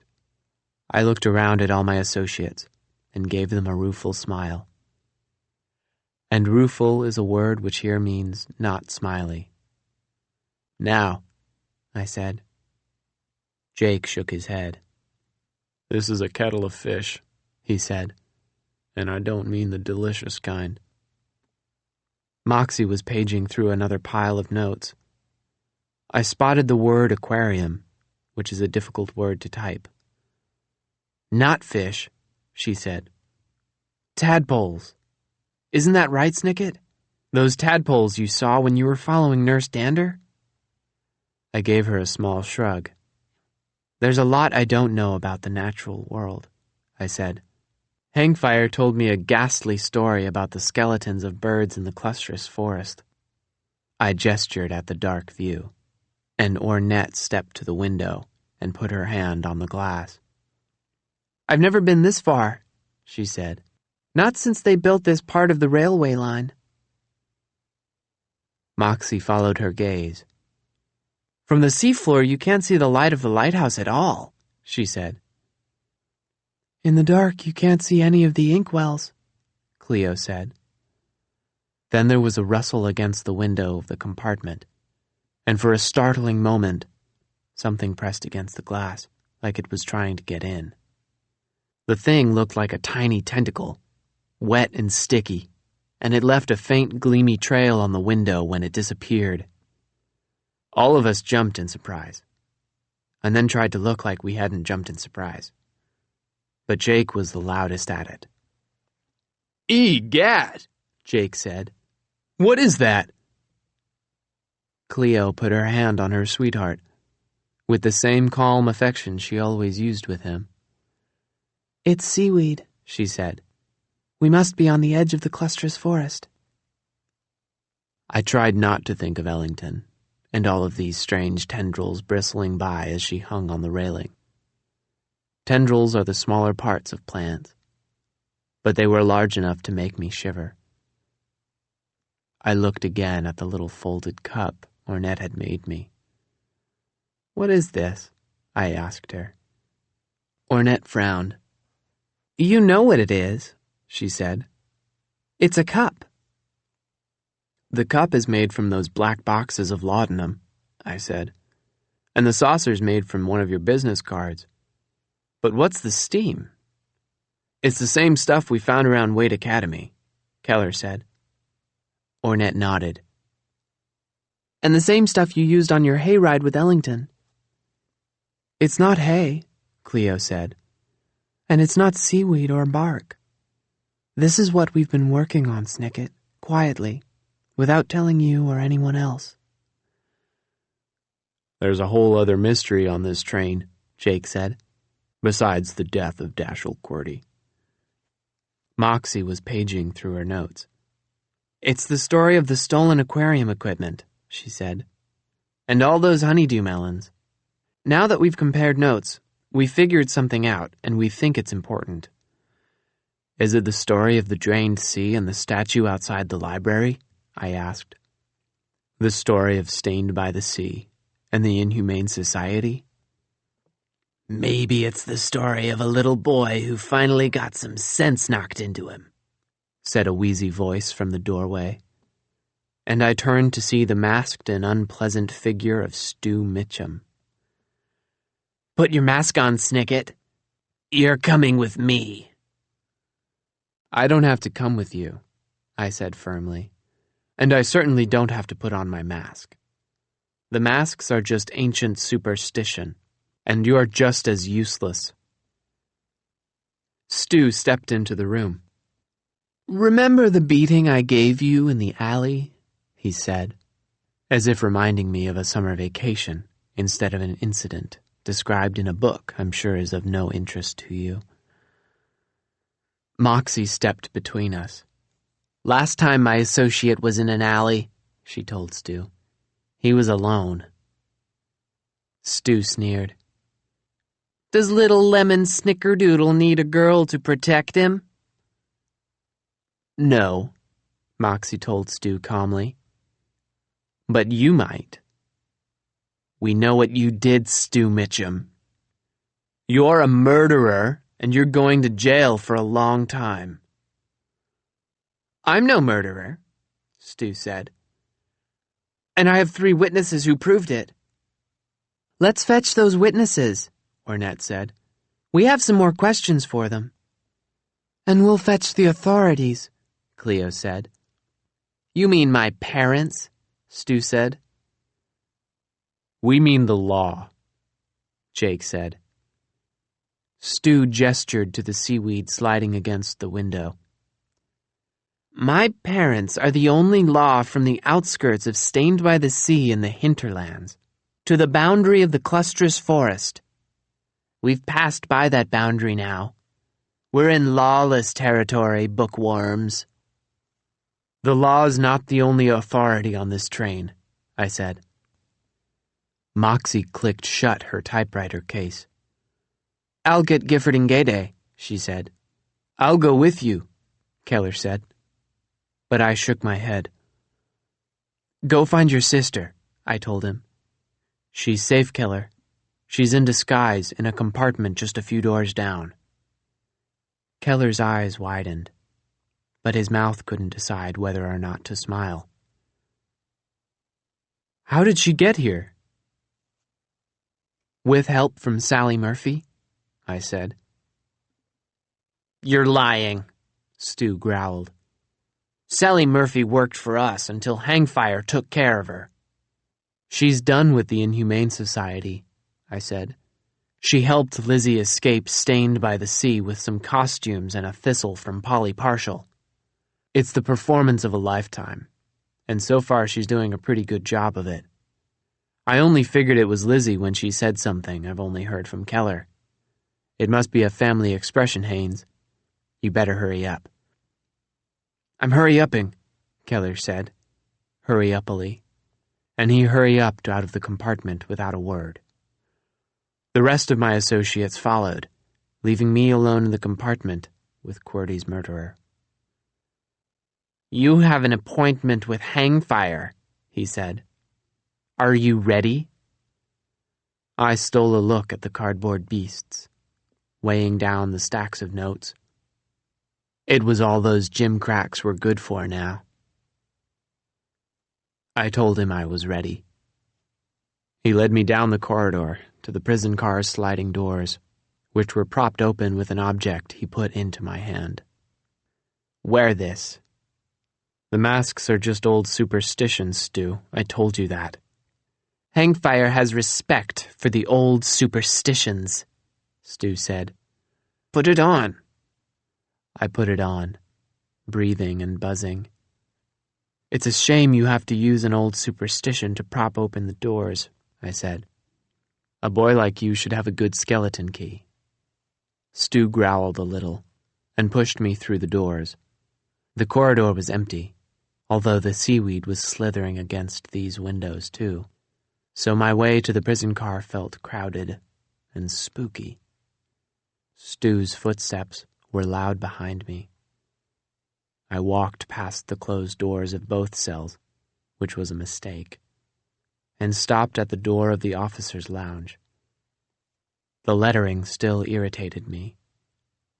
Stu stepped to the door, and with a gesture like a bad actor, threw the door open, so hard that it banged against its little doorstop and threw itself back at us. It was not a graceful entrance, but the person staring back at me was not someone who cared about grace. The officers' lounge was a shabby place, with windows showing off the dark landscape, a desk littered with official papers that were probably as dull as they looked, and one lonely light bulb trying to illuminate the whole place. It wasn't up to the job, and in an unlit corner was a masked figure seated in a chair with carved wooden legs. In the dim lounge I could see little more than the shiny mask and the curved claws that held up the chair. It was a disquieting sight, a phrase which here means it made me uneasy and silent. And for a moment, there was only the rattle of the train and the slithering of seaweed. "Good evening," I said finally. "It certainly is a good evening for us," Stu said, his sneer wheezy through the mask. "We've won, Snicket. Tonight we will finally be victorious over this rotten town. When you hand over the statue, Stained by the Sea will be completely under the power of the Inhumane Society and the secrets we're cooking up at Wade Academy." "There's nothing at Wade Academy," I said, "but a few dazed children and the remains of a top-drawer school. Hangfire's tricked you, Stu. He tricked everyone with a story of a mythical monster he's been keeping in a pond. With a little caviar sprinkled here and there, a few hungry tadpoles splashing in fish bowls, a heap of stolen melons, and an octopus or two scuffling in and out of a fire pond. You can have people believing anything." "What I believe," Stu said, "is that you're going to give us the abominating beast. I'll unlock Cell 2 once I have the statue in my hands." "Unlock it with what?" I said. "Ellington Faint has the only skeleton key around, and now she's used it to hide herself from the Inhumane Society." "We'll find her soon enough," Stu said. "There aren't too many places to hide on board a train." "That's true," I said, answering Stu, but looking Hangfire right in the mask. Who else could it be? I thought, but it was too late. It wasn't too difficult to find Lizzie Haynes. Keller is reuniting with his sister as we speak. The figure rose from the chair and gasped a gasp that sounded wrong. Stu sputtered something, but the figure was already unmasking. The train lurched around a corner, and the rustle of seaweed ran along the walls and the ceiling as I blinked at what I saw.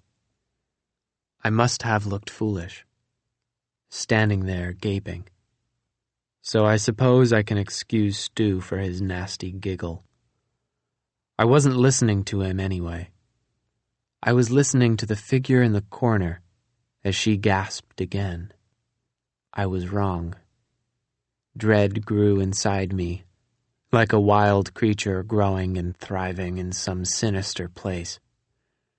Stu Mitchum was right.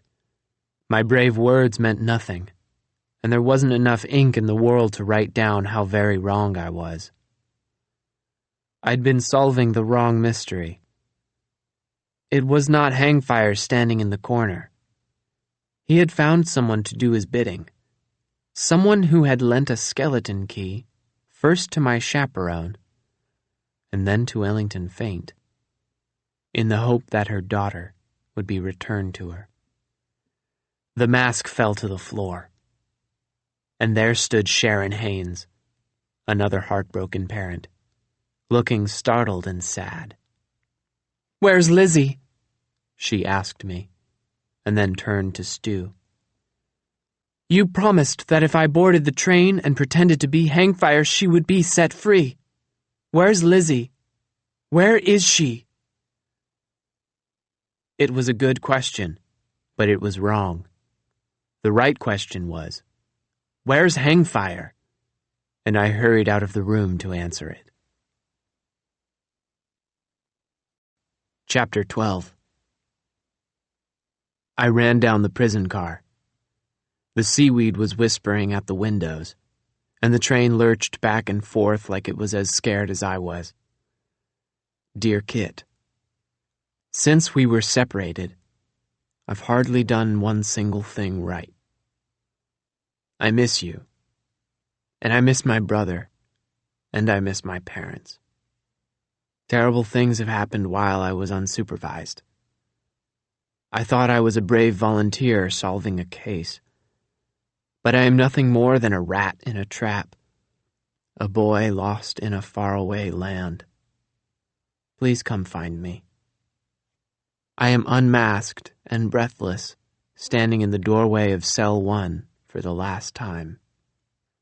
It was the cell where Dashiell Cordy had been murdered, and where Ellington Faint had bargained her way to freedom.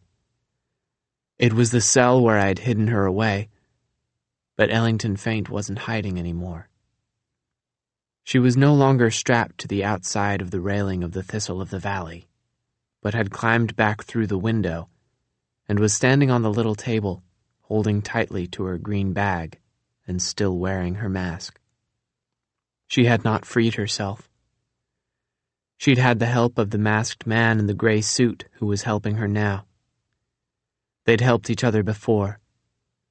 He had fired a dart, and she had lain on the floor pretending to be dead in order to trick someone. I thought I'd tricked Hangfire, but now I saw, as he reached out a gloved hand so she could step down and join him, that I was wrong. He had tricked me. They both had. "Stop!" I cried. Their masks turned to face me as I stepped through the doorway, like two strange creatures interrupted in their native habitat. "Snicket!" both of them said, in muffled, wheezy unison. "Faint!" I replied, and took one step closer to Ellington. But as I looked at her, I could not think of a thing to say. I'd told her so many times that she shouldn't help Hangfire. I'd said she couldn't stand with the Inhumane Society and move their treacherous plot further along. Again and again I had said these things, and again Ellington had said she agreed with me. But it was a trick, I realized. She'd just wanted to push me in the right direction, and now it was too late. "It's too late," she said. "No," I said. Hangfire helped Ellington to the ground. "The girl is right," he told me. "It is too late. You did your best, but it's all over for the people of Stained by the Sea." "It's too late for you," I said, as fiercely as I could, which was fiercer than I felt. "It's the end of the line, Hangfire. You and your organization will be arrested and stopped." "No one will arrest me," Hangfire said, with a shake of his mask. "We're outside the boundaries of the law now, and at last I can find the justice I'm looking for." "Destroying a town is not justice," I said. "Stealing is not justice. Kidnapping and arson aren't justice. And murder isn't justice." Ellington climbed down off the table, just as she'd climbed up the ladder the first night we'd met. She had saved me then. It was my turn. "If my father is returned to me," she said, "that's the justice I'm looking for. I can't stand with you, Snicket. You promised to help me, but you've brought me no closer to my father." "Maybe you don't want to see him again," I said. "Maybe there are more important things." She shook her head and looked down at her hand. The photograph of her father was still there, crumpled and slightly worn. "It's all I have," she said quietly. "No," Hangfire said, and took a step closer to her. Tendrils of seaweed murmured at the broken window, and the villain's voice sounded just as wild and sinister, scarcely audible over the clatter of the train. "You have something else. Something else you've promised me for too long. Now hand it over." "She's already handed it over," said a voice from the doorway. My associates had arrived. Ornette was first through the door, her cap backward on her head and her hands balled up into fists. Cleo followed, with the folded cup in one hand and the hand of her sweetheart in the other. But it was Moxie who had spoken, and she stood in front of Hangfire with her typewriter in one hand and a statue in the other. "Ellington gave it to me," she told him. "That's why I sent you the message, Hangfire. I'm still prepared to exchange it." "You fold together a flimsy decoy," Hangfire said scornfully, "and try to play me like a clarinet. But you'll collapse when you stand against me. All of you stained citizens are the same. Your mother, Malahan, was a journalist searching for the truth, but she didn't have the courage to face what she found.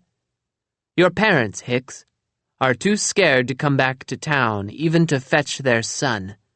The Knight family drained the sea, and then went down the drain themselves. I could go on and on. The Losts, the Bellerophons, doctors and actors, nurses and naturalists. Everyone was utterly worthless, and then along came a little girl who could perform all the trickery I needed." Hangfire turned his mask to Ellington, and Ellington took off her mask and faced him directly. "Where's my father?" she asked him, and I saw her hands tremble as she took the bag off her shoulder. "What have you done with him? I've done everything you asked me to do, over and over again, but I won't hand over the statue until I see him." "Don't make a bargain with a villain," I told her, as Hangfire stepped even closer. "Give me the statue," Hangfire said, in a voice as whispery and frightening as the seaweed outside. "And you'll be side by side with your father before you know it."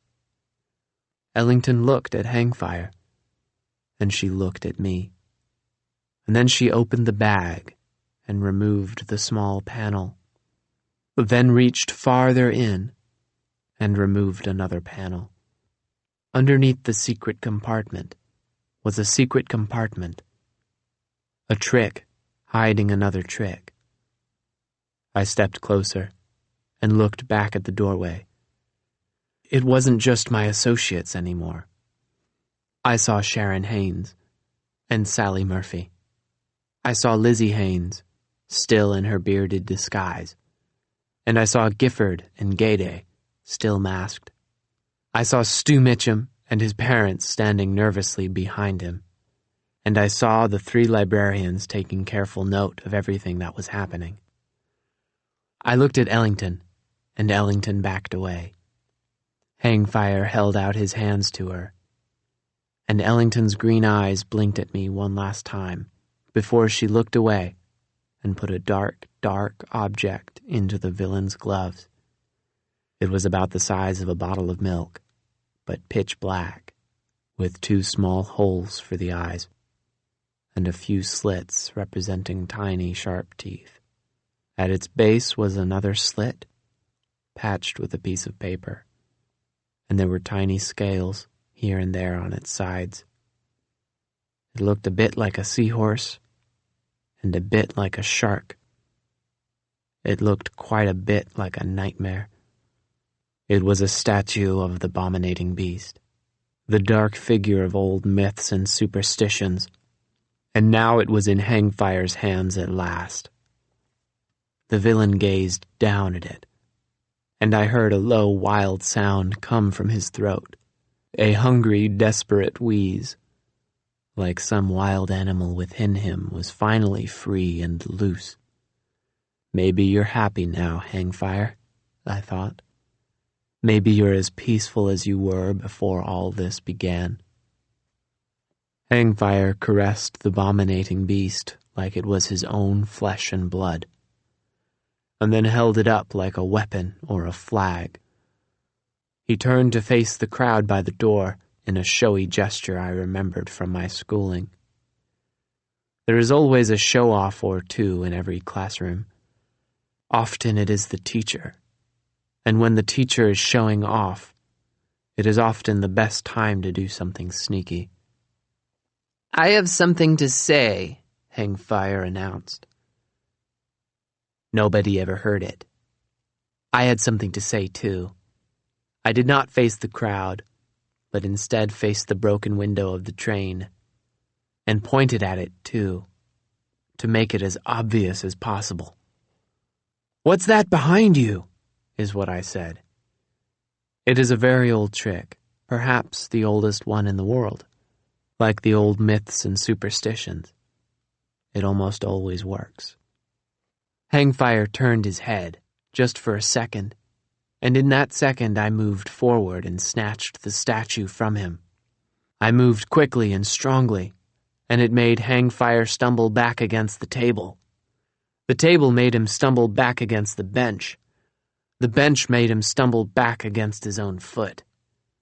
His own foot made him fall to the floor, and the fall removed his mask and revealed his blinking, startled face. I didn't look at him. My eyes were on the abominating beast, which shivered like a dark chill in my hands. Everyone else looked, though. Ellington looked hardest of all, and gasped the loudest over the gasps of everyone else and the unearthly sounds outside the broken window. I looked back at the Mitchums. "Will you uphold the law?" I asked. "Will you arrest the criminals who are plaguing this town?" Harvey and Mimi looked from Hangfire to their son and then back at me. I waited, but I didn't hope. They looked at me, and quietly, barely, as I expected, shook their heads.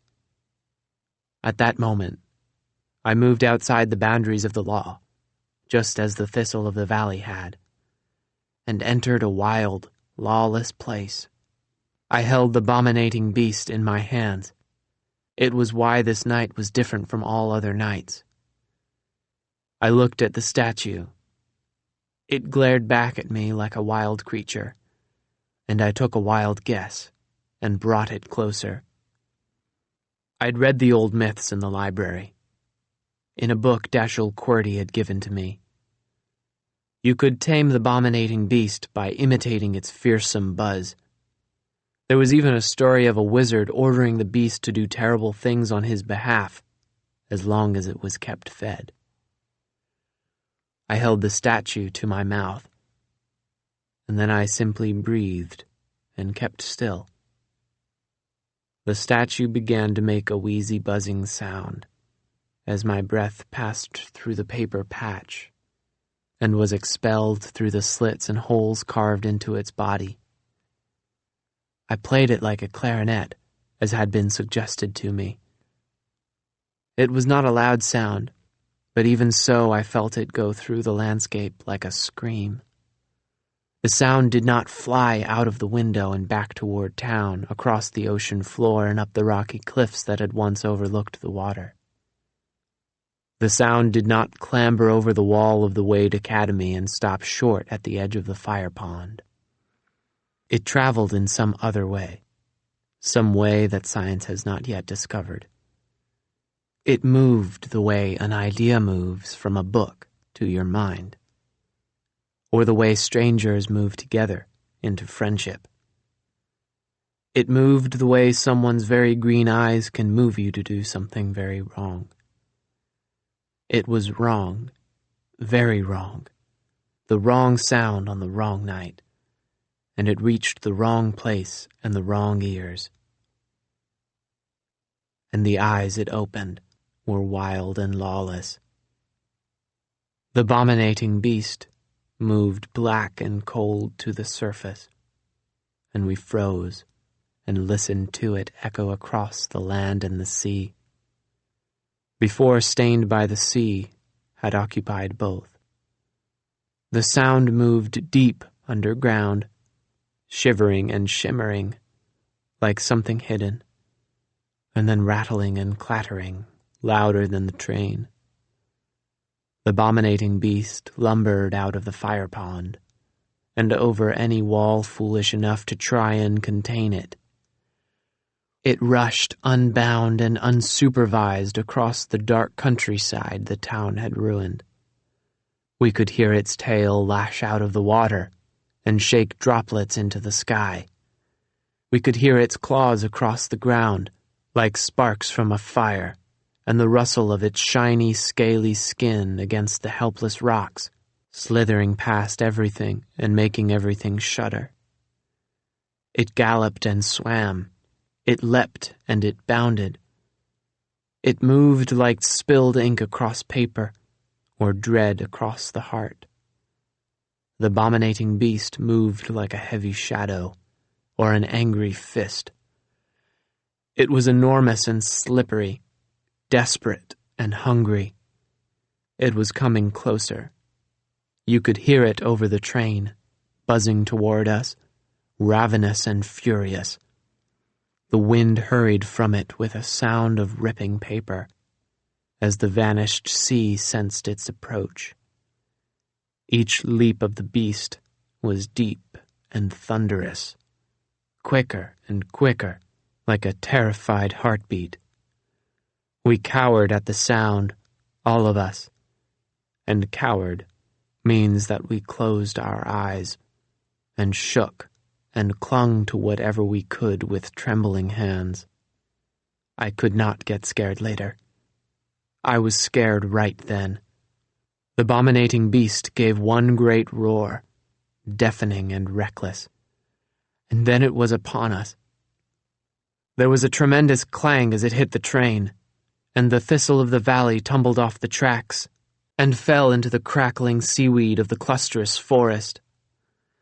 The room spun on its axis, all the way around, and all of us clattered against the walls and the floor. The compartment grew icy, and there was a great scuffling noise from the roof of the train, a rough slither, like something dragged across the skin of the world. Then the beast appeared in the broken window. The statue had not done the animal justice. Its teeth were sharper, and there were many more of them, clacking and gnashing at the air. Its mouth was soaked with slime and smelled of something buried long ago. Its eyes were fiery bright, fluttering with several sets of scaled eyelids, moving like the blades of some infernal machine. Its skin shone with darkness and seemed to be as wet as blood, but as dry as the grave. And it was louder than anything in nature or inked into the paper of a book. We could only see its terrible scaly face and one horrible clenched claw at the bottom of the window. As it reached past the last broken shards of the glass toward us, its forked tongue moved like a searching eel. It wanted something. It was hungry. Only one person was brave enough to face the beast directly. He was a naturalist, after all. He was a scientist and a villain, curious and treacherous, and he stood and took one step toward it.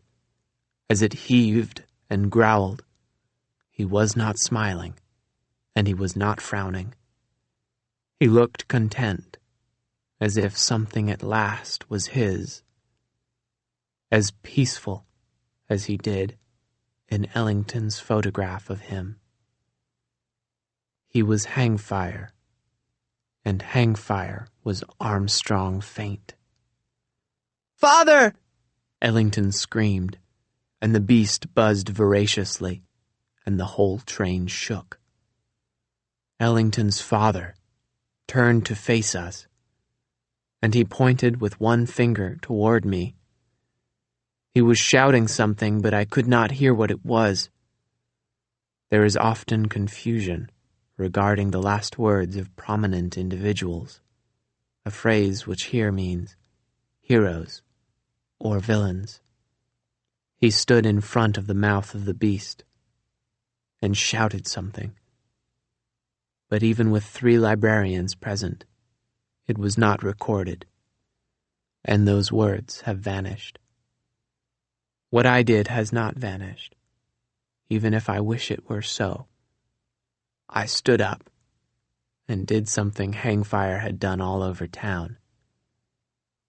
I gave him a push in the right direction. The villain fell away from his daughter and into the mouth of the abominating beast. He was gone in no time at all. The teeth moved together, and there was the sound of a quick collapse, like something made of folded paper falling apart. A long, quick bulge appeared in the creature's throat, and then the forked tongue ran itself all over its teeth. Its unnatural eyes, dark and wet and blinking every which way, slid from me to the statue in my hands and back again. I didn't trust my voice. I just pointed out the window, away from Stained by the Sea, and toward the depths of the clustrous forest. The beast buzzed again, and the whole train shook, like even the metal and the wood were quaking in fear. And then in one cold swoop, it was gone. The seaweed rustled behind it, and its noises faded in leaps and bounds. The buzzing stopped. It was quiet. Ellington was on the floor, staring at me, her eyes frantic with grief and anger. She had words for me, but she couldn't say them. I didn't answer. I couldn't answer. I couldn't look at her. Around me everyone lay trembling and shivering on the ground. I let us tremble and shiver. For a moment there was nothing else to be done. Chapter 13. I heard noises around me, but I saw nothing. I had closed my eyes without knowing it, the way you can sometimes squint your way out of a nightmare and find yourself safe in the morning at last. What a strange and terrible dream you've been having, I told myself desperately. I knew it was nonsense. I blinked my way back into the frightened compartment. The statue was still in my hands, but everything else was on the ugly carpet, thrown there when the train had been driven off its tracks. My associates were scattered around the ruined room, and in a far corner was a heap of Mitchums, beginning to disentangle themselves. Moxie was the first to sit up, reaching out an arm, still scarred from an earlier case of ours, and retrieving her hat and her typewriter case. She blinked, too, but she didn't look at me. "What's the news, Moxie?" I said quietly, but she just shook her head and turned away. Her expression was grim, and her eyes looked dark and haunted, like the dead windows of so many buildings in town. I looked from her to the others, and everywhere it was the same. Friend or enemy, associate or stranger, they all shrank from me as I stepped out of the compartment into the corridor and disembarked from the train. The Thistle of the valley had been just at the edge of the clusterous forest, and the beast had knocked us back toward the empty landscape. You could see the train spread out like a dead serpent. Some of the cargo cars were overturned, and a few splashes of ink had spilled onto the ground in dark stains. I stepped through a few quivering tendrils and found myself on the empty, drained sea floor. The night still hung in the sky, but by the feeble light of the crescent moon, I could see I wasn't the only person there. Other passengers were making their way off the train to stand in the eerie silence. Some looked hurt, and some only looked scared. Some passengers were limping, and other passengers were helping them. Some people stood alone, and some in little worried groups. Some wearing masks, and some who had discarded theirs. There were a few people who were very old, and a few infants held by their mothers and fathers. A few people looked slightly familiar, as if I had passed them some time on the streets of Stained by the Sea.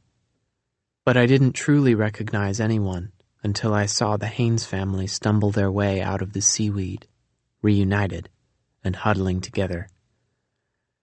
Lizzie Haynes, smiling faintly over her false beard, had one arm around Keller and one arm around her mother, and behind the family came the nervous figure of Sally Murphy. I did not see the Mitchums, but Gifford and Gayday stumbled forward, still in their conductors' uniforms, guiding the three librarians, who stood in a cluster, murmuring to one another.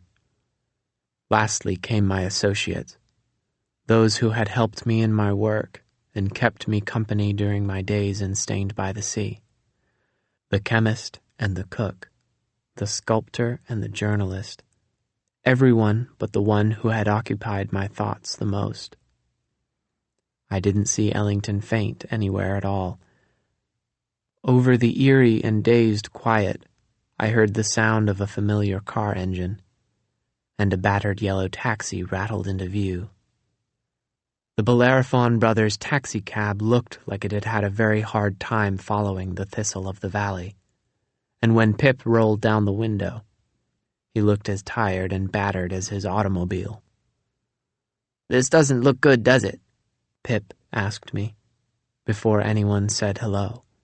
"Is anyone seriously hurt?" I told him it sure didn't, and I hoped not. Squeak climbed up to face me. "What about you?" he asked. "Are you all right, Snicket?" "Just the opposite," I said. Pip frowned. "What was it, Snicket? What was that dark thing we saw?" "It was something terrible," Squeak said. "We only got a quick look, but I had to remind my brother of what you said about getting scared later." "You should probably stop listening to me," I said. But the people around us didn't appear to agree. They were stepping closer, circling around me, as I stood by the taxicab talking. "You know what happened?" asked a masked woman, holding a badly dented suitcase. "You know what that was?" There was a murmur in the gathering crowd, and even the people I knew stepped toward me. "What's the story?" asked a man, who was holding a handkerchief up to the cut on his face. A few drops of blood stained the handkerchief, and he grimaced a little, but not enough that he didn't look curious. Everyone did, and everyone waited, looking at me. An instructor of mine once said that if you were nervous about speaking in front of a group of people, you should imagine them naked. He was standing in front of a large class when he said this, and we were not pleased to think that he was imagining us without our clothes on. I did not imagine the denizens of Stained by the Sea without their clothes on, but as I stood in the empty landscape and cleared my throat, I did imagine them swimming, or trying to swim, right where we were standing. "Let's begin at the beginning," I said. "Long ago, this entire area was covered in water." People frowned at one another, and there were a few mutters here and there. "Look here, young man," Sally Murphy said. "I don't think we have to begin quite that far back." "That's what I thought too," I said. I thought this story began when I arrived in town. I was wrong. It begins when Stained by the Sea was a busy town with bustling streets, a thriving ink industry, a well-regarded newspaper, and beautiful views of the sea. The town doesn't look like that anymore, Walleye said. What happened? Cleo stepped forward, but wouldn't look me in the eye. Plenty of things happened, she said. It became harder to find octopi. So Ink Ink's ink became weaker and fainter. It made the articles in the newspaper seem less certain, and people who read it became uncertain themselves. They were upset that things weren't going as well in the town, said Moxie, who wouldn't look at me either. Jake nodded. There was a war, and people argued whether Colonel Coliphon was a hero or just a violent man. Stores closed, adults moved out of town and left their children behind. The police force shrank, and the library was almost forgotten. That's a rotten shame, Pocket muttered. There is nothing worse, Walleye agreed. Stained by the Sea became a place of loneliness and discontent, I said. So people took drastic action. They decided to drain the sea so the machines and the railways could find enough octopi to rescue the ink industry. It was a brave and unusual plan, and for a while it must have looked like it worked. But they were wrong. Draining the sea made things worse. It destroyed far more creatures than it uncovered, and it flooded the surrounding regions. Now there was more loneliness and discontent than ever. It's an old story, Eratosthenes said, stroking the ends of his beard. I've heard versions of it before. But something began to feed on that loneliness and discontent, I said. Something thrived on it, the way the seaweed of the clusterous forest thrives, even with the sea gone. A naturalist was distressed over what had been done to the sea and its creatures, and took inspiration from the wild and lawless ways of the untamed world, and from the old myths and superstitions that were around before Stained by the Sea even existed. He gathered whatever associates he could find into an ad hoc organization. The Inhumane Society, Lizzie Haynes said, so quietly that she probably didn't know she'd said it. I nodded. They banded together, and they got to work. They took an old tradition about ringing a gong and wearing masks, Moxie said, and soon had people cowering and disguising themselves whenever they needed to skulk around. They started fires, Keller said. They set explosions, and they performed sinister experiments, Cleo said. They stole, Jake said, and they kidnapped. They gathered associates and captured schoolchildren. By the time I got into town, these people had been operating for quite some time. It took me a while to see that each mystery I encountered was part of a larger, treacherous plot. It's a fragmentary plot, a phrase which here means, "We know what it means," Walleye said. "It means that the treachery was scattered around, to various people." There's books with fragmentary plots, too, Puckett said. Some say that the whole world is a fragmentary plot, Eratosthenes said. I haven't seen the whole world, I said, but I've seen Stained by the Sea. The treachery of the Inhumane Society was controlled by one man. As a brilliant scientist, he could have saved the town, but instead he fed on the loneliness and discontent of the fading town, and pushed people in the direction he thought was right. Sometimes he did it with laudanum, and sometimes he did it with hostages. Like Lizzie, Keller said, and put a hand on his sister's shoulder. Sharon Haynes looked at her children, and then at the ground. Sometimes the people were willing to be wicked, I continued. and sometimes they needed to be frightened into it. So the villain spread a frightening rumor that a mythological creature was returning to Stained by the Sea, a wild, lawless thing that could destroy the town once and for all. "The abominating beast," said a man in the crowd. "You saw it for yourself," I said. "It's been around for a very long time, and so naturally there are wild and fantastic stories. But it's just an animal trying to get what it wants and to make its way through a difficult world. The underwater plants that hid the creature found a way to survive when the sea was drained away. But the abominating beast needed a new home. Hangfire provided that home. He harvested the eggs in whatever damp places he could find. When they hatched, he kept the creatures in fish bowls and then in bigger and bigger bodies of water. "That's why we were finding more and more of this," Cleo said, holding up the folded cup and pointing to its crinkly steam. Jake gave her a grim nod.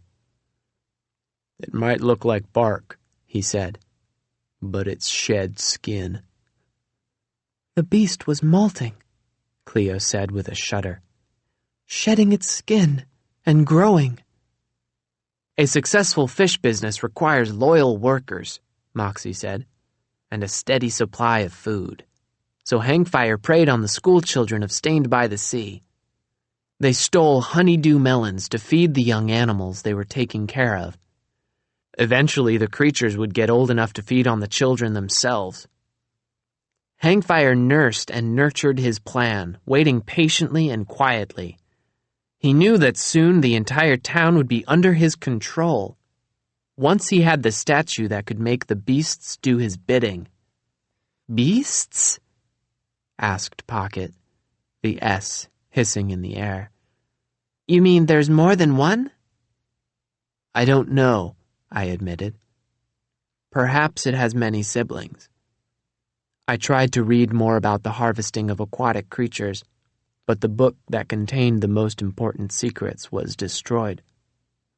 Moxie opened her typewriter and finally looked me in the eye. "That book was destroyed because of you," she said. "And you destroyed Hangfire too. You murdered him, Snicket. You didn't have to feed him to that creature. But you did." The crowd frowned and murmured. "With Hangfire gone," I said, "the Inhumane Society will fall apart. There will be nobody to keep the school children drugged and imprisoned at Wade Academy, and his treacherous plot of revenge will no longer hang over Stained by the Sea, and the town can rise again." The woman with the dented suitcase looked around the lonely landscape. "How?" she asked. "With a brilliant chemist," I told her, "whose formula for invisible ink can rescue the town's industry from ruin, with a skilled cook who can feed those hungry for food, and an excellent journalist who can feed those hungry for information, with a sculptor learning to fight fires from the uncles who are raising her, and 2 brave and resourceful siblings who can learn from the mistakes of their mother." Sharon gasped and pointed at the air. We all stopped and listened. It was the bell at the top of the tower at Wade Academy. Even with Hangfire gone, someone was ringing the all clear. "And a generation of school children," I finished with a smile, "freed from the Wade Academy, who can help return this town to its law-abiding ways." Pip gave me a cautious smile. "And I suppose my brother and I," he said, "can drive all these noble people around." "I hope you'll do more than just that," I said. "Stained by the Sea no longer has a librarian, not even a sub-librarian. But you two are some of the most voracious readers I know. You've never taken money from me, only book recommendations. And you know where we hid the books when the library was wrecked." "In the attic of Black Cat Coffee," Squeak said. "That cupboard's a lot larger than it looks." "You can restore the library," I said. Keep the book safe from the Farnsworth pulp-eater moths, and keep the accounts of my time in this town safe and accessible. What accounts? Pip asked. The ones I plan on writing, I said. It's a fragmentary plot, so I can't send my complete report to one place. That way, the history of these times can't be destroyed in one blow. I turned my gaze to the 3 adult librarians and the 2 future librarians who would continue the work of Dashiell Quirty. Walleye, Pocket, Eratosthenes, Bellerophons. I will send you some materials. You can send it to us, Walleye said, with a cautious nod. Paper will put up with anything that's written on it. You can send us whatever answers you have found. Not answers, I said. Questions. I'll send you each some questions, and if you are reading these reports, then you know they received them. Giacomo Casanova had a turn, Pocket said. Marcel Duchamp had a turn. Beverly Cleary had a turn. Librarians have done difficult things for more or less noble reasons. It's our turn now. We are witnesses to your story, Lemony Snicket. Eratosthenes nodded. But we weren't witnesses to Quirty's murder. We'll tell those police officers what we really saw. We'll tell everyone, Walleye said, turning his bald head to look at everyone gathered around us. There was a murder on the Thistle of the Valley this evening, he said. And the murderer forced us to lie about it. A child burst into our compartment through the window, Pocket replied, and told us there'd be 3 more dead librarians if we didn't tell the police that Theodora was the murderer. That Marxen woman was framed, Eratosthenes said. She should be released from her cell. She will be, came the voice of Harvey Mitchum as he walked forward with his wife. Now that we have the real criminal in custody. We caught Quirty's murderer just as she was trying to slip away, Mimi said, and the Mitchums parted like heavy, sweaty curtains to reveal Ellington Faint. Her green eyes were stormy, and her hands seemed to glint in the dim light as she held her bag. Stu lurked behind her like a shadow, although shadows rarely smirk at the people around them. This is wrong, Walleye said, pointing at Ellington, and it was only then that I saw Ellington was in handcuffs. She's not the murderer. It's that boy behind her, Pocket said. Yes, Eratosthenes said, and pointed one of his long and bony fingers at Stu Mitchum. He's the one. The Mitchums could not look at each other, or at their son. You'll leave our boy alone, Harvey said, quietly. He's a good boy, Mimi said. He's never given us an ounce of trouble. He's as adorable as he is innocent, Harvey Mitchum agreed. And innocent as he is adorable, his wife agreed. We're not going to arrest our own son, Harvey said. It's not natural, his wife agreed. It's this Ellington girl who committed murder. She's always been a suspicious character. She's a bad egg. A dreadful influence on the community, Harvey said. You're wrong, I said to Mimi Mitchum. Don't tell her she's wrong, Harvey said to me. I'm the one who tells my wife when she's wrong. You're wrong about that, said Mimi to her husband. How can you call me wrong? Because you are wrong, Harvey. You're wrong about that, Mimi. I'm wrong about your being wrong, but you're not wrong about calling me wrong? Only a sofa cushion would think that made sense. Only a lampshade would say that, Harvey said. You're saying the wrong things, and you're saying them wrong. Incorrectly, Mimi corrected, and I turned from them and looked at Ellington. Tendrils of seaweed from the clusterous forest waggled at me behind her. So much danger, I thought. staring into that vast and lawless place. So much danger, and the Mitchums of the world just bicker. "You're letting a murderer go free," I said, and now Ellington raised her eyes to look at me. "You're a murderer yourself," she said, her mouth curled with fury. "You've been tricking me since the night we met in order to push me in the right direction. You knew all along, didn't you? You knew Hangfire was my father." I reached out to her, and she moved violently away from me. I had to grab the chain that bound her hands in order to look into her eyes. Her curled eyebrows had always reminded me of question marks, but now they just looked furious. You'll never see Ellington Faint smile again, I thought to myself. But it was a moment before I could bring myself to reply. "I hoped it wasn't true," I said finally.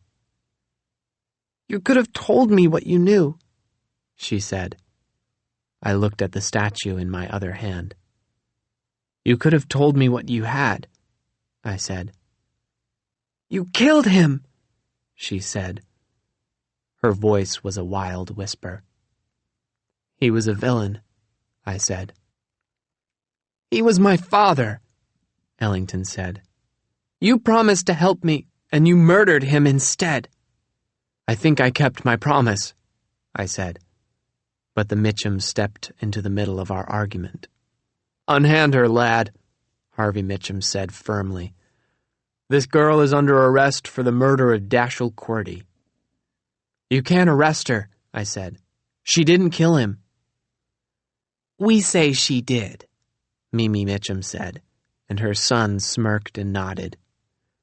"We're letting your chaperone out of jail, Snicket," Harvey said, and tried to pry my hand loose from the little chain. "But this girl is coming with us." "We'll stop you," I said, hanging on as hard as I could. "We?" Stu repeated scornfully. "You look all alone to me, Snicket." I looked around, but no one around looked back. Jake and Cleo were staring off at the clusterous forest. Ornette was looking back in the direction of town. The Haynes family couldn't take their eyes off one another, now that they were together, and Pip and Squeak were staring in confusion at each other, now that they had heard what had happened. Moxie was the only one who met my eyes, and then after a moment, she looked back at the page she was typing. "Snicket," she said gently, "Ellington Faint has been helping Hangfire from the moment she arrived in town. She deserves to be in a prison cell." "But not for murder," I said. "You know the truth, Moxie." "I'm typing up the truth," she told me. "But it's more than a matter of journalism," I said. "It's a matter of law." She shook her head. "I don't think so," she said. "I think it's a matter of handcuffs." And Moxie Malahan was right. Mimi kept tugging my hand away, and then Harvey stepped in to help.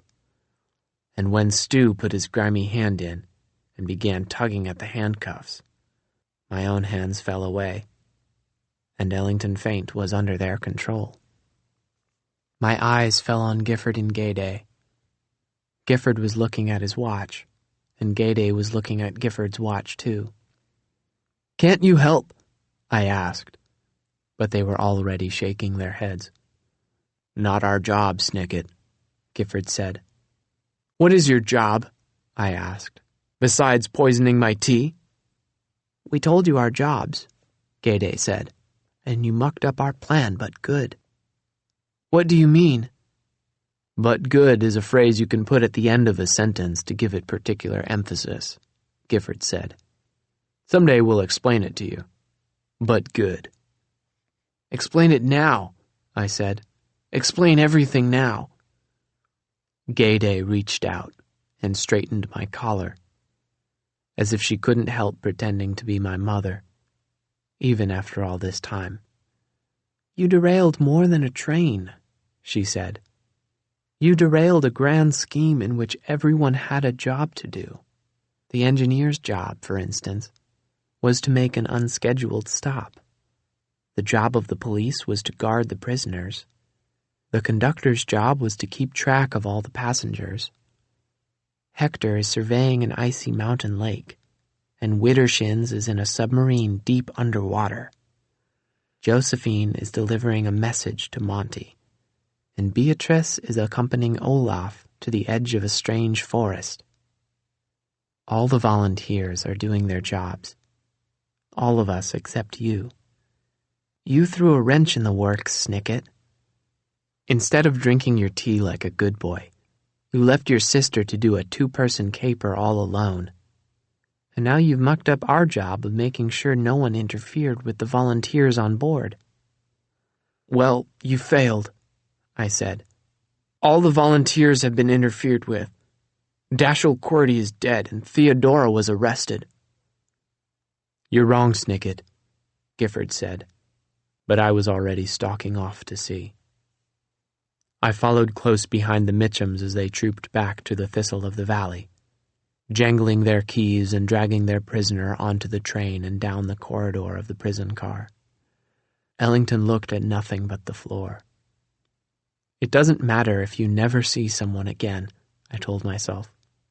There are millions of people in the world, and most of them never see each other in the first place. You hoped to know Ellington Faint forever, but there's no such thing as forever, really. Everything is much shorter than that. When we reached the cell door, the officers Mitchum both tried to use their keys at the same time and argued over it, so Stu had time to give me a nasty smile before his parents opened the heavy, clumsy lock. The cell door creaked open, and there stood S. Theodora Markson, my chaperone, her hands still cuffed and her hair still ridiculous. It seemed like a long time since I'd seen her. "Lemony Snicket," she said to me, "what are you doing?" "S. Theodora Markson," I said. "What does the S stand for?" She frowned at me, and at the Mitchums. "Surely there's an explanation for this," she said. "You're free to go," Harvey Mitchum told her, "and that's all we have to say to you." "We also say don't come back to Staying by the Sea," Mimi said. "And," her husband said, "you should be ashamed of yourself." "And come on out," Mimi said. But when Theodora came on out, I was so startled I almost jumped. I made myself stop myself. Breathe, I thought. Breathe and keep still, Snicket. There are times when you're so wrong that you can't even be right about how wrong you really are. All my wrong questions came crashing together like a derailed train. This was the right cell, where Theodora had been, and she hadn't been here alone. I had been told this. I had been told there were more volunteers on the train, but it hadn't meant anything to me until this moment, holding the statue and letting Ellington go. The other prisoner stood there too. She kept still and breathed. We'd learned at school not to talk to each other, not to recognize each other, if circumstances demanded it. Kit Snicket and I stood and thought about each other. The officers Mitchum gave Ellington a little push, and she stumbled her way into the cell. She looked back at me, but they slammed the door before she could say anything but my name. Behind her, I saw my sister extending her hand, as she did whenever she met someone new. The locks clanked into place. Ellington had her bag with her. My sister was good with a skeleton key. Soon they would know each other. I could do nothing more. "Now get out of the prison car," Harvey Mitchum said, "and get out of town." "And stay away from our child," Mimi said. "Mimi," Harvey said with a sigh. "If he stays out of town, he'll automatically stay away from Stu." Everyone will stay away from your son, I told them. Bullies don't last long all by themselves. Without hangfire, the Inhumane Society is scattering to the winds. Where does that leave Stu Mitchum? The boy went a little pale, then stepped aside as I walked with Theodora down the corridor of the train. All three Mitchums glared at me one last time. When my chaperone and I stepped off the Thistle of the Valley and pushed through the seaweed at the edge of the clustrous forest to stand with the others, I could see that the crowd had relaxed a little bit. Most of the masks were forgotten on the ground. Keller and Lizzie were sitting on the fender of the taxicab, smiling and talking while their mother stood quietly by. Cleo was sketching something on a scrap of paper, while the three librarians looked on. Jake was smiling at something that Pip had said, and Moxie was just finishing with a page of type. And I could see Sally Murphy walking amongst some of the other passengers, offering to sign autographs. But when they saw me return, everything stopped and everyone stared. They stared and they shivered.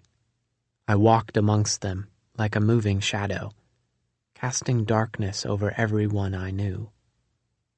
Gifford and Gayday were the only ones who approached me, but they didn't give me as much as a glance and talked right over my head. Your apprentice's foolishness has derailed our plan, Gifford said to Theodora, gesturing to the Thistle of the Valley. We need to get this whole thing back on track. There's work to be done, Gayday said with a nod. Every capable adult will need to help us. And me, Theodora added, with a hairy nod. Snicket, talk to the people here and see if anyone has some rubber bands. I'll supervise while you braid them together into a towing rope. You'll have to do that yourself, I said. My apprenticeship is over. She frowned at me. What? I said my apprenticeship is over. I heard you the first time, Snicket, she said, and looked at Gifford and Gayday. I'm afraid my apprentice is at a difficult age. Maybe he needs a nap, Gifford said. He's probably on his last legs, an expression which here means you're a tired boy. We're all on our last legs, I said. We don't start out as eggs or tadpoles. These are the only legs I'm ever going to have. You're talking nonsense, Gayday said, looking at me at last. You'll go with us back to the city, where you should have been in the first place. No, I said, and you heard me the first time. Theodora frowned at me. Be sensible, Snicket. Be proper.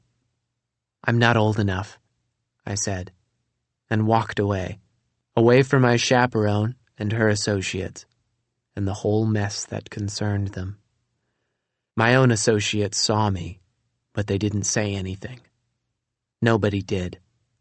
I would have liked it if they'd said something, but I do not volunteer expecting gifts or thanks in return.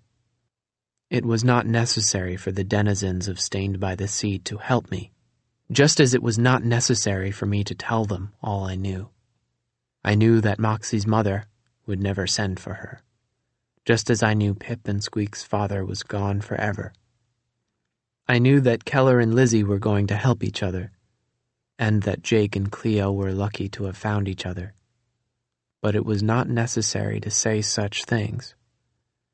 It was not necessary to say anything at all. My heart ached to say something to them, but it wasn't my job. I just gave them a wave, which here meant so long. They gave me a wave back, which could have meant anything at all. I walked for some time along the train tracks, with the dark statue of the abominating beast tucked into my coat. Long ago I had made a promise to return the statue to its rightful owner. The sky was getting lighter, and I was whistling the tune Ellington had played me, first on a hangfire phonograph, and then on a music box her father had given her. She had not told me the name of the tune. It was a mystery, Like what the S stood for in Theodora's name. I kept walking, with nothing but solitude for company. Solitude is a fancy name for being all by yourself. It's not a bad name, I thought. The clusterous forest kept rustling and shivering on the other side of the tracks. And from time to time I looked into its thick and swirling depths, until at last I found a place that had been cleared a little. There was even a small path, winding its way into the seaweed and disappearing within its whisperings. I stood and thought.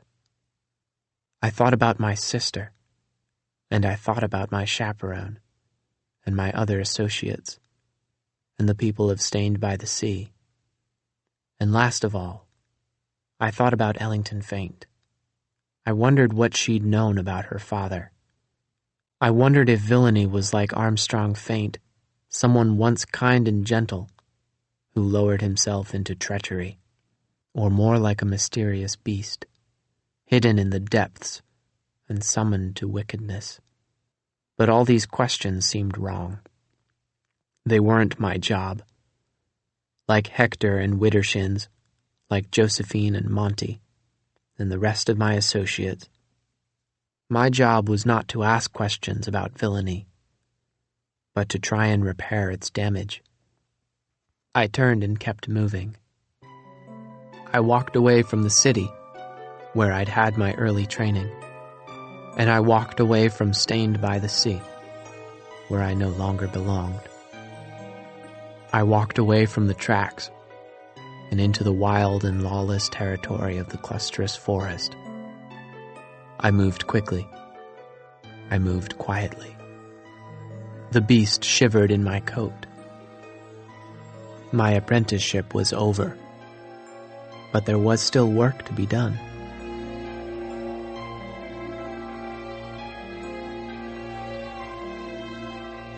This has been a Hachette audio production of Why Is This Night Different from All Other Nights?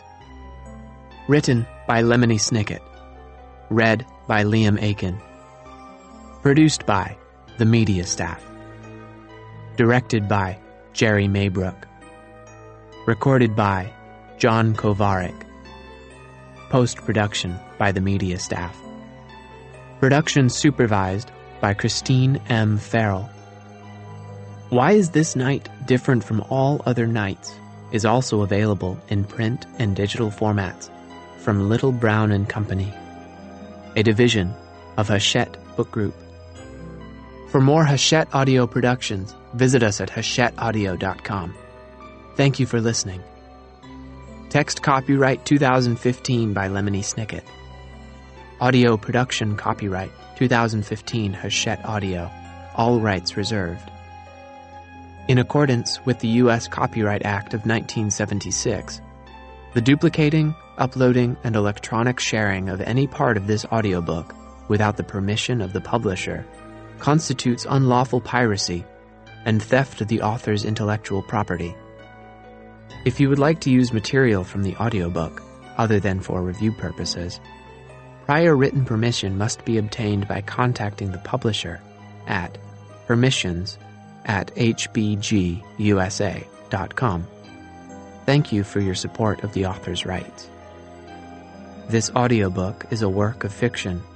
Names, characters, places, and incidents are either the product of the author's imagination or are used fictitiously, and any resemblance to actual persons, living or dead, events, or locales is entirely coincidental.